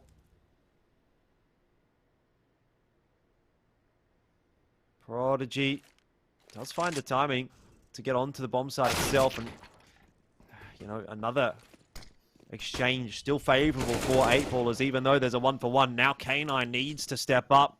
Has been good in the late stages, finds the timing onto another, but can't land the shots, and WDF catches Bogeyman on the reload, 1 HP. It's absolutely robbed him. Can he be the 1 HP wonder, Pilski? You know, again, another round that, if this goes the way of Bandits, it's huge. He's read it. Keeping them alive. He's read it. Jordan. 1 HP clutch. Look, I'll give it to him. If he can get the kill on the Moe clean and get the bomb plant down. Nah. That's not happening. Yeah. Moe does the 100% play. You just put your butt in the corner, can't lose. Impossible, Pilski says. Yeah. That's why people always sit in corners in my DMs. I didn't think too many people slid into your DMs, Pilski. No, deathmatch, not. No one slides into my DMs, Jordan. Oh, that's a bloody great catch from Swanky. He doesn't look too thrilled about it, though. No, nor should he. Bandits can definitely take a look back at this map and think what could have been. But now 15-9. I don't know that there's much coming back from that. Prod gets flashed off of his position. So Bandits are able to start to work their way up the stairs. But you've got rotators in. You've got 3 players toward this B bomb site. It's going to be a really tough nut to crack. Nade over the top. Soften Nibki up just a little bit. He takes a couple of tags from the molly as well. Maybe a 1-for-1. But Prod is still here. Mr. Shark is still here. Bandits are getting the bomb plant down at least. But the numbers advantage is well and truly there for the CT side. They don't need to do anything rash. Again, another couple go the way of the CT side. And that is going to be that. Defuse will be secured, and 8 ballers will win the map. Pilski, it was a nice attempt from Bandits. They had you convinced. But as ever, I am the cynic, and I am proven correct, at least in this instance, that Bandits, they looked pretty decent on that T side for a little while, but unfortunately, they could not hold on. Yeah, now we go on to Dust 2. So, I mean, that'll be an interesting one for sure. I know that there's 2 reps in the last 6 months or so for the boys on Bandits. Haven't been able to put a dub together. I'll take a little bit more of a deep dive into 8 ballers stats on Dust 2 a little bit later on, and then we can have a bit of a think about who we think is going to take the series. Sounds like a good time to head to a short break, give you a bit of an opportunity to do some research, Pilski. We'll take a quick one. Don't go too far away. Culmination of this series is coming up next.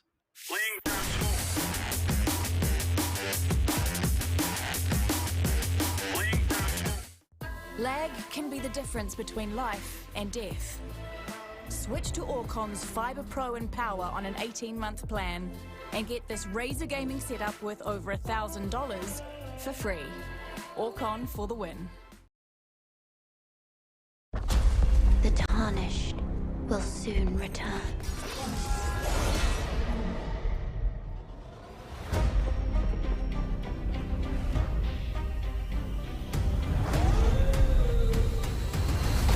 Someone must extinguish thy flame. They will fight. And they will die. For how else is a champion to be born?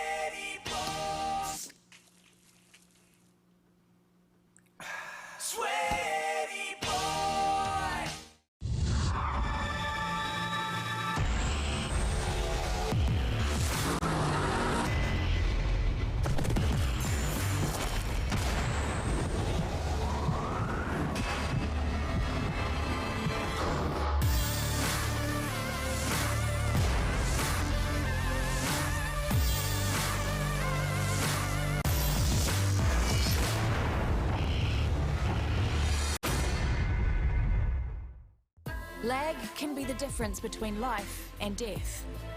Switch to Orcon's Fiber Pro and Power on an 18-month plan and get this Razer gaming setup worth over $1,000 for free.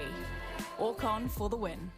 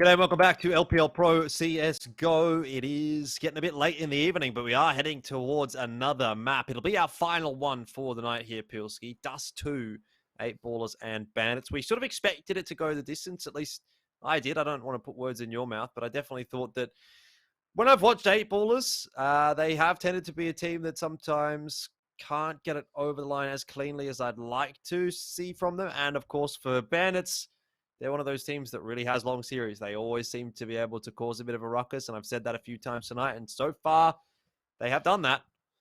I haven't really decided who I think is going to win, to be honest. I look at the Dust 2 stats of both of these teams, and neither one of them fills me with confidence. They're both equally a little bit shaky on Dust 2, so no idea what's going to happen. End of the day, we'll see who turns up in the server, because I really do think it could go either way. But teams, pretty solid AWPers on their squads. You got some boys performing quite nicely in the riflery roles as well. I think Bogey and Falcon have both been kind of standouts on their own individual maps. So, yeah, we'll see what happens. Yeah, I think that's what a lot of it is going to come down to, is which team kind of has the stamina to stay in this series and push it through.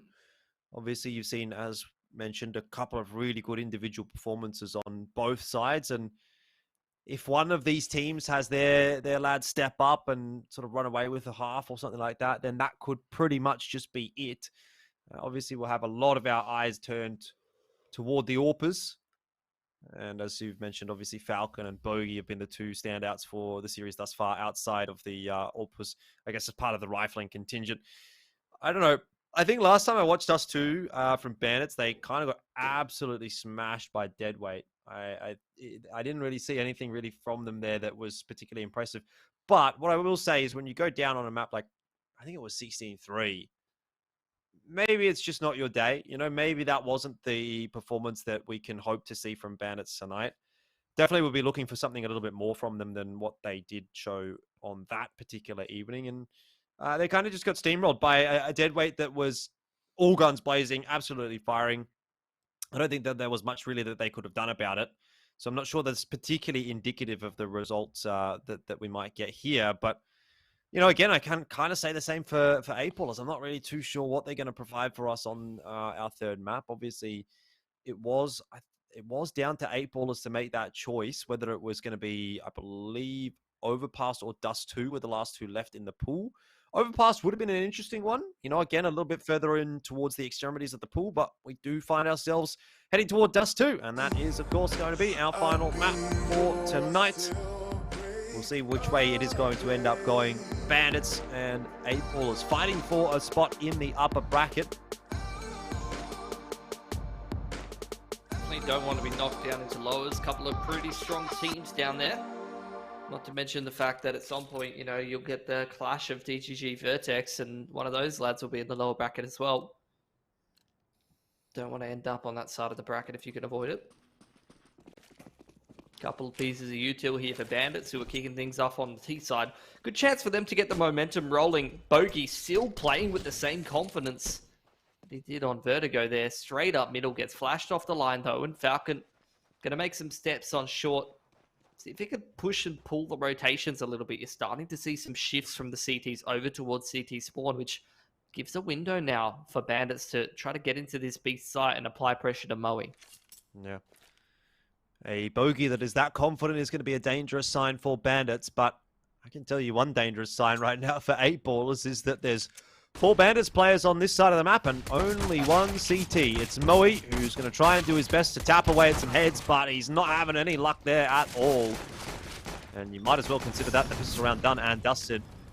Bandits are taking control of B, and 8ballers are going to have to go for the 3-on-4 retake. It's not something that gets converted very often. Yeah, definitely. Particularly when there's no kit. Well, smoke and flash to get him in there, Jordan. Nibki just turning away from any potential flash that was going to come through, and he does his job perfectly. 2 heads get taken off by him, Swanky another, and Bandits secure the pistol. It's a good pistol to get. T-side pistol gives you a lot of momentum, a lot of confidence to start steamrolling on that T-side and just put the CT economy under pressure early. Getting the force buy out here from 8ballers. Not a full investment. Are saving a little bit of extra cash over there for round number 4 should the Deagle buy not go well.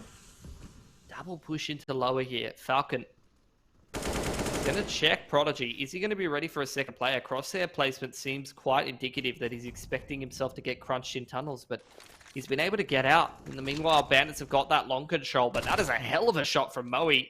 Elevator into pit onto that angle. That is sharp indeed. Doesn't happen every day, but when it does, it is something to behold. Mr. Shark might not be cleared here by Swanky, but pops his head up in the end. Does go down. Here's another chance for Moe, but Swanky is just a Mac 10 master at the moment. He's picking that weapon up every chance he can get. Yeah, some of the best Mac 10ing I've ever seen, I'm not going to lie.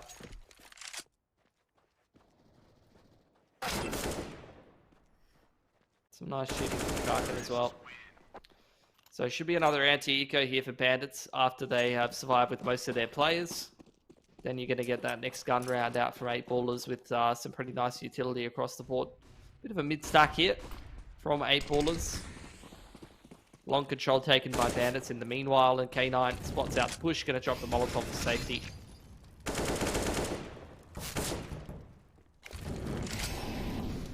Couple of nice kills coming through for Bandits already. And they have full control of the A-bomb site. You'd be forgiven for thinking that Bandits was not on the CT side. In the way that this round is looking like it's playing out. Again, with the Mac 10, Swanky this time runs out of bullets. Could see K9 wanted to hang around and stop the AK from being retrieved, but Kobe somehow managed to swindle that. Bogeyman trying to use the headshot angle, see if he can pluck another gun out of the hands of the Bandits boys.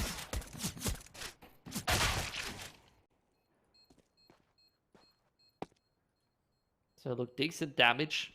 Only 3 guns taken away over multiple rounds, one of them being a Mac 10, so not too much of a big deal there. Very nice start to the T side here for Bandits. 8ballers now with this AK saved over, can double AWP if they want to, or can just go into a gun round with really solid util across the board and that AWP on Mr. Shark.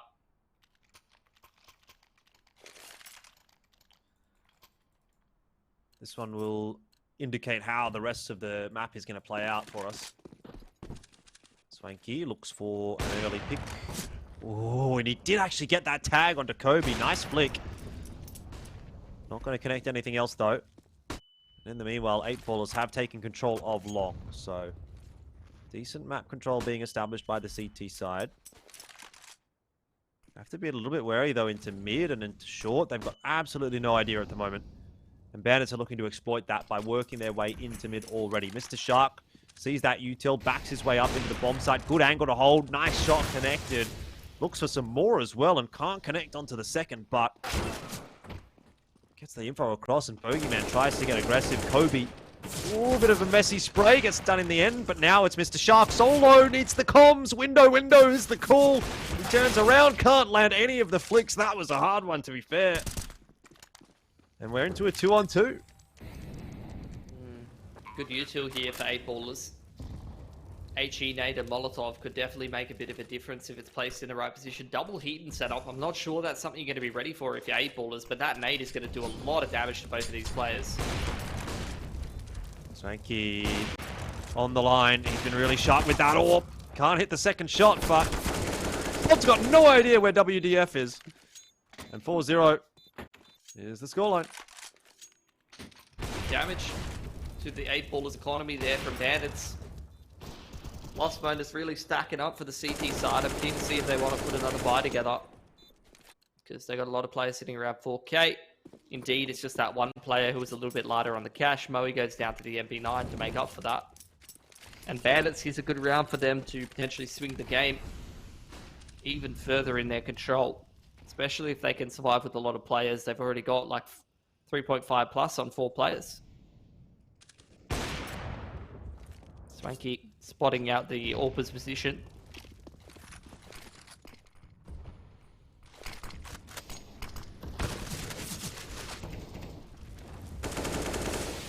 Well, this is much better already for Bandits than the last time I watched. Established a bit of control into the A bomb site. Moe is going to boost one up. The bomb plant won't quite be denied. K9 sacrifices his life for it, though. We are in a 4-on-5, which is definitely still doable for Bandits, but this is going to really test 8-ballers on the CT side. How good are they on Dust 2? What does their retake look like? Nipkey, he'll drop Bogeyman.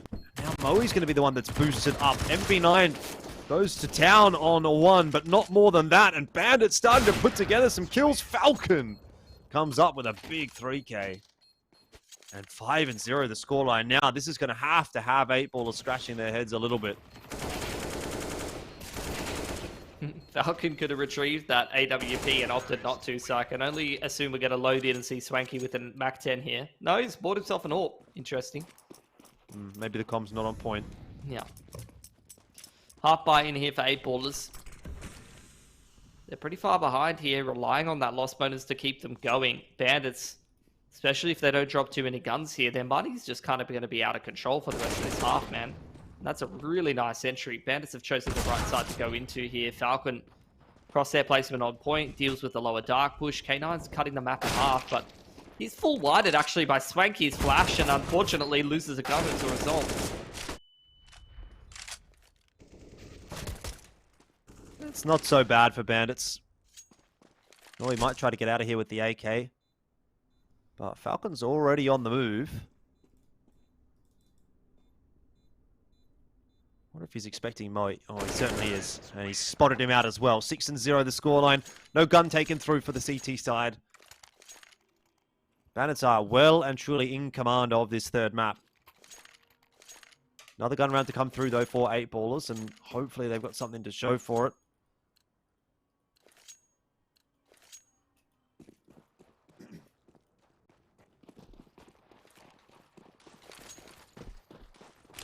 Big fight towards long here. 4 for 8-ballers, but Swanky's going to open up straight through the flash.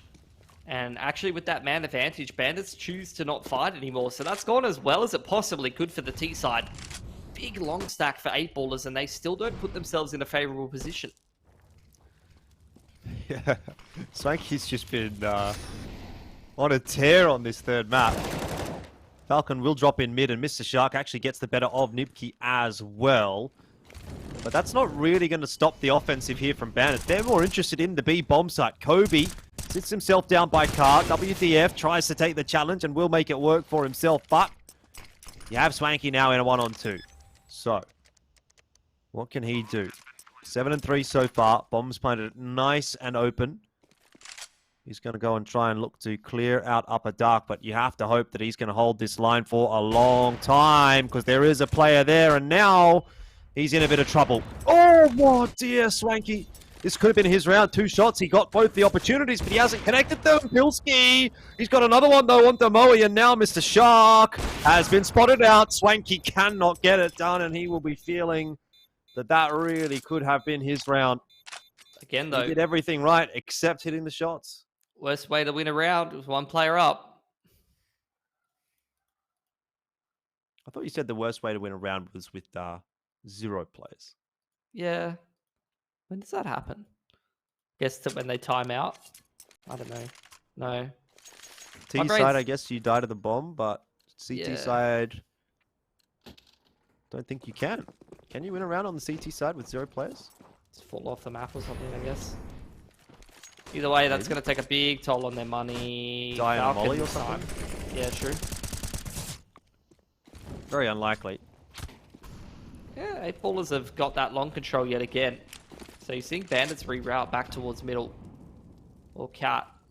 Kobe's solo on that side of the map with only a Fatmas and a Flash. So if he gets pressured, that is really going to be the sore spot for 8 ballers.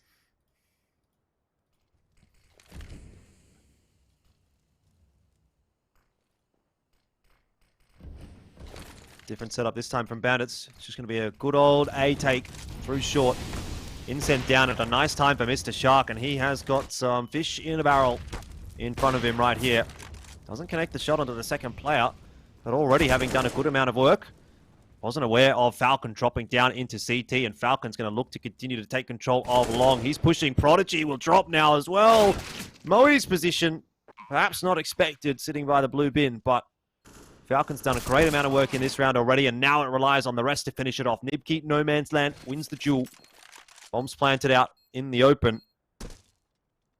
You'd love to have a player down in pit right now for Bandits. Not going to be required by the looks of things. Trades are coming through thick and fast. And Bandits will reset the 8-ballers economy. Yeah, that's big. It's a big, big round.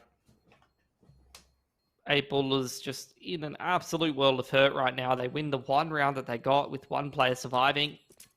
And in this round, I mean, Kobe is going to be left alive with only a Famous. It's not even really something you consider worth saving for the most part. So I'd assume 8-ballers straight back on another half buy around the Famous and then put a buy together in the next.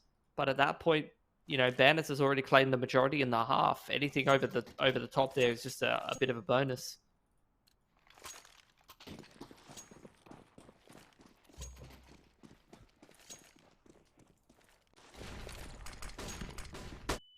WDF going to lead that charge. It looks like it's a contest on long from 8-ballers. They've got the pistols out and they're absolutely destroying Bandits. I mean, it's a 2 for 2, but given the fact that Bandits have the guns, you'd expect them to trade a little bit more effectively than that. So Swanky now, oh, he doesn't want to hang around too long. That FAMAS time here for Kobe is going to work out in his favor, but obviously Bandits are going to hightail their way into the B-bomb site. It's winnable. Kobe has a kit. But I think they'd much rather hold on to the AWP and the rifle. Kobe going to play for an exit here.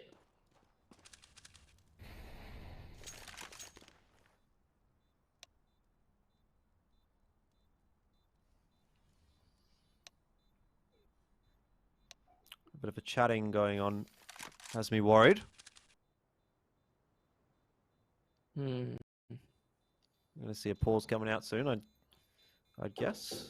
Maybe someone just asking for clarification on HP. Perhaps Swanky inquiring as to Kobe's HP. 8-1. That was a fair few guns taken out of the hands of Bandits, so that's going to give a bit of a window in there for 8-ballers to come back. Potentially reset that cash if they're able to put a couple of good gun rounds in there and make the half look a lot less woeful than it is now. They really need these 2 next gun rounds in a row, and they can actually make this like a 9-6 half. Easier said than done, Pilski. Bandits, I think, are going to be looking for something a little better than 9 and 6. Oh, beautiful. Good nade. And K9 will drop as well. This is a little bit more unconvincing from Bandits than the previous few rounds.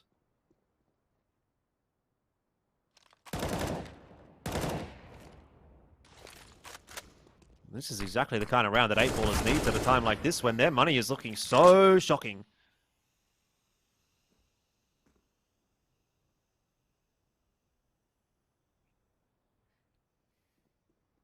Don't want to lose any more guns to Nipkey here. But 8ballers, like I said, 2 clean gun rounds in a row and they're cooking with gas. Well, this would be 1. Moe's so focused on doing fancy utility that he might get himself killed. Nipkey is going to run him down in the end. So just doing a little bit more economical damage. He's got 30 seconds here to work with, Nipkey, so you might be able to find one more. Don't know that he's going to be expecting a swing from Kobe in that position, but there's a good tap on the Bogeyman. 3 Needs bullets. to look behind him. Don't know that it matters the amount of bullets he's got because Kobe has found him. 2 to 8 is the scoreline, but the money doesn't build up as much for 8ballers as what it could have.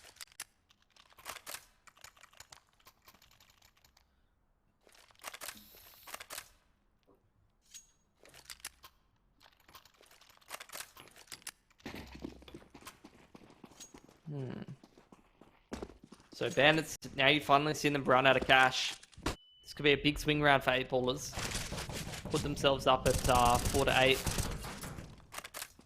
Start to recover this bad scoreline a little bit more.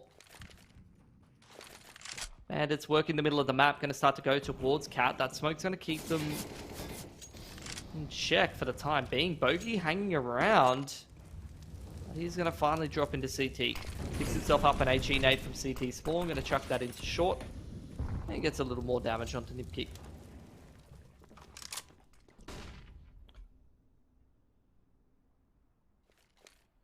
Yeah, fairly awkward buy for Bandits.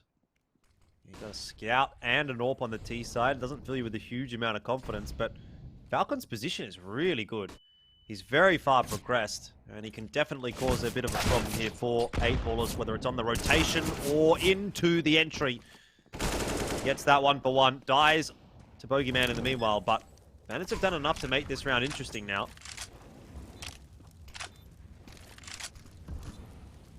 Swanky's also been able to clear out uppers.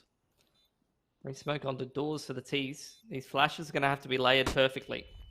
9 in a good spot. Nice headshot. Gets rid of Bogeyman, changes up his position a little bit, buys some more time. 8ballers starting to second guess themselves. And off they go. So you said they needed 2 rounds in a row, Pilsky. They only got 1. What does that mean now for 8ballers? It's like a more even money position. Gonna have Bandits. Dropped a second gun there, so one of them's gonna be a bit poorer this round. It's probably gonna be Falcon to go no util, and 2 AKs dropped over. Whereas 8ballers, they've still got that lost bonus built up, so you're still gonna just see a bunch of drops over, and they're gonna put together a totally fine buy. Look, the reset potential is still there for the boys on 8ballers. But they're running out of rounds to benefit from that reset as we near the end of the half.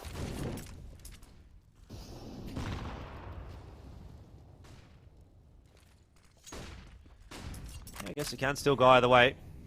Look, 6 rounds for 8ballers, it would definitely be something to work with, but there is every opportunity that Bandits is still able to run away with this half. They've done a lot of work. And it's been really good on the T side from Bandits. May be able to get themselves another victory here in LPL Pro.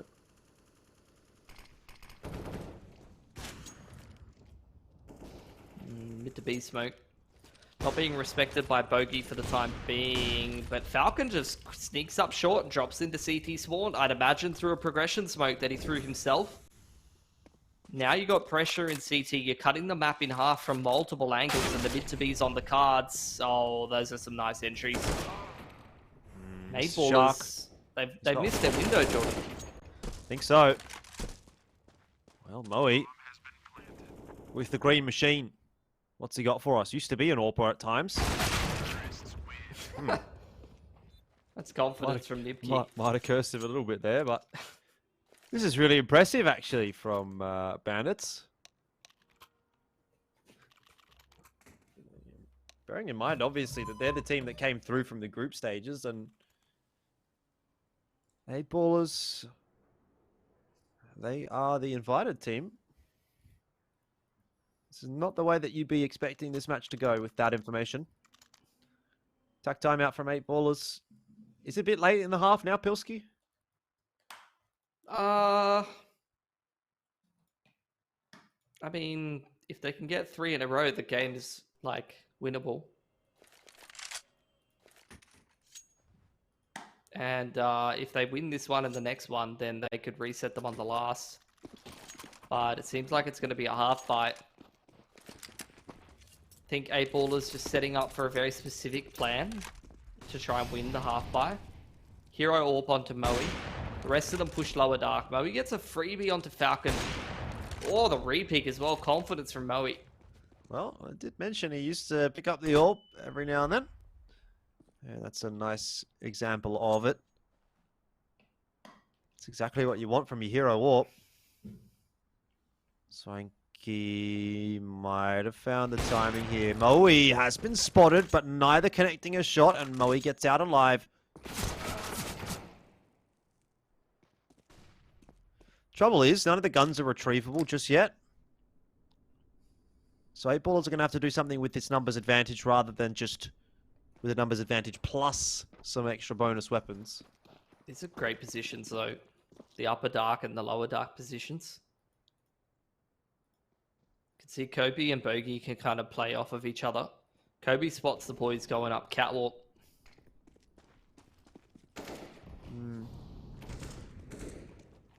Ruby in close onto Swanky. Gets it done with the 5-7. Spins around.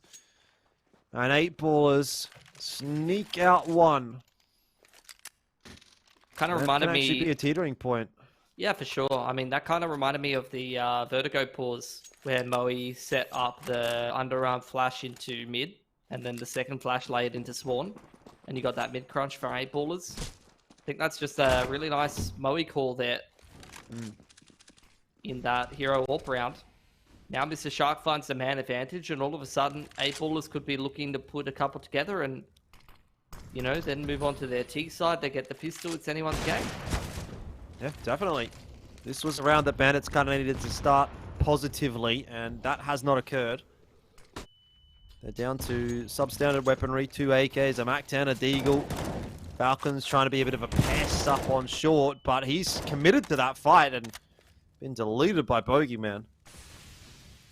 Starting to feel a bit more individualistic here from Bandits rather than what we saw earlier on in the half. A lot of trade frags, a lot of working together.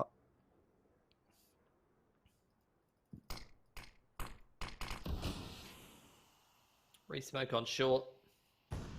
Bandits kind of stuck in no man's land in middle here. Enough new kill to go mid to B. Over adjustment from Mr. Shark. Gets him punished. Nipkey picks him. Still 2 players on this B side of the map though, and you might have a bit of a misread on the numbers over here if you're Bandits. Oh. K9 with a sharp shot, but is he expecting Prodigy? Well, now he's got the info at least. Does have to turn around and have a look into mid. Oh, WTF, he is going to be checked, and K9 has to do it himself. And to be honest with you, Pilski is doing a mighty fine job of attempting it, but he cannot get it over the line in the end.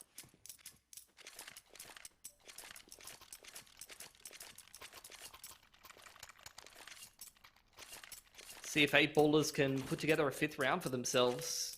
That could make Dust 2 incredibly winnable. Now onto the double AWP here between Mr. Sharky and Moe for the last round. Up against the half buy, or the force rather, with techies. Need to be careful of the AWPs.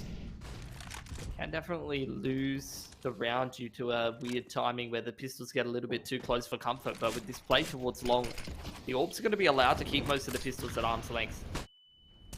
Bogeyman will take the challenge, and he looks to have answered it relatively well until Swanky rolls in with the Tech 9. One plan's going to be a little difficult to achieve. Still a lot of util to play with for the 8 ballers. Molly and a nade on Mr. Shark. Prod's quite close by as well, but they've gotten it back to 3-on-3, and WDF has got a rifle. So there is still a chance, especially if Prod doesn't check this angle. K9, he's expecting one more. And Bandits might be expecting one more round.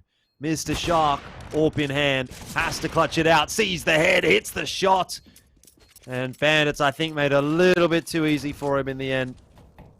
Too many angles given away to him. Good attempt with the Tech 9, so that round was a very winnable. That's a bit of an overpeak, I have to say, from WDF. Yeah. He swings ramp before Mr. Shark even really gets into pistol range, and that forces K9 to take a duel that he never really wanted to. I have to say, that's some pretty sharp shooting on the AWP as well, but just not really the ideal way to play that 2-on-1 anyway. Well, it could have cost them one round, but at the moment, you'd have to say it doesn't feel like one round matters a lot. 10-5 for Bandits is a fantastic first half scoreline, so let's take that at face value.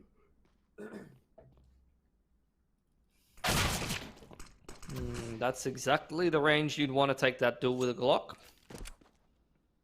Smoke towards Xbox here for 8 ballers as they creep their way up short. Still enough util to get them onto this A side if that's where they want to go. Their options are open to them. Yeah. That said, definitely a few Bandits players lurking on this part of the map. So it could go very wrong for 8 ballers if some good shots come through here from Bandits. Swanky, though, is having trouble keeping them at arm's length, and inevitably he'll fall. K9 couldn't do too much either. Falcons coming across on the rotate as well, and Bandits, not the start to the CT side that they wanted. Falcon check. Well, he's got that one locked down. 8 ballers, they're in it. Pretty woeful scorelines at some points or another, but they are well and truly straight back into the swing of things. Yep. Now staring down an anti-eco. If they deal with this one, look, Bandits will be on that M4A1 spy. Check out this mid push. I'm checking it. And hopefully Mr. Shark is checking it as well. He's hightailing it back into spawn. He's got his smoke down there as well, and he's called for some assistance. He seems to be okay. Kobe, well done. Nice spray with the Galil, and Mr. Shark finishes off Swanky. So, I like the attempt from Bandits.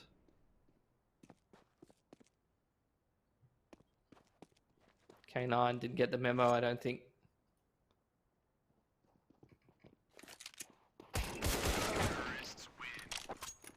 Five alive for 8 ballers, the ideal result. Still a whole lot of util left as well, but they won't have to rebuy. So their money situation looking exceedingly strong. Moe's got a spawn for B. Whenever I see my Mac 10 player with a B spawn, that's really a tempting prospect. But it seems like 8 ballers... No, I don't know.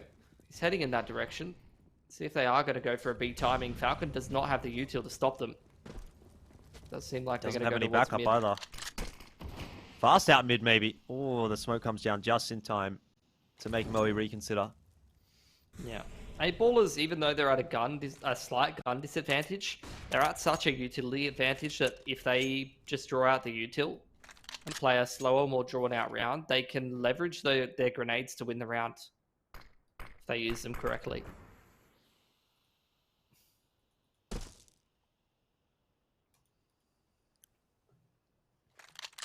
This is definitely becoming a drawn-out round. Yeah. You can even see it from Moe, like the pacing. 8 ball is well aware, like every smoke they use or at this money scoreline, like is just gold for 8 ballers. That's why they're not doing anything. They know that every single grenade used by Bandits, they're just getting further and further ahead.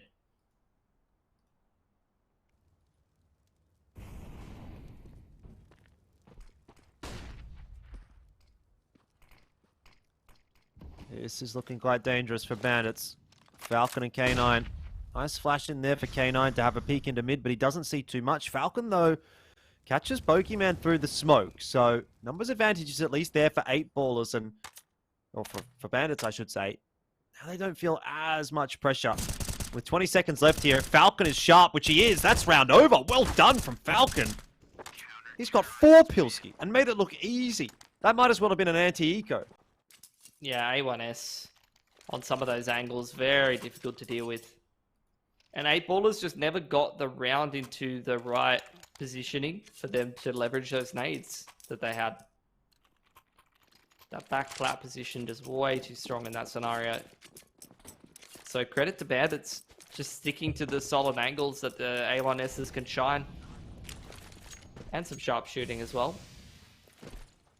Bandits stuck towards long, the long spawn this round, and they take that long control. WDF's left over there, and he's got a lot of util to sit back on. In the meanwhile, 8ballers, a lot less grenades than that last round. They try to go for that timing out mid. But as the smoke goes down, they're going to cancel and go towards Cat instead. Money's looking pretty low for 8ballers, so an important round ahead for them here. Boost up for Falcon. Danger territory for 8ballers if they get this wrong. Falcon's been sharp, but CT's going to fall off after the smoke fades. And Falcon in the end is the one that will lose his life. Moe. A nice aim duel for him to win. And once again, another twist and another turn here in the second half of Dust 2.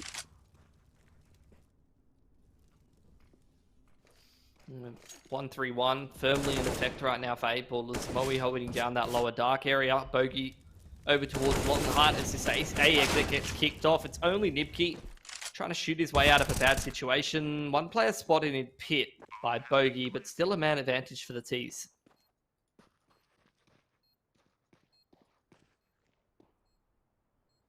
Definitely winnable though for Bandits. They've got a kit there for K9. Heads are being spotted. K9! He's been sharp today, so I wondered if there was a chance.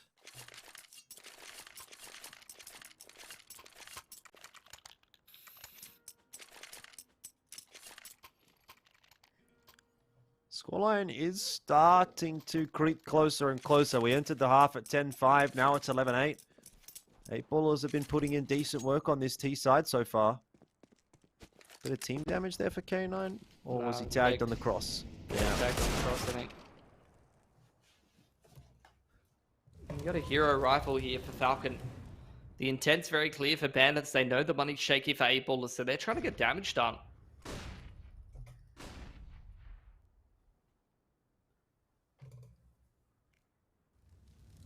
Well, Falcon is just keeping his head down, but he's going to be forced to take the fight off the molly, and it's not going to go well for him.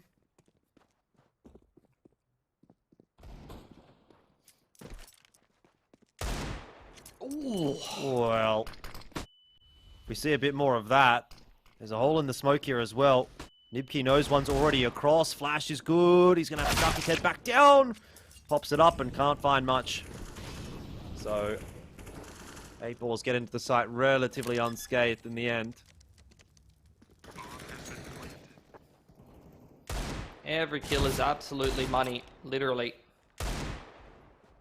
for Bandits. Got the flank coming in through Long Heart. Deeks trying to get a little bit more damage done. Doesn't seem like the round's super winnable, but...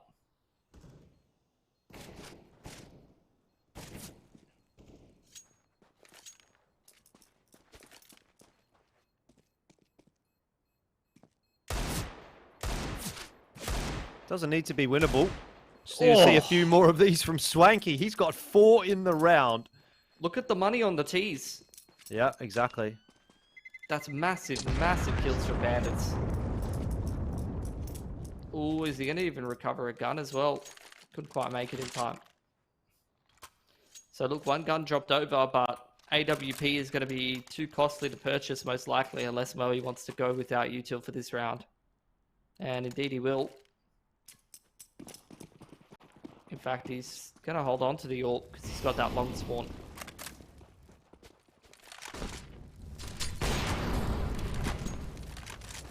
Nice molly. Couple of tags onto Moe, but nothing substantial. Better start to the round here for Bandits. They haven't lost a player early on in the piece.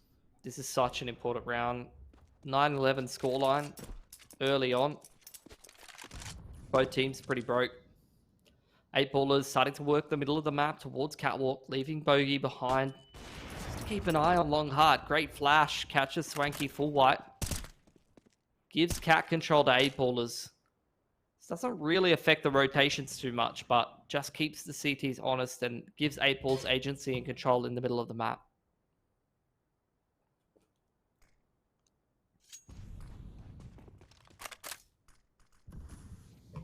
Yeah, Falcon's going to duck himself back in toward the B bomb site, but Swanky now starting to come across. He's locked behind a smoke, and he's going to fire a couple of spam shots on through. Info's definitely there for Bandits. They know what's coming, and Falcon holds strong. Nipkey getting himself one as well, but a very sharp shot from Bogey makes the difference.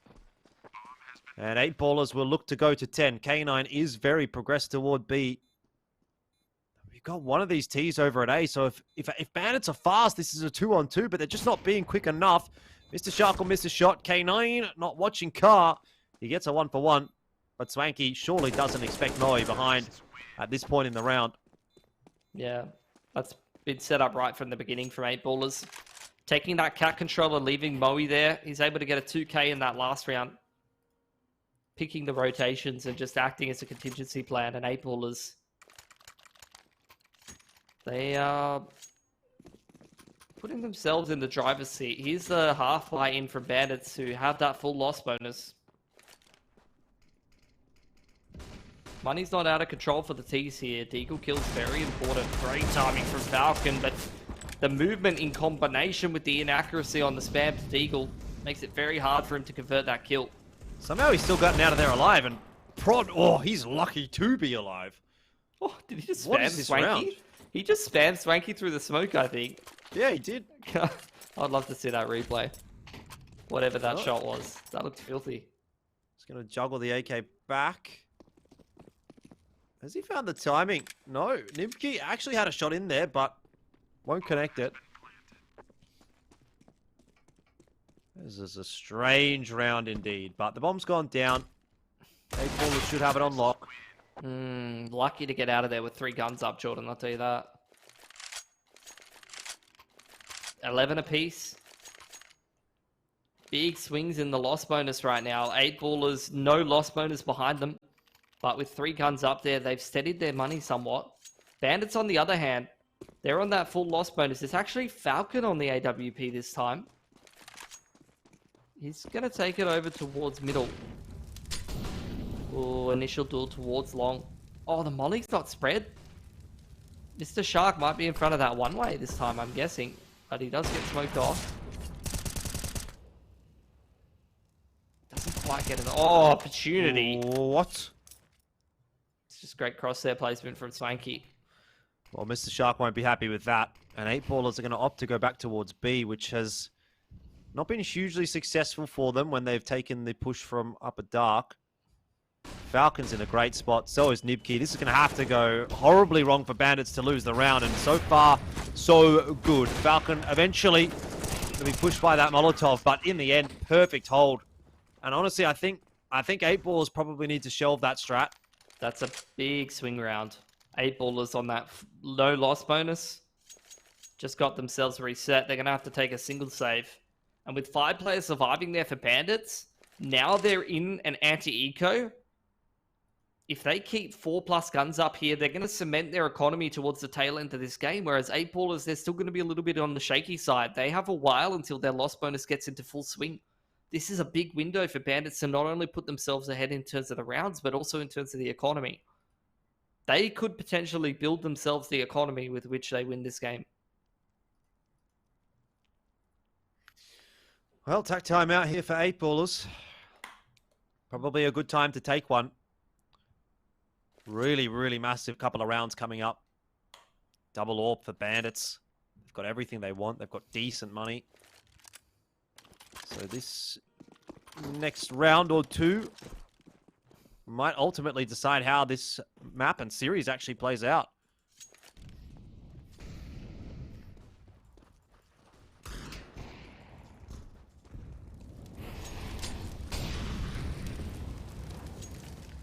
Quick cat control here for 8 ballers. Oh, that's a big pick. There's a gun taken out of the hands of Bandits, and that's going to kind of unsettle their rotations. Bombs dropped outside of B tunnels, though, which is definitely not ideal. If nothing slows down 8-ballers, that definitely will. Yeah, Falcon has chimed in with one and another. His secondary AWPing has been pretty impressive. K9 also looking set to deal with this push over toward the A bomb site. He's going to get that one covered off pretty easily. Moe is still a threat, but you have to think now 4-on-2. Surely nothing can go wrong for Bandits now.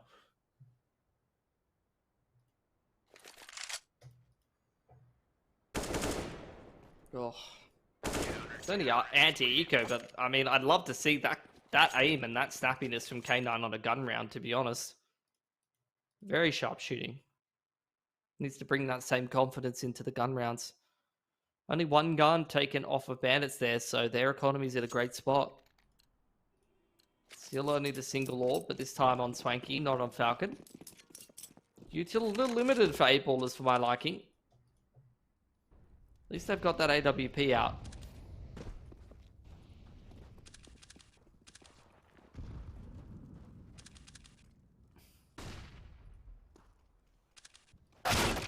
Oh, that is really unlucky timing. All right, well, what does 8-ballers do now? Because if the pressure wasn't on already, it is definitely starting to creep its way into the heads of 8-ballers.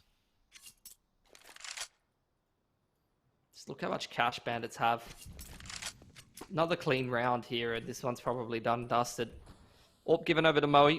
He's trying to find one of these CTs, putting a toe out of line in middle, but with only one smoke left, especially with it being on Moe, this is probably just going to be a mid to B, and that is going to be a death trap with K9 boosted on the box.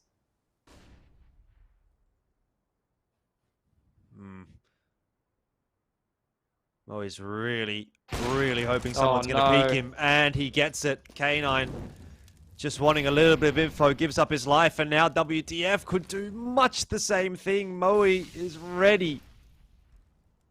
Here comes the 8-ballers, straight into mid. No peek coming through from any of the CTs in CT spawn, but Falcon, again, is just way too good. Oh. Swanky kept his head down, but Bogey will double down, and WTF sees Moe back into the bomb site.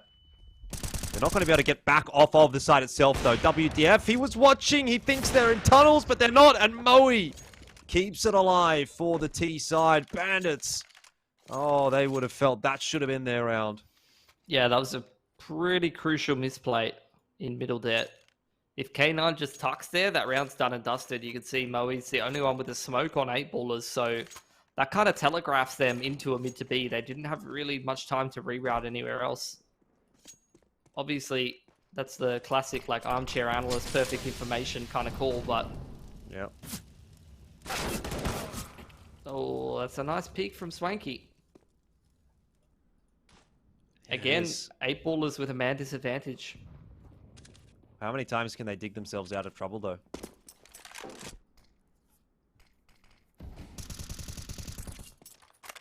Gonna start work in the middle of the map towards Catwalk. Moe.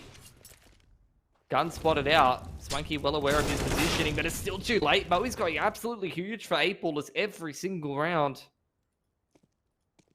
Stepping up when it's getting real. But it's still a 3-on-3. So Bandits can definitely still walk away with the win here. Falcon just no idea that anyone is going to be. He's made the wrong call. He's rotated off. He was watching mid. I just saw the expression on his face. He was like very unimpressed. Yeah, I reckon someone's made a call and he's reacted. Yeah. And he wouldn't be too happy with it because he could have been in the perfect spot to shut that push down. Bloody hell, this game's delivering. This third mapper. Yep.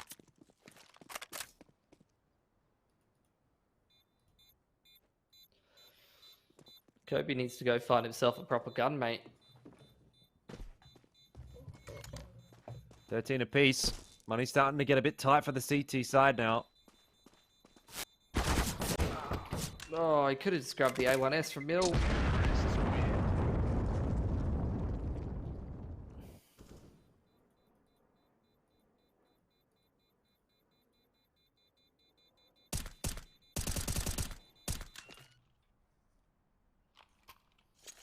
Money very shaky for both of these teams, actually. Bandits going to half buy down to 2k. So they're going to give themselves an outside shot at winning this round. But they're playing for the long term with this purchase. They know their loss bonus is starting to set up a little bit more. Prodigy on the line. Footstep made by Kobe kind of baits Falcon into the peak there. Great discipline from 8ballers, holding all of those lines on the extremities. Well, I wonder if Bandits have just given control of this map over to 8ballers now. Nibki and WDF have not found a way to get involved in this round yet. But the T's are playing very reserved. Yeah, they're being rewarded for their patience. It's exactly how you want to kind of play an anti-eco round. But if they make the wrong call here and walk into the 2 rifles, maybe something can still happen for Bandits. I think 8ballers are literally 100%ing this round. They hold all the extremities. Now they're going for the mid to late round into long. They're using their util very nicely. They've got the deep CT smoke instead of the wall of smoke to minimize risk even further. That literally couldn't have been a better round and a better call from 8ballers. If nothing else for Bandits, at least they should be able to keep these guns alive. Maybe not WDF. Timing here is not going to be very good for him. But Nibki most likely going to be okay. This will be the 14th for 8ballers though. It's been a good fight back from them.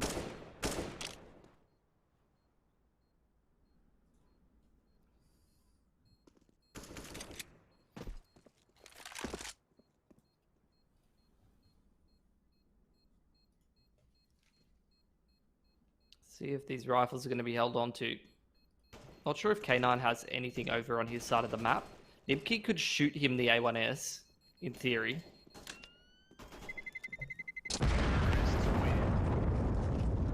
Which could be borderline suicidal. I think it might be.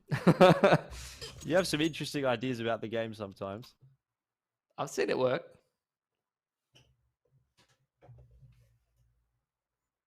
Couple little taps and the old mate's got himself an A1S.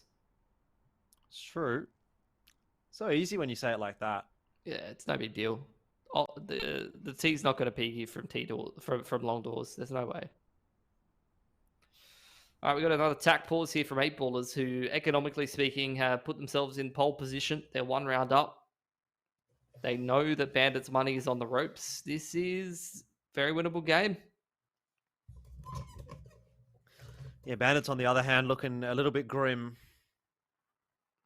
They knew this was a winnable game, and now maybe it's going to be a really tough one to get over the line. Definitely could have been Bandits to walk away with the win 5 minutes ago already. This might be their last attempt at it, Bandits. Have to win this round. Got everything you could need. Again. Yeah, I was going to say Swanky not taking the AWP this time. It's Falcon. Look, when the guy's 26 and 20, he's probably been your best player on this map. I think you let him do what he wants. If he's feeling the AWP, go for it. Swanky boosted up on the mid to beat angle. Oh, Falcon. AWP diffing Mr. Shark. It's a big performance in a round like that. Well, I think it justifies the fact that he has taken the AWP in the round. No doubt. Util for Bandits really relies on well-timed mollies and counter flashes. Not too much support here on the A site for the ramp player.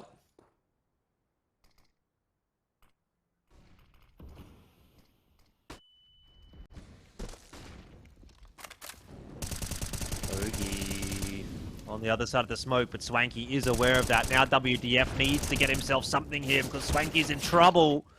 1 for 1. That's fine. Nibki's progressing his way up long, ready for the challenge, ready to take a fight, but too many options.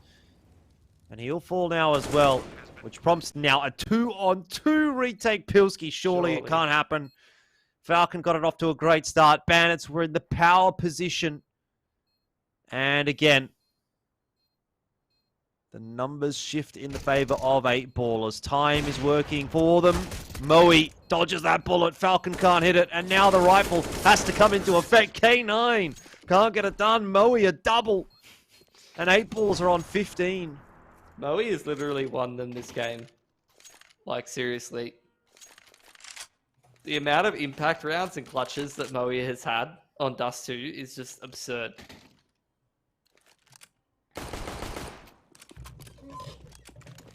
Was there a second AWP on the ground there? I don't know. There might have been. I'm not great at counting, to be honest. Got some good long control for 8 ballers really early on here. So they should be aware that the AWP's probably towards Cat. They're actually going to speed up.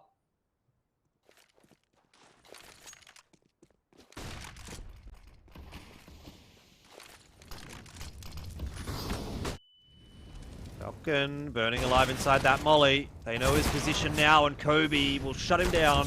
It's the beginning of the end.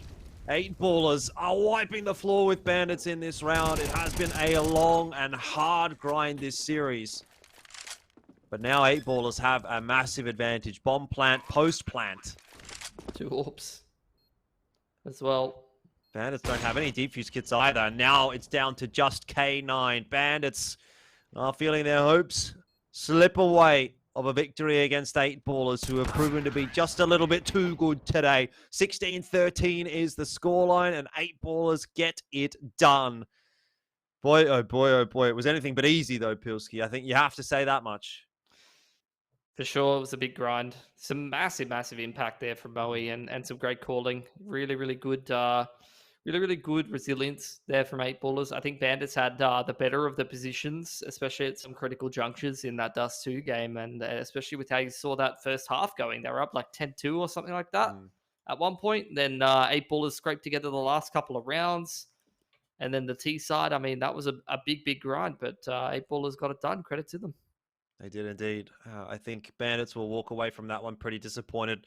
Would have felt that they let a few opportunities really slip there. And, you know, you go back and look at Dust 2 and there was any number of rounds that probably could have, maybe should have, in some cases, gone their way that didn't end up getting converted. And they would have really been big difference makers, whether it was a swing round or not.